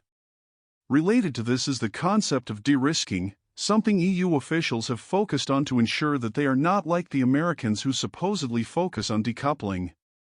De-risking is designed to identify some key products, such as rare earths, that China could control, and ensure that there is adequate production in either home of allied markets. De-risking is important, but the very concept implies that only a modest share of materials is at risk of Chinese control, rather than the entire advanced industrial base. To the extent elected officials, experts, and pundits worry about the ability of the United States to effectively compete with China, the dictate is to do what we have been doing, only more and better. In an article about what the new conservative movement should do to address the China challenge, David Goldman wrote that Congress should massively increase federal basic research funding to revive the system of public-private partnerships that allowed the federal government to subsidize basic research while leaving the risk of commercialization to private entrepreneurs. The Liberal Center for American Progress agrees, writing that we should be capitalizing on our existing strengths, including our unique innovation ecosystem. The RAND Corporation tells the Department of Defense, DoD, that features inherent to the U.S. innovation system robust IP protection, the prospect of high returns to innovation and strong government-university industry linkages stimulate creativity, encourage innovation, and foster entrepreneurship. The Atlantic Council proposes a number of steps to effectively compete with China, including boosting government R&D funding, improving STEM and RAFT, a more diverse tech sector, and allowing more high-skill immigration. This has become the new Washington Consensus.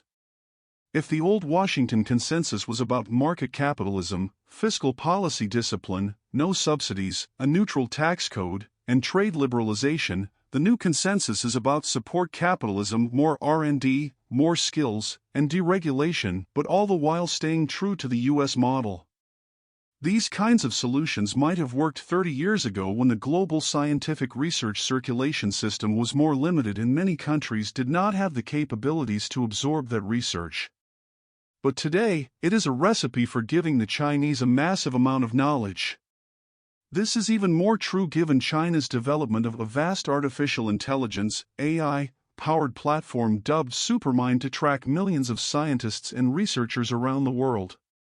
If the West generally, and the United States specifically, is to not lose the global innovation production race to China, it will need to more than simply double down on what has worked in the past. Tweaking or even making significant improvements to our system is no longer enough. To be fair, that is at least better than ignoring the challenge, either through massive spending on redistribution or budget cuts and tax cuts on individuals, or attacking U.S. technology leaders, e.g., aggressive antitrust actions against tech leaders and even more restrictive technology regulation. But incremental reform is not enough. If the United States is to avoid becoming a second-rate technology economy dependent on China, it's time to break glass and craft a completely new national innovation system. America's challenge, ideological divergence. There are 5 competing visions for U.S. capitalism in the age of China competition, and each supports a fundamentally different approach to competing with the Chinese. As we argue ahead, only one national power capitalism has any chance of succeeding against China. Market global capitalism. The first vision is market capitalism, the traditional doctrine in the United States, at least since the 1980s and on the right and center-right. In this view, proselytized by think tanks such as the Peterson Institute and the Cato Institute, free markets and unfettered globalization are the best way to drive growth, and any alterations impose costs. Moreover, price-mediated markets are ideally global in nature. For free market capitalists, the ideal economy is a giant, globally integrated market, wherein capital, goods and services, and people should be able to move anywhere, anytime, with no barriers or limitations. In this world, there are no winners that take all, we are all winners. In other words, there is simply no way that Chinese policies can hurt us, because it's free trade and free trade is welfare maximizing for all parties. This is why the worst thing we can do is respond with protectionism.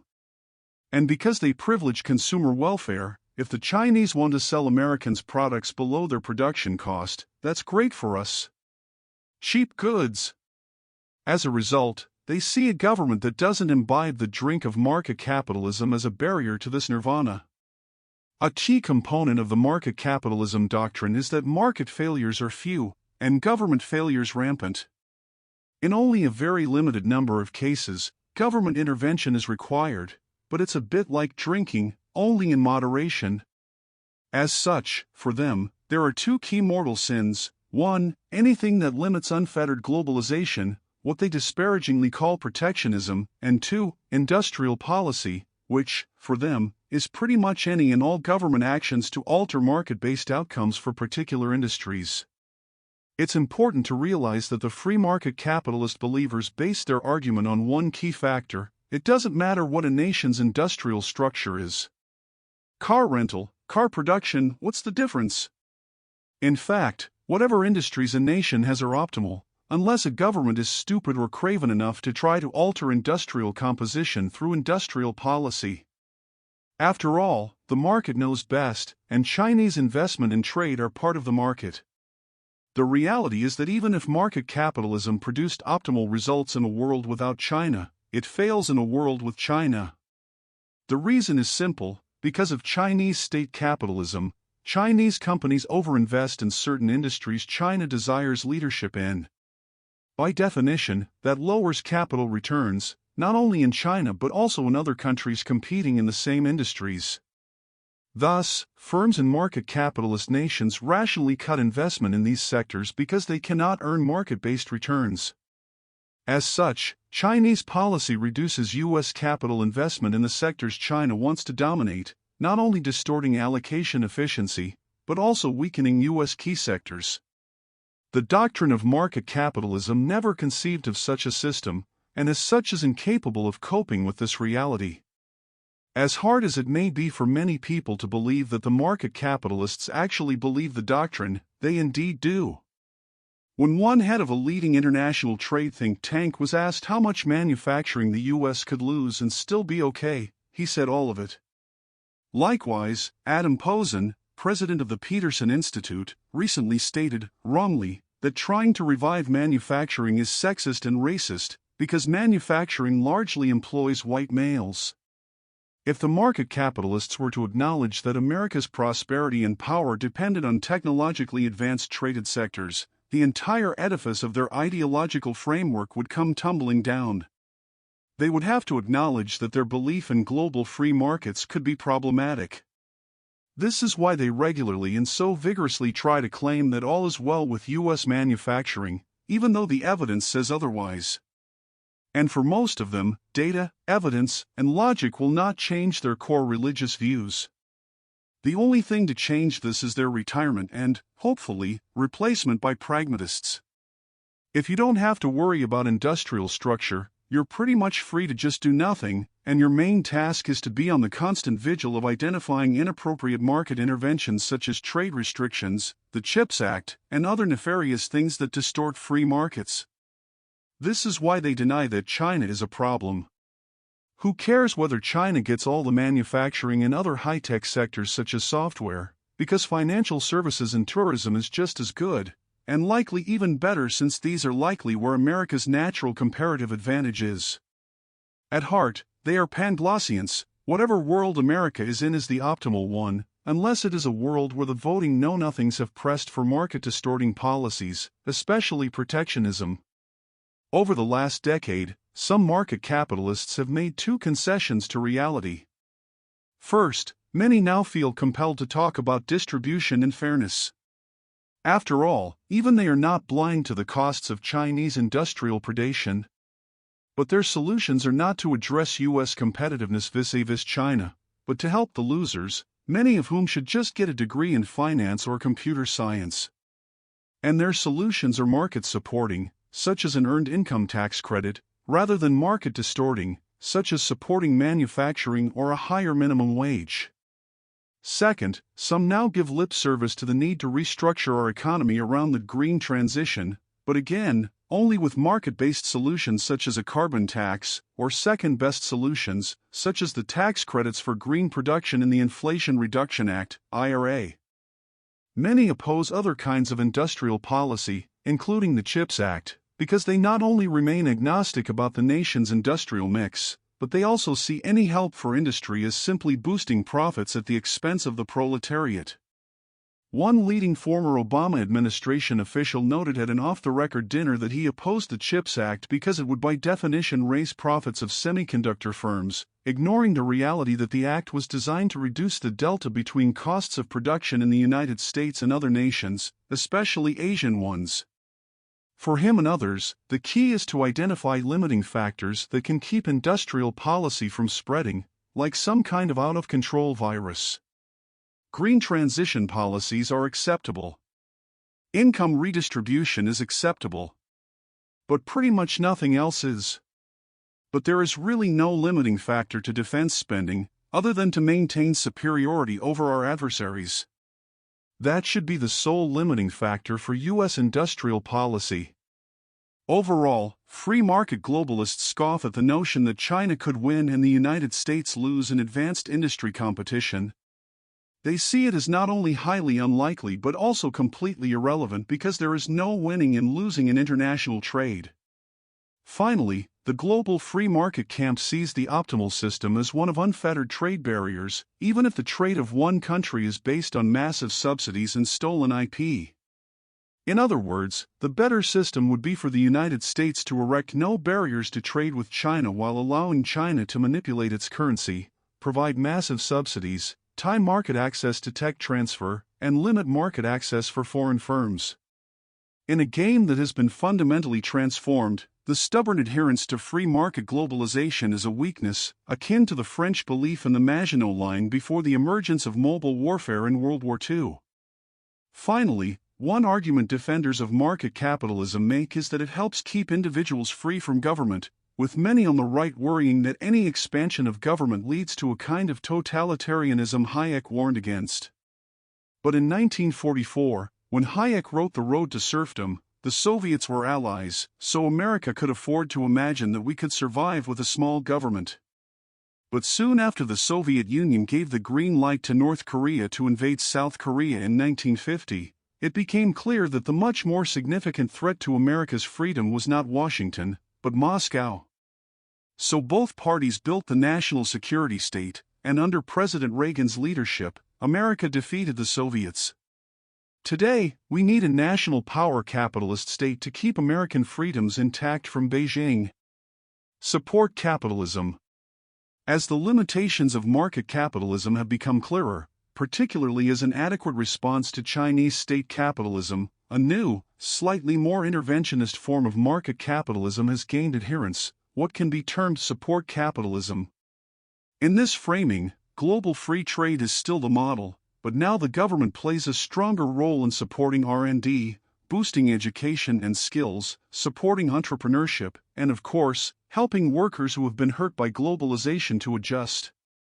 While support capitalism is undoubtedly superior to market capitalism, it remains structurally deficient to enable America to compete with China. It is based on the notion of ingredientism, the belief that a nation can succeed principally by having robust quantities of the right ingredients. These can include more trade agreements, good universities, the rule of law, educated workers, good broadband, more basic science, etc. If the government can just provide adequate ingredients and framework conditions, firms will prosper and effectively compete with China. But when competing with China, it's not just the quantity of the ingredients, it is also having the right ingredients to make the right dishes. If China is seeking to dominate particular key industries, a policy that does not respond with recipes that focus on these industries will lose. Moreover, ingredients are not enough to build regional technology hubs, startups, and high-productivity firms. Policy needs to be focused on getting firms to take the kinds of steps that will lead to long-term success against Chinese firms. Anti-corporate capitalism. As the flaws of market capitalism have become more widely accepted, progressives have used them to advance a counter-doctrine of anti-corporate capitalism.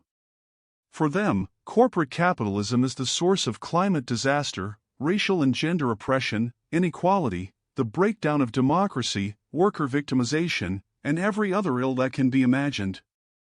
They want small and mid-sized enterprises to dominate, or in industries where scale economies or technological complexity makes that impossible, heavy regulation or government ownership.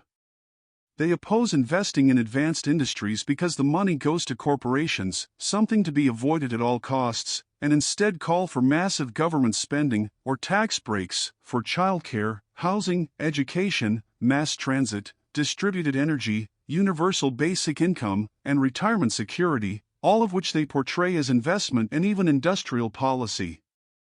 For them, the China challenge is irrelevant, and to the extent people call it out, they are racists.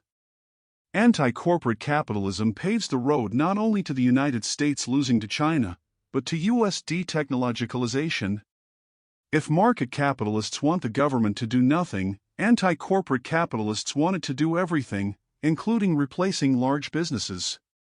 It is ironic and troubling that at the very moment America is in desperate need of an all-of-society, all-of-government approach to not losing to China in advanced industries, the left has coalesced around an anti-big business doctrine and agenda. Like free market capitalists, they deny the importance of any particular industry over another, with the exception of green industries and social care industries, both of which are elevated to a privileged status, the green care economy. For them, the most important aspect of the CHIPS Act was not building fabs, but rather requiring daycare centers at fabs in compliance with Davis-Bacon construction labor requirements. This gets to why both the libertarian right and the anti-capitalist left deny the China challenge so vociferously. They know that if policymakers take China seriously, it destroys both the anti-monopoly movement and the free market movement.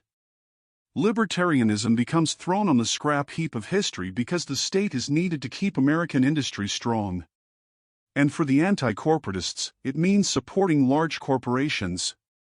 Lina Khan threw her weight into this revisionist effort with a recent speech at the Carnegie Endowment and an article in Foreign Policy, in which she declared, "To stay ahead globally, we don't need to protect our monopolies from innovation, we need to protect innovation from our monopolies." In other words, it's okay to break up big companies, it will even help us compete with China.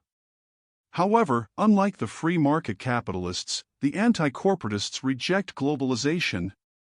For them, globalization brings competition, something they abhor, in part because it limits the extent to which the government can impose taxes and restrictions on business. Anti-corporatism is economic isolationism and autarky, disengaging from competition with other nations, thereby allowing the government to impose any and all anti-corporate policies with no impact on competitiveness, and not only ending trade expansion but reversing it. This is why we hear almost nothing from U.S. Trade Representative, USTR, Catherine Tai. Her job is not trade expansion, it is trade contraction. The anti-corporatists deny America is in competition with other nations, not only because of their desire for global wealth redistribution, even at costs to the U.S. economy, but because they know global competition makes it harder to put in place a raft of needed policies they disdain, such as lower business taxes and limited regulations. If the United States is relatively autarkic, such as before the 1970s, tax and regulate to your heart's content, we won't lose any jobs to nations that don't follow this path. Moreover, most anti-corporatists see not only the U.S. proletariat as a victim of U.S. capitalist greed but also the great masses in developing nations, including China. They advocate for policies to support the global proletariat over U.S. companies, denying both the very idea of the U.S. national interest and the deep link between U.S. company interests and U.S. national and worker interests. Finally, their goal is not competitiveness, as that is something they fear might help American capitalists instead of the global proletariat, especially people of color. As bizarre as it sounds, most anti-capitalists side more with the Chinese and Third World proletariat than with U.S. companies. Economist Joe Stiglitz, who pushes for weak IP protection in the United States so that developing countries can pay less for U.S. IP, is a case in point. This is why they want to do everything possible to avoid techno-economic competition with China, advocating instead for cooperation. Worker and climate capitalism. There is another contender to replace market capitalism as the dominant doctrine, and that is what could be called worker and climate capitalism. Indeed, there is one form of industrial and trade policy that is now at least somewhat acceptable across the political spectrum, using government policy, including trade and industrial policy, to support noble goals, which include using manufacturing policy as social policy to create more blue-collar jobs and industrial policy as green policy. Many on the new right attack market fundamentalism for ignoring blue-collar workers and advocate for a robust focus on manufacturing. New right pundit Sohrab Ahmari writes that dismantling the neoliberal order requires a labor market in which most sectors are unionized and a higher minimum wage for all workers, giving labor the security needed to mount countervailing power in the absence of labor organization. Bob Lighthizer book No Trade is Free Trade is emblematic of this, as he wants to reorient trade policy to focus first and foremost on helping American workers, particularly blue-collar workers. In this doctrine, high tariffs on all manufactured goods are a positive because it will help manufacturing workers. Leaving aside that high tariffs on imported goods might actually hurt many U.S. manufacturers, the problem with worker capitalism is that it is not strategic vis-a-vis Chinese industrial competition. Making either jets and jars employs blue-collar workers, but only the former is strategic relative to China. This doctrine privileges workers, rather than the nation. For example, it often leads to opposition to automation on the grounds that it hurts workers. It also leads to an all-is-good approach to trade policy, where low-skilled jobs are as good as high-skill ones. As such, it is largely a social policy doctrine helping particular kinds of workers and the environment that has the political benefit of appealing to voters in many presidential swing states. Some on the left and center argue for the same goal, but will often add in green jobs and the green transition as the lodestar of a new kind of climate capitalism, wherein all policies are oriented around decarbonizing the global energy system. Their agenda is not just about supporting clean energy production. For some on the left, it is much more ambitious and calls for reforming capitalism itself, often involving degrowth. Others, such as former Biden economic official Brian Deese, argue that the United States can regain competitiveness by leading the green economy. However, the green economy simply cannot be the focus of an industrial policy designed to prevent China from winning, because energy sectors are too small. More problematic, the green industrial agenda diverts needed attention from the China competition agenda. Terms used to describe Chinese trade and economic practices. Trade imbalances. Pundits use the term trade imbalances as if it's just something that happens, as it's a bit out of balance. In fact, systematic and large Chinese trade surpluses in advanced goods are not happenstance, they reflect a strategy in the service of techno-economic aggression. China shock. Pundits refer to the massive offshoring and influx of products from China in the 2000s as a shock, similar to the oil shock of the late 1970s. Likewise, many suggest that the West may face a second China shock in a range of new industries, including EVs. Again, this implies that these are random, one-time forces of nature. It would be like saying that the invasion of a country is a shock. No, it is an invasion. China as a trading partner, Canada and the United States are trading partners, as are Finland and the United Kingdom. Trading partner implies a country that is playing by the same rules and the result being mutually beneficial. That does not describe China's power trade to gain dominance in advanced industries. Chinese excess capacity, this refers to industries such as steel, solar panels, and now EVs, and implies a temporary mistake. Oops, we overshot the market and are now producing too much. No, Chinese excess production is a form of predatory dumping to gain global market share. Critical supply chain vulnerabilities. COVID was traumatic and, like other kinds of trauma, led people to the wrong conclusions. One is that the core challenge from China is supply chain vulnerabilities. At one level, this is correct, but some vulnerabilities don't really matter, e.g., industries that are easily reproducible and have little national security implications, while some do, e.g., certain computer chips. De-risking. This is a term the EU popularized as a way to show that it does not support the more hard-edged US approach to China. It is based on the idea that the main techno-economic challenge from China is in a few narrow areas, such as critical materials, and that the West should take some narrow strategic steps to lessen dependency.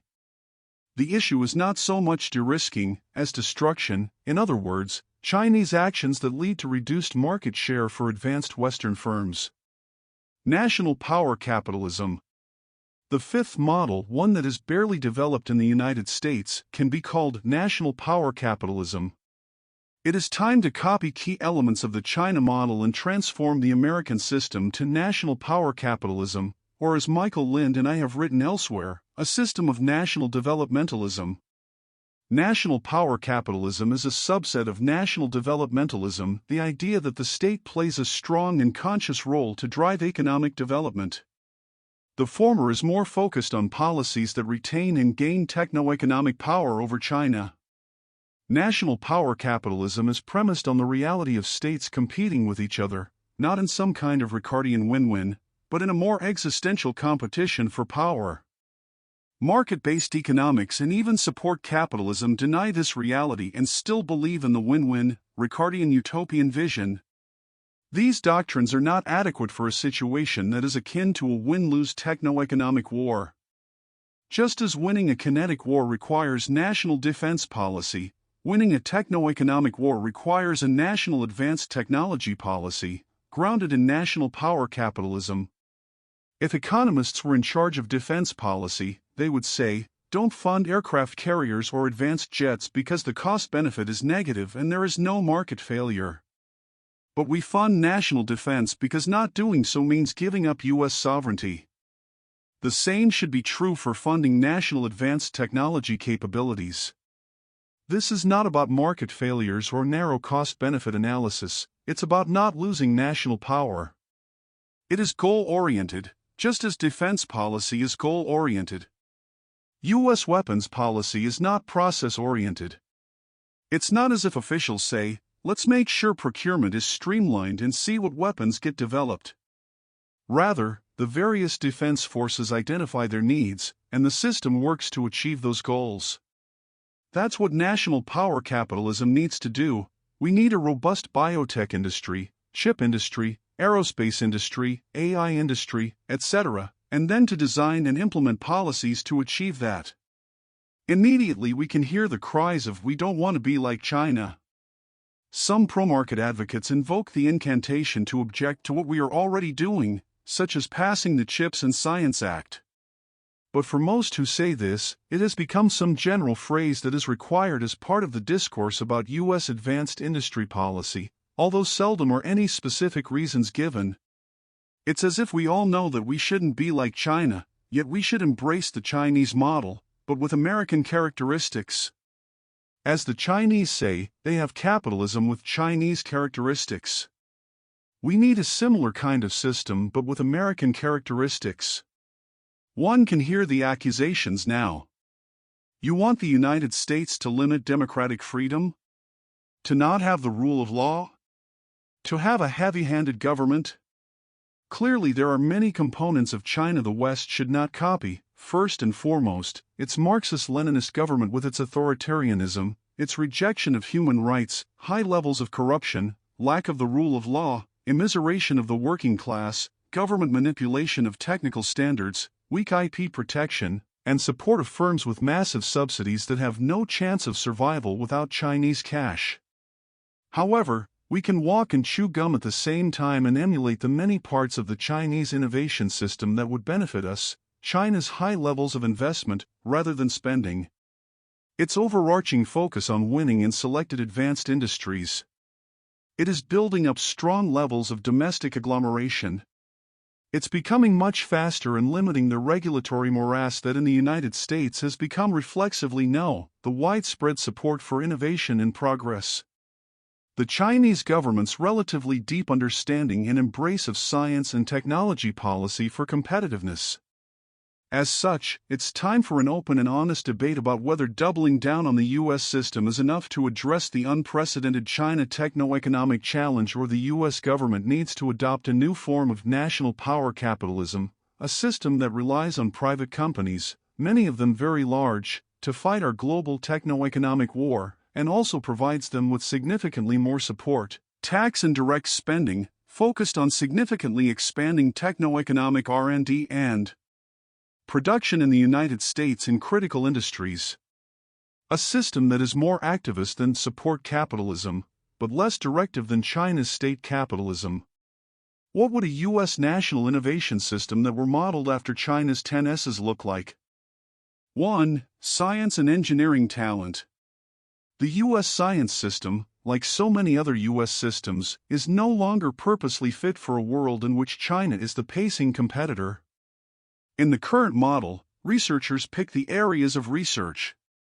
In a new model, the federal government and industry would prioritize key areas where China is a threat. In the current model, the federal government provides the lion's share of funding.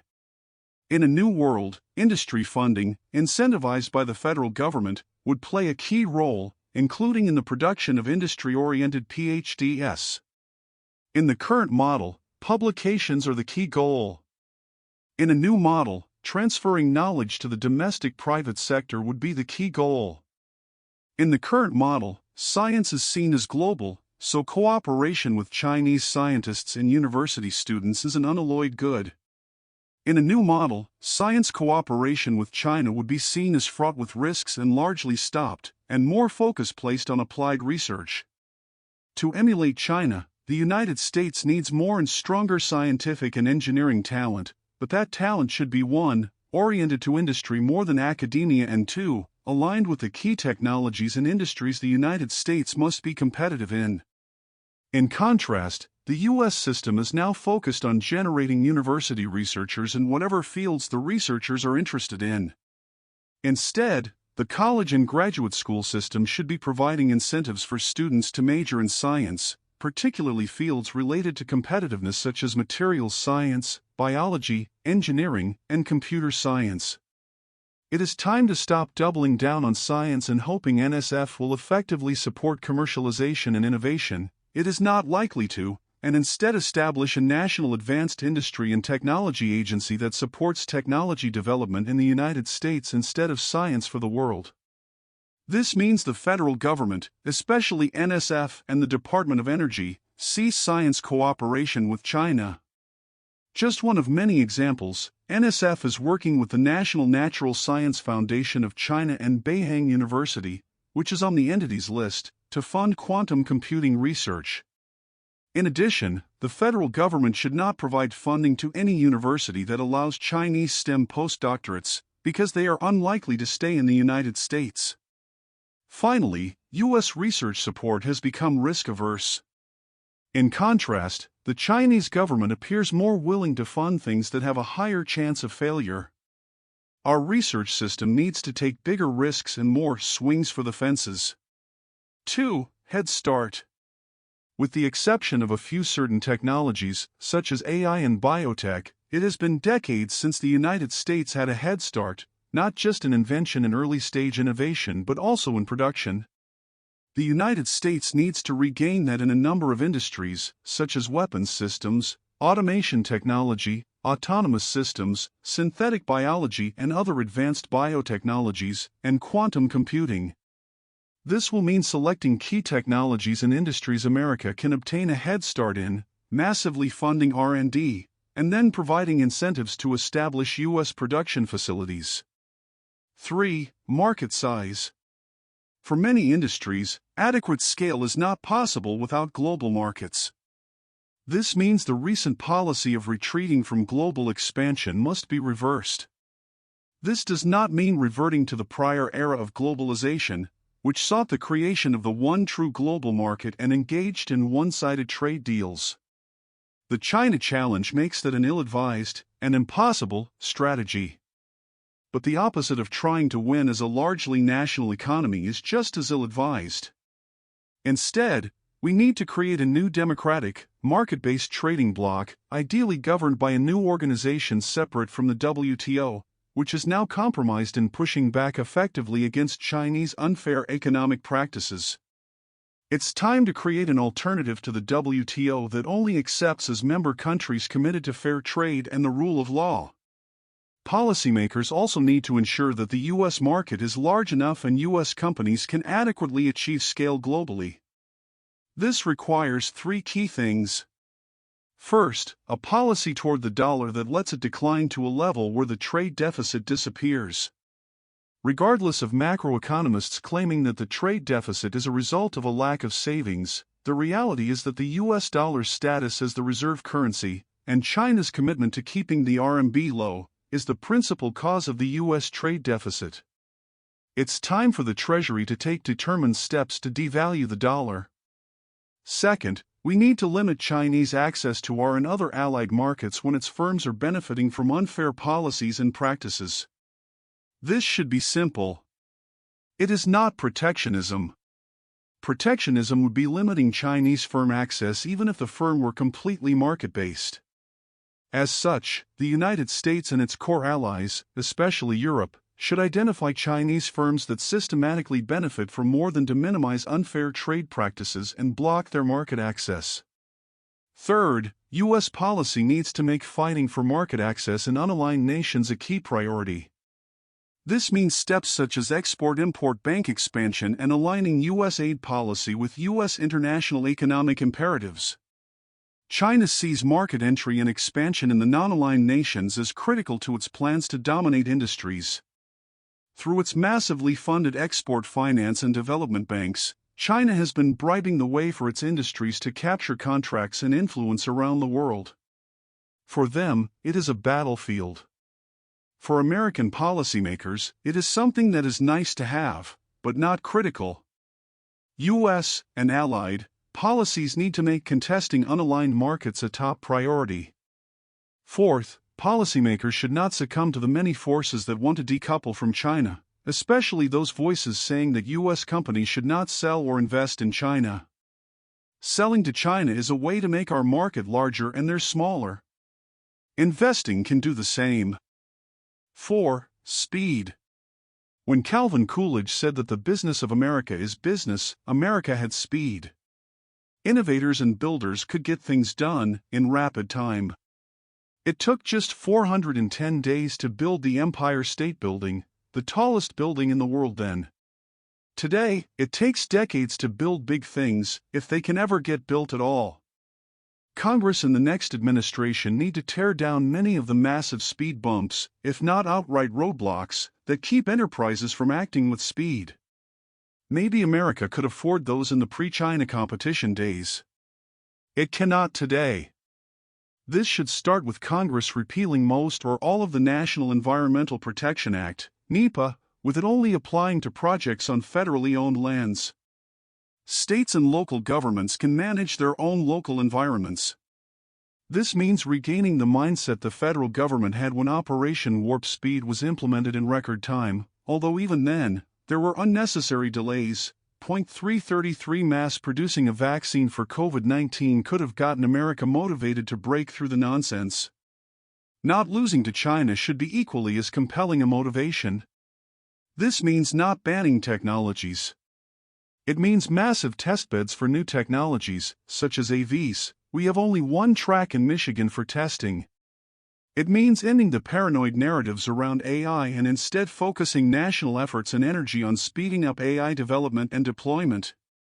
It means that when Congress creates programs such as the Broadband Economic and Development (BEAD) program and the CHIPS Act, that the administration agencies don't take years to finally get the programs rolled out.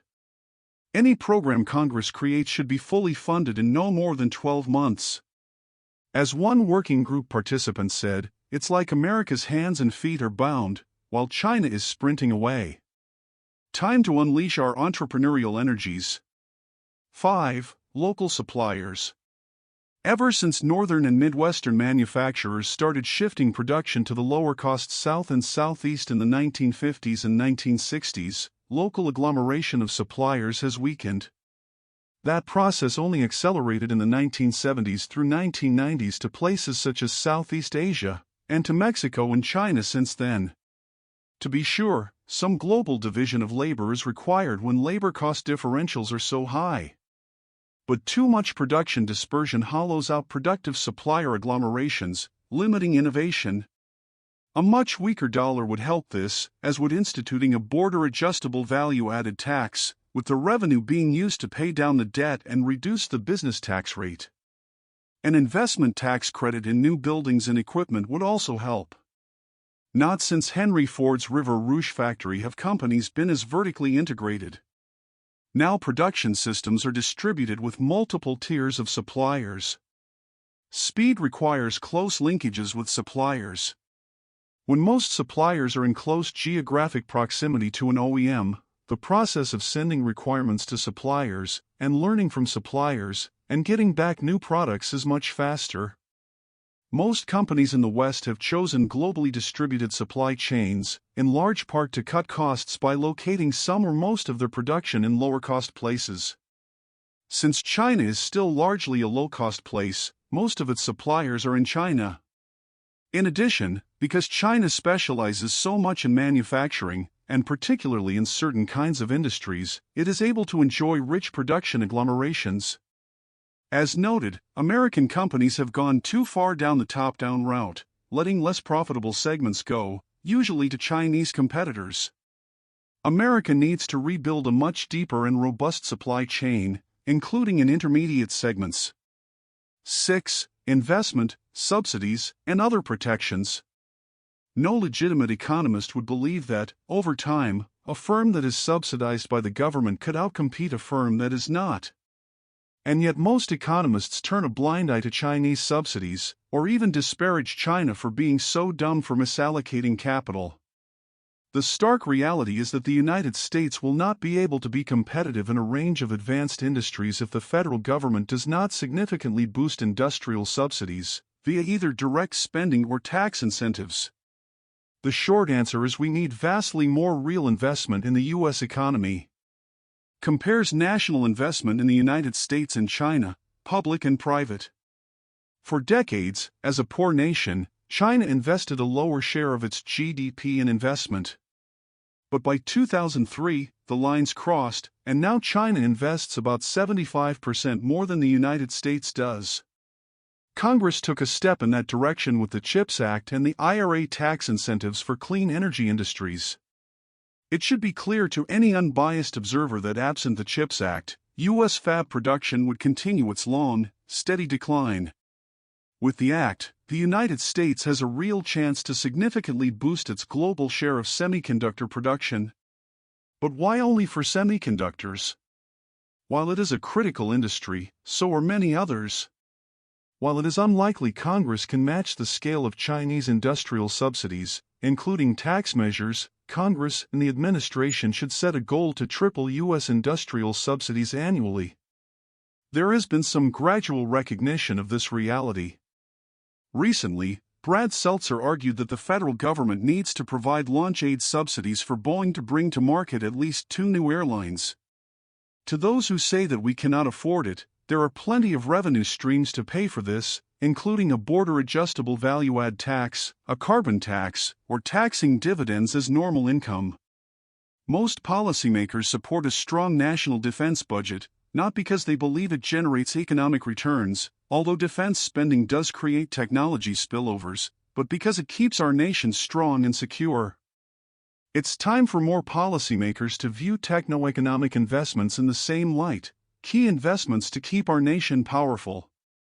Moreover, if Congress took the China challenge truly seriously, it would have done something quite different and far bolder than the CHIPS and Science Act, as important as that was. Congress would have created a National Advanced Industry and Technology Agency dedicated to working closely with industry. It would have appropriated far more money and required that most of the money be spent in university-industry research partnerships to support industries and technologies threatened by China. 7. Firm size. China knows that size matters. The CCP knows that only very large firms can marshal the capital needed for R&D investment, capital investment, and the overseas market expansion needed to better outlast foreign companies in battles of capital attrition, the kind of battle Chinese firms enjoy the most.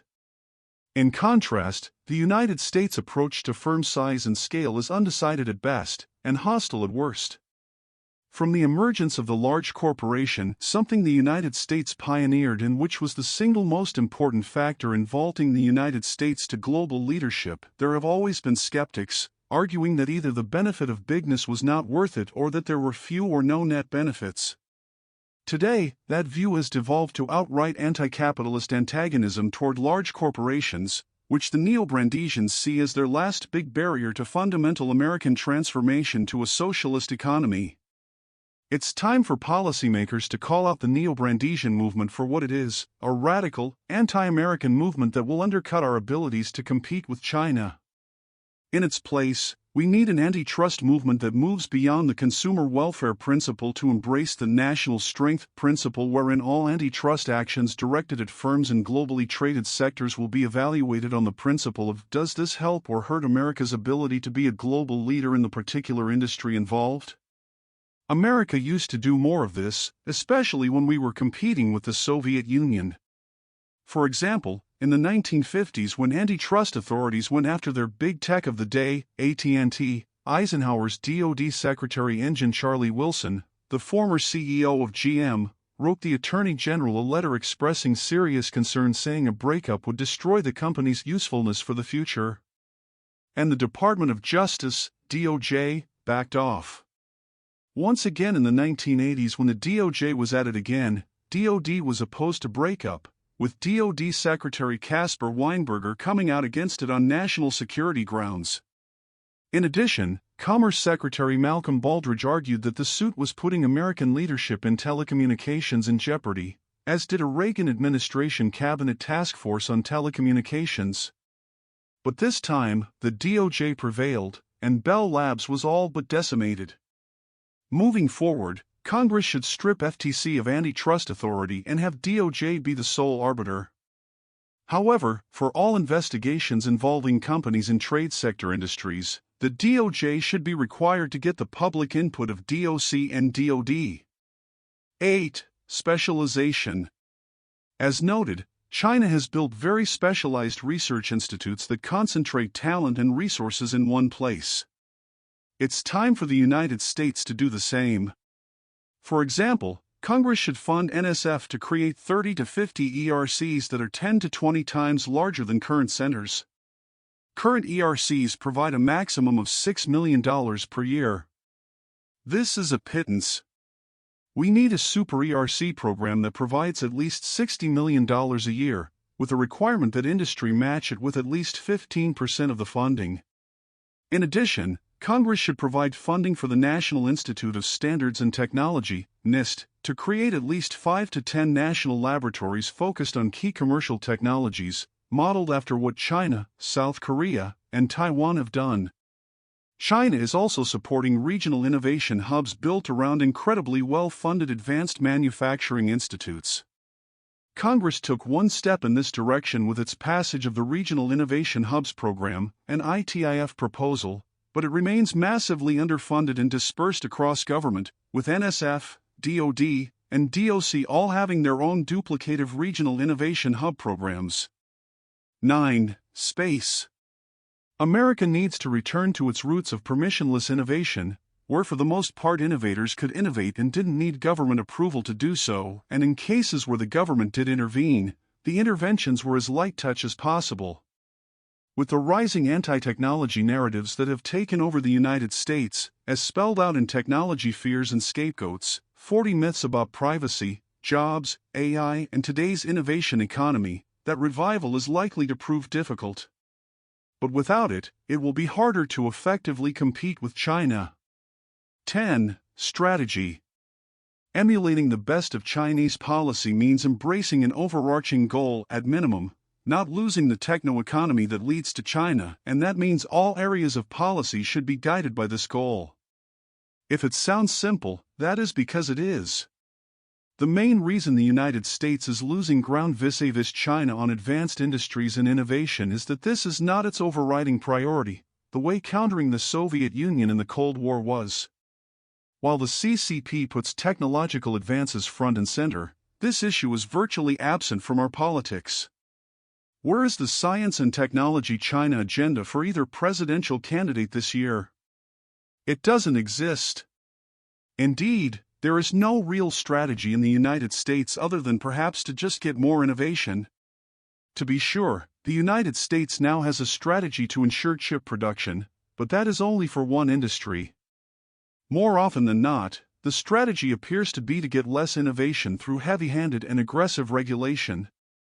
If this is the approach Congress and the administration takes, it means that all major areas of policy need to be guided by the doctrine of national power capitalism, including education, a focus on STEM, trade, a focus on advanced industries, not all industries, antitrust, a focus supporting large firms that can compete with Chinese state-backed companies, tax, a business tax system that supports R&D, capital investment, worker training, and exports, finance policy, a treasury policy that no longer defends the dollar, a science policy focused not on principal investigator discovery but on supporting the U.S. advanced industry capabilities, and regulatory policy, regulations designed in ways to enable speed and scale for key traded firms. In addition, while the discipline of science and technology policy is prominent in China, perhaps even more important than the discipline of economics, that is not the case in the United States. Science and technology policy is at best an insignificant sideline, with few in Washington focused on it and those that are consigned to the sidelines, e.g., the White House Office of Science and Technology Policy, not the center, e.g., the National Security Council, the Treasury Department. Moreover, it is almost completely ignored by the dominant economics and foreign policy disciplines, which know almost nothing about the discipline and practice of science and technology policy for competitiveness. Perhaps one reason is that the United States became a global innovation leader without much of an explicit science and technology policy, unless one wants to classify defense spending on tech as one. But now that the United States is declining in science and technology relative to China, science and technology policy for competitiveness needs to be elevated to a much higher position. Vastly more needs to be done to educate local, state, and federal staff involved in economic policy in what science and technology policy for competitiveness is and how a government or set of governments should craft and implement effective science and technology strategy. Rather than admitting that there is anything to learn from China, the comfortable narrative is to double down on the distinctive U.S. model of commercial innovation. Stay the course, but perhaps swim a bit faster. This is perhaps the most important question: double down on the current U.S. system, which means support capitalism, or develop a new model of national power capitalism. How China might stall. The 10S aspects of the Chinese innovation system form a powerful engine for dominating globally advanced industries. But China's ultimate victory is not assured. There are a number of ways it could come up short. First, China's fiscal challenges may limit the government's ability to continue to subsidize its exporting industries to the extent it already has. This is especially true given the demographic challenges China faces. But it's important to note that China has significantly more fiscal policy headroom than many nations do because it is running huge trade surpluses and has greater ability to raise taxes and cut spending than do democratic nations. Second, China's Achilles heel is Schumpeterian innovation. This is what hurt Japan, at least in ICT industries, as it was not able to quickly adapt to what was first Wintelism, Windows and Intel, and then the Internet and TCP/IP standards. However, unlike leaders in Japan, Chinese leaders are much more aware of the need for Schumpeterian innovation, which is why China is investing so much in next-generation leading-edge technologies. Third, efforts by the Western nations could significantly slow Chinese efforts, especially if they limit Chinese firm market access, fight more vigorously in third-country markets for market share, and cooperate on advanced technology development. But to date, while there are embryonic steps being taken, there is not much evidence that either America or its trading partners, especially the EU, are truly serious. Europe in particular continues to want to undercut allied nation interests by expanding business and investment in China while advancing the truly astounding claim that the United States and China are both equal competitors to the EU. The reality is that without the EU waking up and seeing China as its principal threat and America as its ally, China will likely ultimately prevail. Moreover, it appears that the hope of export controls being the magic ingredient for restraining China is vastly overstated. A report by Georgetown's CSET highlights the relationship between export controls and innovation with a historical case study exploring past U.S. efforts to decouple its satellite technology supply chain from China.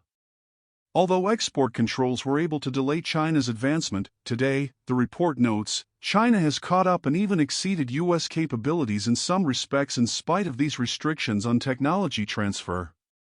Similar concerns have been expressed about the recent expansion of export controls placed on advanced semiconductors and semiconductor manufacturing equipment by the Biden administration.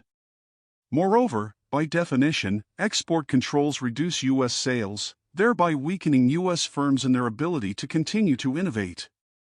Fourth, a military invasion of Taiwan, should such a catastrophic event occur, could potentially change things dramatically for China, leading more countries to start to restrict trade and other exchanges with China.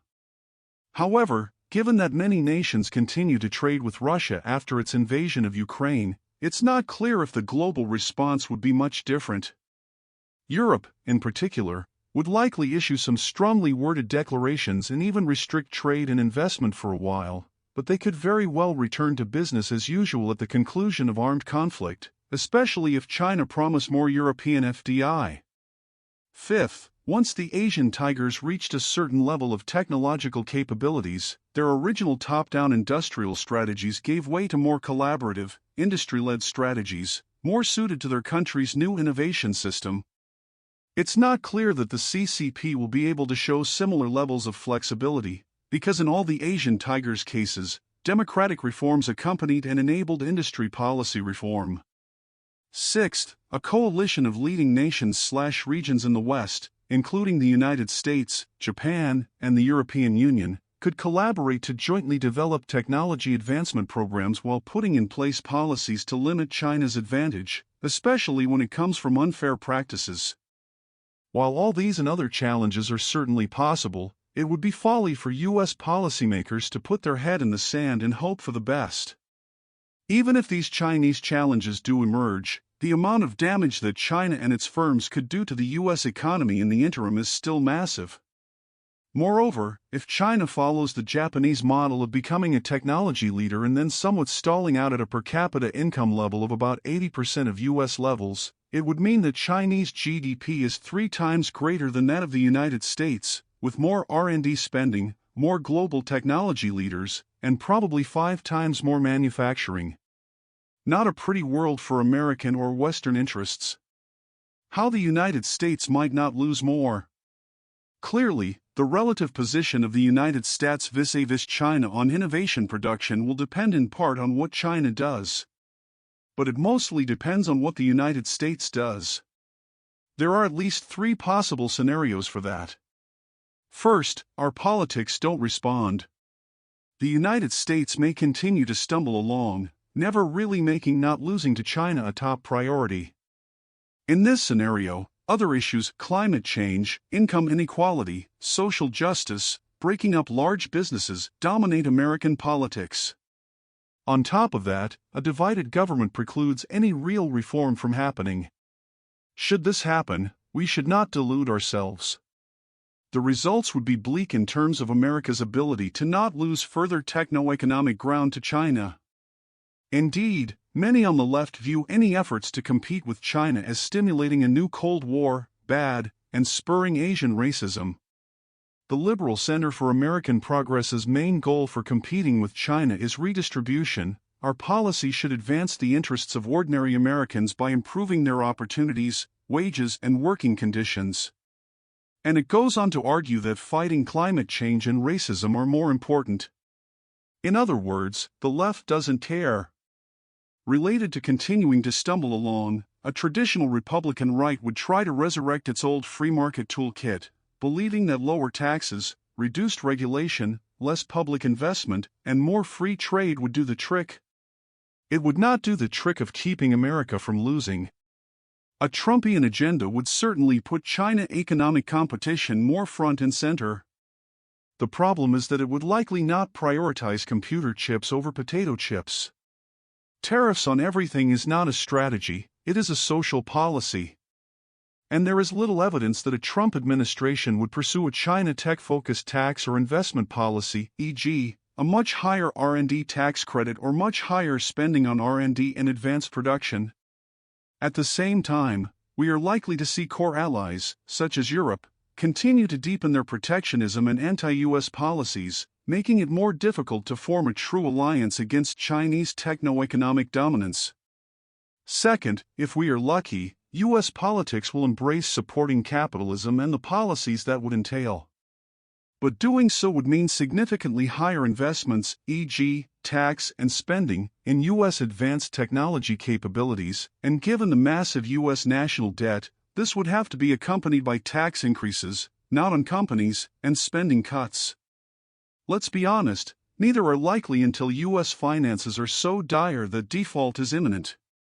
Third, another scenario is that, because of inherent U.S. strengths, the United States takes the lead and keeps it for at least a couple decades in an array of transformative technologies, new kinds of semiconductors, AI, quantum computing, and biotech. To be sure, such a scenario is possible, especially given the strength of the U.S. science and entrepreneurial ecosystem. But it would be harder than it might have been in the past because of Chinese capabilities. Finally, that leaves national power capitalism. Absent an invasion of Taiwan by China, the best hope for that is the U.S. national security establishment awakening from its stupor and raising the alarm of the structural weakness of the United States in advanced industries. While there have been some voices attempting to do that, by and large, the U.S. national security establishment has been quiescent. As troubling as it is to say, that suggests that only the invasion of Taiwan by China would be enough to shake America out of its stupor. After World War II, even though there were prescient voices warning U.S. leaders that the Soviet Union represented a generational threat to American interests and the free world, America largely let its military shrink. Time to come home was the view. It was only after the Soviet-backed invasion of South Korea that U.S. politics coalesced around significantly increased military and R&D spending. Indeed, inflation-adjusted federal R&D spending increased from $8.6 billion in 1950 to $55 billion in 1962. But that was then, and this is now. Back then, the U.S. economy was growing much faster. Entitlement spending was limited. Tax rates were higher. The national ethos was to ask not what your country can do for you. That is all different now. It's not clear if Americans have the stomach for another fight, and if our leaders have the courage and integrity to call for what it takes to win that fight.